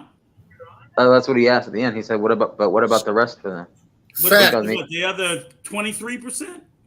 Right. I think he was trying to maybe talk towards We Unlock what he was trying to say. Yeah, that's what he was referring to. Yeah, because I know he used that 77% once before, and he said he had told me, which I debunked, the whole concept that they were. You can correct me if I'm wrong, Army vet, when you said that 77% of them are single family households, which I agree with. But you said and they choose divorce, shout out to Army child vet. support, and Section 8. And I said, no, because in the house. Of that 77% that are raised by single mothers, a large percentage of them are working parents that don't receive any aid. Probably half of them. So when we put out these statistics and these facts, we got to be clear. But I agree, 77%, and even in that 77%, let me correct you. 77% are not raised by single mothers. 77% are raised by unmarried mothers. And y'all ask, what's the fucking difference? Right? What's the difference between single and unmarried? Oh, we stumped. We don't know the answer. Yeah, I mean, it could still be separated, but they could also be together by common law relationship. A lot of those children are living in two-parent households. They're just unmarried. Right. And they still but by definition, Rico, you know this, Rico, it's common law, domestic relationships. By definition, they will still count that woman as a single mother. Because you're single until you get married. Which is understandable. Girlfriend bullshit. But true. You're single, but you've been in a 20-year relationship with the man living in there. And he's raising his children. And you count as a single mother. And so she qualifies to take it for child support, alimony, welfare, all that. No, child support. Actually, depends on the state. You are in a loving, committed relationship. You just chose, I don't want to be married for 20, 30 years, and you raise children. I don't believe somebody loves somebody. They've been together. Ice-T's not married, right? That's convenient. He's been with his girlfriend over almost 30 years. Who's that? Ice-T. Oh, I don't know. Yeah. But I'm just sitting there saying is that exists in our community and in other communities as well, with people who just won't get married. But unfortunately, they get counted as single mothers. And I was like, oh, Promise shit. Netta says I disagree. But actually, Rico, you know what? Yeah. I agree. You know what? I agree with you. You know why? Because that's a fact. But that's my point. That's a variable that's not included. That goes back to what I was talking about all the way in the beginning. When we talk about these things, we got to include all the variables. So you're absolutely 100% right. I never thought about it, but when I start to see that, then it makes me question, like, well, is it 77 or is it? I don't think it's like in half. It might be 67 or 57, but that definitely sounds different if you find out 20% of that group are people who are in loving, committed relationships. They just never. We on lock. Give me your information, brother. Since you determined, remember we had this conversation a while ago, and I said I don't know. He ain't gonna do it. Time to share it, but you know what? I'm going to share. I'm going to share it with you. Put your information in that private chat. Share it for what now? I said, remember, I said I have an actual plan. Okay. But remember, I said I don't like. Yeah. So okay. since you keep saying, you know what, I'm going. You said the one name that I had to completely disagree with you on that one, bro. What name? You named what's the guy's name? He has his own radio show. You mentioned him like a couple. DJ Envy? No, not him. Jesse Lee Peterson. Jesse Lee Peterson. Oh Lord, yeah. What's wrong with him? What? What's wrong with him? He got Christian values. Excuse me. True. I'm just gonna say this. I'm gonna say this one thing. Not your feelings about him. What is he saying? That's a lie. I'm gonna tell you what He's said. Constant. No, let me tell you the one thing he said, and you take. He is a pillar of the community. And no. This Negro said live. You do the search. He's declaring July. History Month. That's why I said. Now listen, look. That's why I said I said feeling of it. Out his mouth. Then listen. He's gonna declare since we got a Black History Month. He's gonna declare July for tell me logically and nothing but white history. All right, listen. Now, Rico, as a man, logically tell me, because it's fun. Listen, I'm laughing too, bro. I'm done. Because I remember him saying it. There's people in the chat saying they like Jesse Lee Peterson. Listen, I don't give a fuck what they say. I'm listening. Hey, there's a lot of white history that people need to know. I believe that. What? Yeah. Rico, you need to know about all the pillaging and everything. Bring it all up. Bring it all. We're bringing it all up. Okay, now you're good. Okay, Rico. Now you're good. This is history now. Rico, I'm asking you legitimately. Yeah. Logically, what's wrong for doing it? What's that bad? Truth. I said logically. Logically, because the entirety of my life, that's all I've been taught. That's not all, but predominantly, it's fucking white history. Just say you don't have a logical thing. You just don't like him for saying something. Yeah, your feelings towards him. You don't like him. That's fine. You don't like him. You don't judge him for that. Yeah, that's fine. I keep saying that part is fine. I will readily admit I don't. But y'all, okay, I can't do this. I would prefer if you would have said. Just take a sip, Rico. Just take a sip. Yeah, but we on lot. What did I say bad? I mean, what did I say about Jesse Lee Peterson? that he was a good man, and that you basically follow him and so on and so forth. And I said the word good. Now people know I don't use that word. But so look, I know religiously. I said I follow him, and I don't know why. When he's talking about, I respect what he's saying because he has no feelings, and no, I don't even consider him a Christian. But true, religiously, I can understand why you don't align with him. And that's the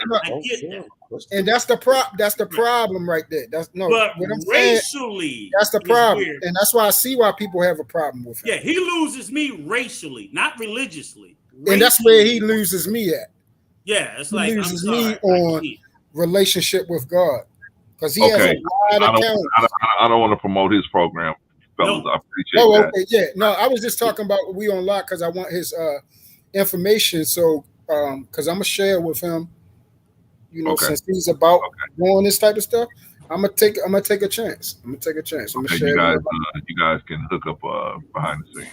Okay, so let's get some closing remarks from everybody, and let's start from Marcus, man. Let's get some closing remarks so that we can, me and Rico, we got to go take a nap or something. Yeah, y'all are crispy. Y'all are crispy.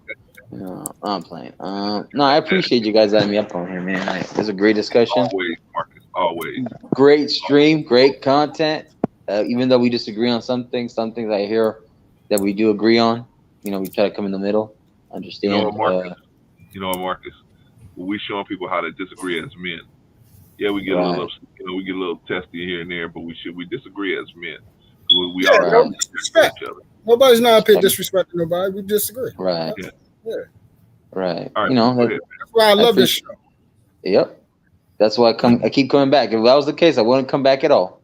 But I love you, man. I appreciate it. I love you guys here. Thank you for your time. I appreciate you letting me up on here. And with that, I gotta bow out. Salute to everybody and blessings. Salute. Thank you for your service, Brother Marcus. Appreciate you, brother. All right. That is Brother Marcus came through. We on lock, man. Give us some closing remarks, man. What can we do, man? First of all, stop being so goddamn negative all the time.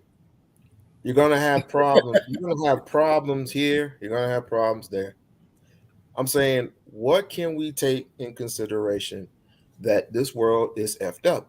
However, I look on the other side and I see light at the end of the tunnel. What is that light? I see kids being educated by single fathers with single mothers. Oh, I just thought of something. Why don't we get a program with single mothers and single fathers together? And that make a what? A village. Wow. Concepts all over the place. There's always a way to do things. Always a way. If something is broke, fix it. If you can't fix it, go to somebody who's a professional that can fix it for you. Whether it be your legislator, your mayor, your governor, somebody that you can talk to. Get somebody involved. Get your neighbors involved. Stop looking at that damn television. It's no good. It's no good for anybody. Try this. If you can try 1 hour of not watching television, 1 hour of not looking at your phone like this, when you're damn, I'm not a scientist or whatever, but when you look down at your phone like this, your energy is all used up when it should be up in the cloud somewhere. Reading books. TV is television. Reading is what? Fundamental. The more you read, the more intelligency. Stop making excuses for everything. Stop doing this. Listen, we need women more than any ever before. You came out of a woman. That's right. And during those 9 months, she was feeding you. All you had to do was unlock the inner God in you, which you got from your mother, which your mother got from God itself. I'm done. All right, it's a mic drop, man. I got a Dope mic bars, drop. sir. Dope bars. All right, brother Truth. Yeah. What it is, man. He was rocking off for a minute, then he just had to tiptoe onto the left. So yes, I absolutely agree that you have to build a relationship with God and you have to have God inside on you. But once again, what do God refer to himself in the masculine form? Who holds the most responsibility? The man. Who is made in his image and likeness? Man. Who was the first creature to be who was the first creature to also form a creation? Man. So the buck stops with being a man, and that's what I advocate. I advocate for boys becoming men. I advocate for men teaching other adult males how to be men. Men need to raise men. We need better leaders, and we need men in those positions of leadership. I'm all about promoting authenticity, thoroughness, and masculinity in its purest form. That's what I'm about. I'm not about my feelings and everything like that. I'm about getting the job done effectively in the right way. I'm about love. I'm about consistency, loyalty, commitment, accountability, integrity, and responsibility. Those are my two articles of identification, the LLC and the AIR. Those are the things I hang my hat on. Those are the things how I move in my community and as well as all my relationships.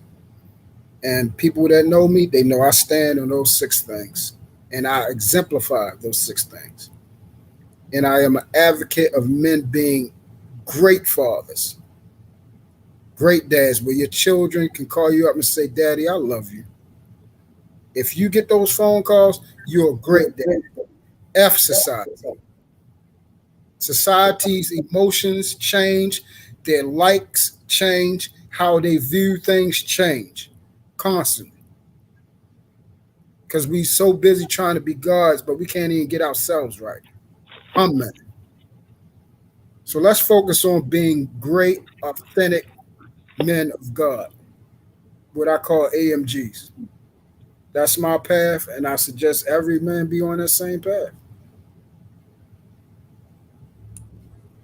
Thank you, sir.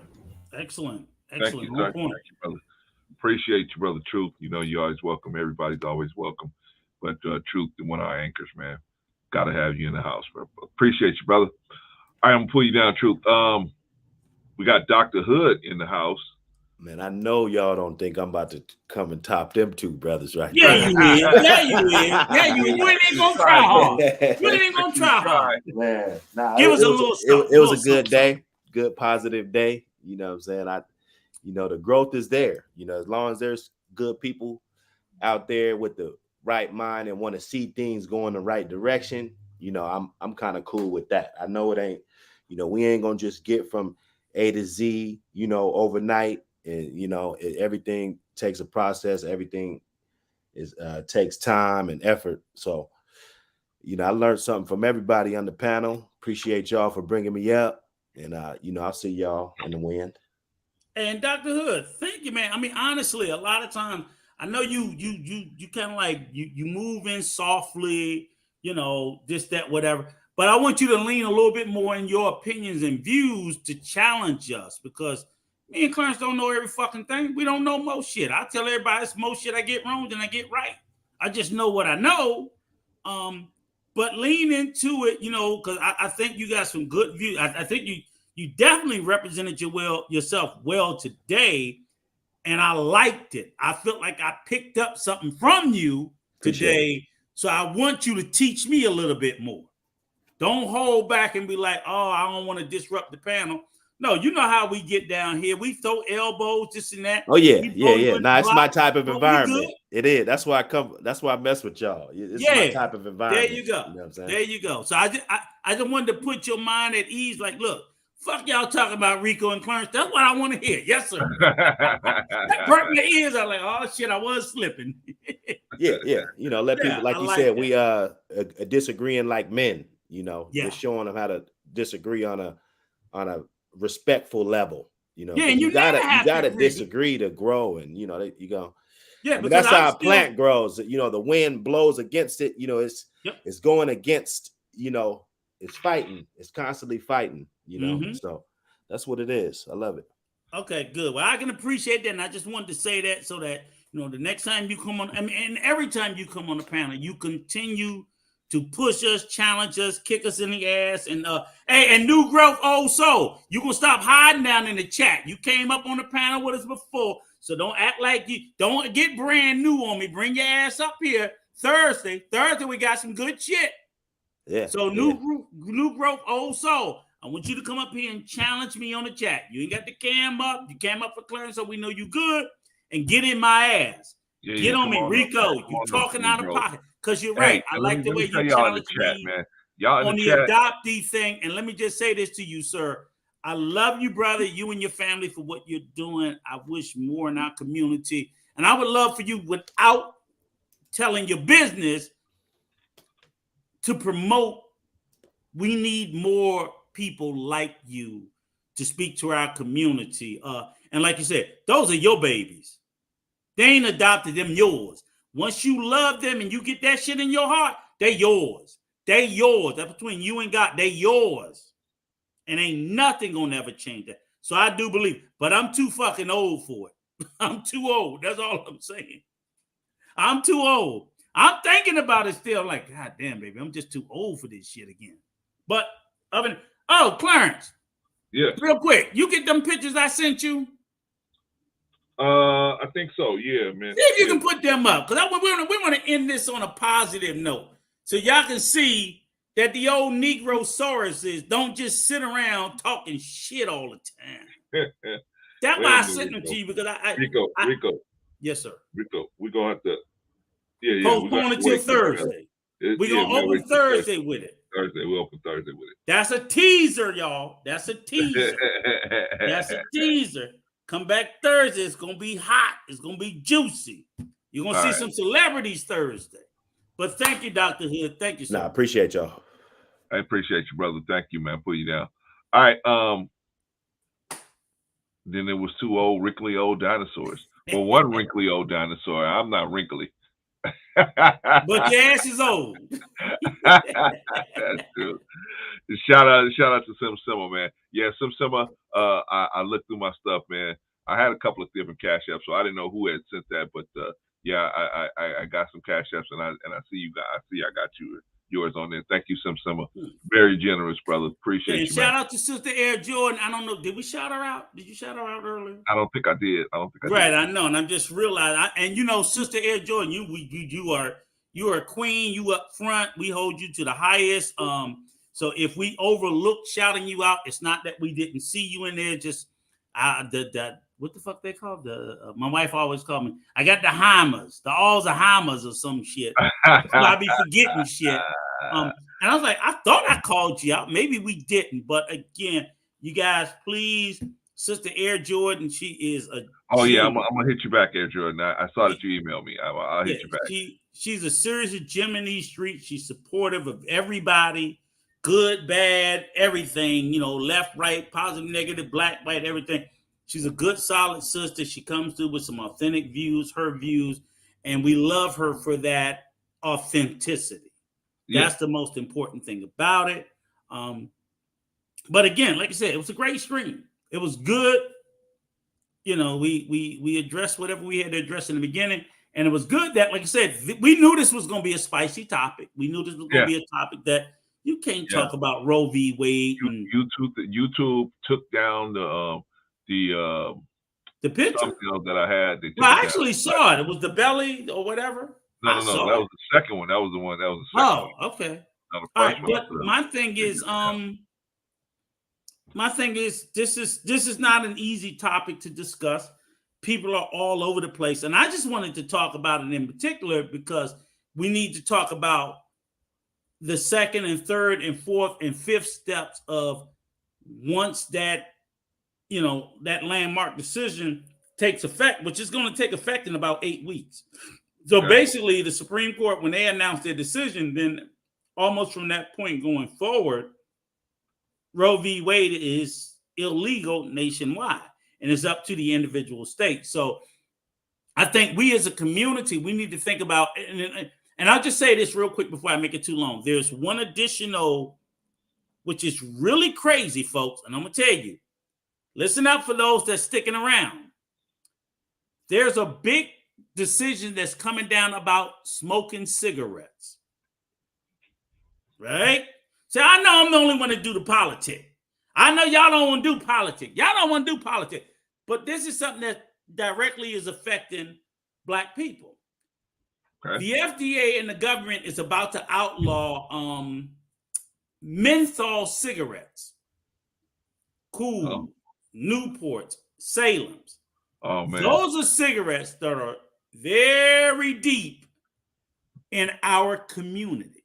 Shout out to Brother Daniel. I ain't seen him in a while. Shout out to Brother Daniel. It's particularly tailored towards our community. They ain't outlawing Marlboro. They ain't outlawing Camels. They ain't outlawing cigarettes that you know who smoke. They outlawing menthol cigarettes. I don't smoke. I was a 20-year smoker. I don't smoke. So really, I don't give a fuck. But my issue is, as I've seen some Black activists in the community says, is that when they're talking about outlawing these menthol cigarettes, they're going to make them illegal. So that the people who are fighting against it, they're not saying that they have a problem with outlawing the cigarettes. They're having a problem like, is this going to be another weapon that they're going to use to criminalize? Folks, Eric Garner is no longer here. What was he deleted for? Some motherfucking loosies. Cigarettes, folks. Cigarettes. Selling loose cigarettes. And he was selling menthol cigarettes. Because still in our community, we have not a high number, but a high enough number of people who are still addicted to menthol cigarettes. And now we're taking that and we're saying we're going to criminalize Cools, Salem's, and Newports. Who are we criminalizing? Good Black question. people. Good question. Black people. White people don't smoke menthol cigarettes like that. It's Black people who do. And now we're going to see more and more Black men being arrested, locked up, and God knows what else over some bullshit that we just criminalized. But we ain't criminalizing Camels or fucking Marlboros. So you walk around with a pack of Marlboros, but you get caught with a pack of Cools or a pack of Newports, they're going to delete your ass because it's illegal. Yeah. We need to talk about it. See, that's under the radar. That's under the radar shit that we don't pay attention to. And even this discussion today about Roe v. Wade, guess what's up on the fucking agenda next? Affirmative action. And all other kinds of shit that's going to come down. Niggas stay woke. They convince y'all, oh, don't be woke. You fucking better be woke. This is step one. They ain't for us. It's just that simple. So again, we needed to have this discussion. I hope we have more discussions like this other than all this other dumb shit that we discussing all the time. Because people going to sit back. My kids come up here. Oh, Dad, I didn't know. Because you motherfuckers don't watch the news. You won't read the paper. You can't get out of the entertainment and sports section while the world is still going on around us. Stay fucking woke. Unfortunately, and I hate to say it, to my Black men, to my young brothers, Okay. It's the young sisters that's keeping us in the fight. Because every time I get this information and this shit is relayed to me, it's coming from a young sister. They always have been and always will be our first and foremost fucking ally. Knock it off with the gender bullshit. Knock it off. They got problems. They got a shitload of problems. So I'm going to get off my soapbox with this bullshit. But that's a fact. We came into this shit with Roe v. Wade. And at the same time, maybe next week, menthol cigarettes are going to be outlawed. You better call your auntie. You better call your auntie with that fucking pack of Cool right now. And them fucking Newports and them Pall Malls and them Salems. I was a half a pack a day Newport smoker. I'm just sitting there trying to tell you for 20 years. Hey, remember Rico when they used to? I remember what my parents used to do to me. They could send you to the store. You could go get cigarettes, alcohol. You can go get everything for them, right? They send you to the store for it.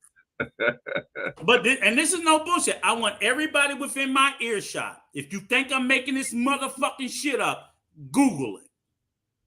And guess what? The CBC, the Congressional Black Caucus, they're in support of it.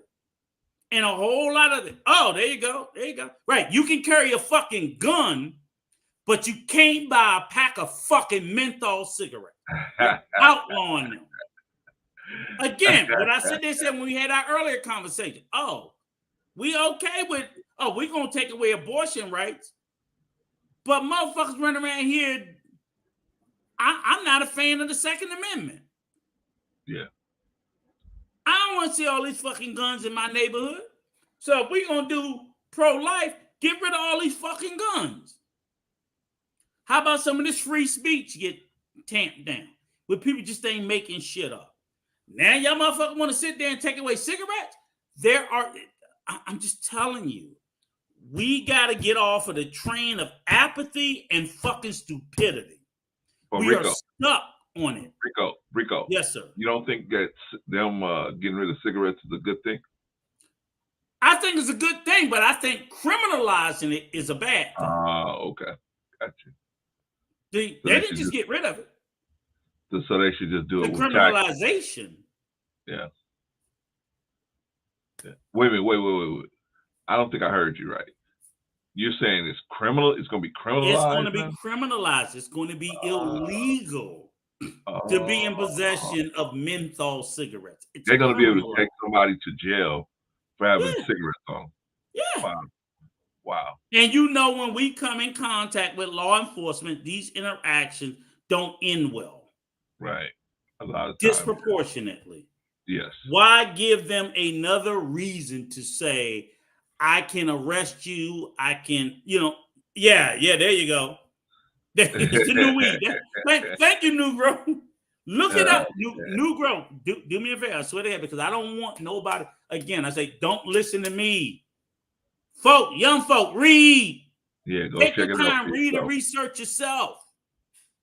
But that's what it is. And believe it or not, Eric Gardner got killed over cigarettes. Yeah. Lucy's. Facts. He got killed over cigarettes. Y'all need to stop acting like y'all don't fuck. And they weren't even illegal when he got choked to death over them. Yeah. Now they're illegal? Come on. Yeah, dude's gonna be catching bullets just for carrying cigarettes. That's gonna be really ugly. Look it up, folks. I don't want y'all to listen to me. Research it and look it up and tell me if I'm lying. Nikki Nicole said, "I'm going to jail for the first time over Newport Short." Yeah, you out of here, Nikki. And if they're longs, Nikki, you getting life. If they're 100, you getting life. See what I'm saying? This shit is crazy. But when I saw that story, I was like, you got, because it almost missed my radar. I was like, what the fuck? Are you serious? Did you look it up, Air Jordan? Because that's facts. Oh, smokes. Clarence, you can take a 2-second Google search and you be like, oh shit, this is real shit. And I'm like, yeah. And I didn't really much pay any attention because I don't smoke anymore. I quit 15, 16 years ago. And I'm like, matter of fact, I got to go see my sister this weekend in the nursing home who half dead, still smoking. And I got to take her some damn cigarettes. And I don't even smoke. The spring, the United States Food and Drug Administration is expected to announce a national ban on menthol-flavored cigarettes and cigars with a characterizing flavor in an attempt to limit tobacco consumption as a result to improve public health. Okay. Did I make that up? Did I pull that out my ass, Clarence? Nah, brother. Did I pull that out my ass? It's right there. I didn't pull it out my ass, right? No. And guess what? The whole time we walking around like this. Completely unaware, dumbfounded, apathetic, uncaring. And the first thing we'll sit back and say, ain't nothing gonna change. And you know what I always tell them? No, it's gonna change. A whole lot of shit gonna change. Just not in your favor. Because you don't want to be engaged and you don't want to vote. So all the people that you say it don't matter, so that side voted in who they wanted, that's still gonna tell your black ass what to do. Yeah. Hello. Yeah. Let's see how that's working. So I'm off my soapbox, Clarence. Thank you. Great stream, man. Like always. Great stream. Thank you for. We'll come up with something spicy for Thursday. Something fun. Hey, wait. Y'all out there. Rico says I'm horrible with thumbnails. Rico said I'm horrible. Okay, if y'all want Rico to do them, put a 1 in the chat. If you want Rico, let's switch it over to Rico. Let's let Rico do it. If Rico come on now, Air Jordan, tell the truth. Clarence thumbnail and title game is some straight trash. I be like, God damn. All right, so if y'all want Rico to do it, man, let Rico do it. Let Rico do it. Damn, your thumbnail and title game is just trash. This is good. We had a good stream. So your title game sucks. Hey, Air Jordan, when it come across your timeline, you be looking at it like, what the fuck these old Negroes talking about? I'm like, you don't do it right. Y'all think y'all just get cussed out, man. Rico gives at me too, man, even behind the scenes. It just is what it is. It's like, damn. That's all right, brother. We're gonna let you do it. That's okay. We're gonna let you do it. I remember watch how I'm gonna make it good. I had a coworker one time. He was going in on my supervisor. He said, "Man, the person that's supposed to be our field supervisor, he ain't doing this. My supervisor, she was a sister, but she said, "Okay, you doing it next week." And about 2 days, bro. That brother was like, "Hey, man, I'm good. I don't need to do it no more." There you go, Air Jordan. Thank you. Low key trash. Hey, Air Jordan, let him do it. As long as he don't sing. As long as he don't sing, we good. Always and forever. I'm using all the Oh yeah, we're gonna do a talent show. We're gonna do a talent show. America ain't got no fucking talent. All right, man. Brother. Thank you. And I'll tap in with you in 2 days, sir. Am I tapping in with you after this, or you go? No, you want me to drop me down? Okay. All right. All right, y'all. What do y'all think, man? We did almost 5 hours this time.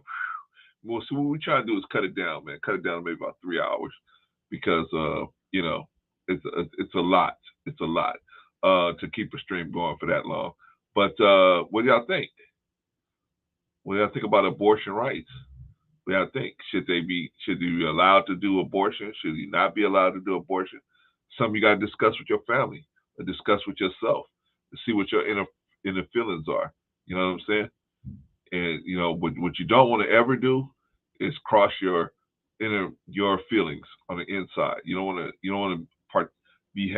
participate in some behavior that's going to cross your insides. But sometimes we have to do that, especially in politics. But you want to try to cut that down as least as possible, right? As least as possible.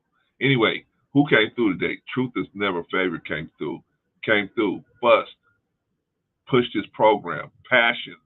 And then he left. Then he came back. Shout out to Truth. Shout out to Truth, man. Pushed the program. Strong performance as always. Hit a couple of them out the park. Marcus came through. Brother Marcus came through. Hit a couple of them out the park. Strong performance as always. Dr. Hood, the good doctor, came through. Strong performance as always. I was hoping New Growth would come through, but he didn't come through this time. But that's okay. He'll come through next time, man. You know, I understand when you doing a bunch of things, sometimes you can listen, but you don't have time to actually engage in the conversation. I appreciate that. But shout out to Brother New Growth. Who else came through? Daryl Long came through. I said, hey, Daryl, you got 2 minutes. You know, man, and no names. He kept his word. He came through. He kept his word. Peace to Brother Daryl. Who else came through? Rico came through. Rico, strong performance as always. Absolutely, solid performance. Who else? We on Lock. We on Lock came through.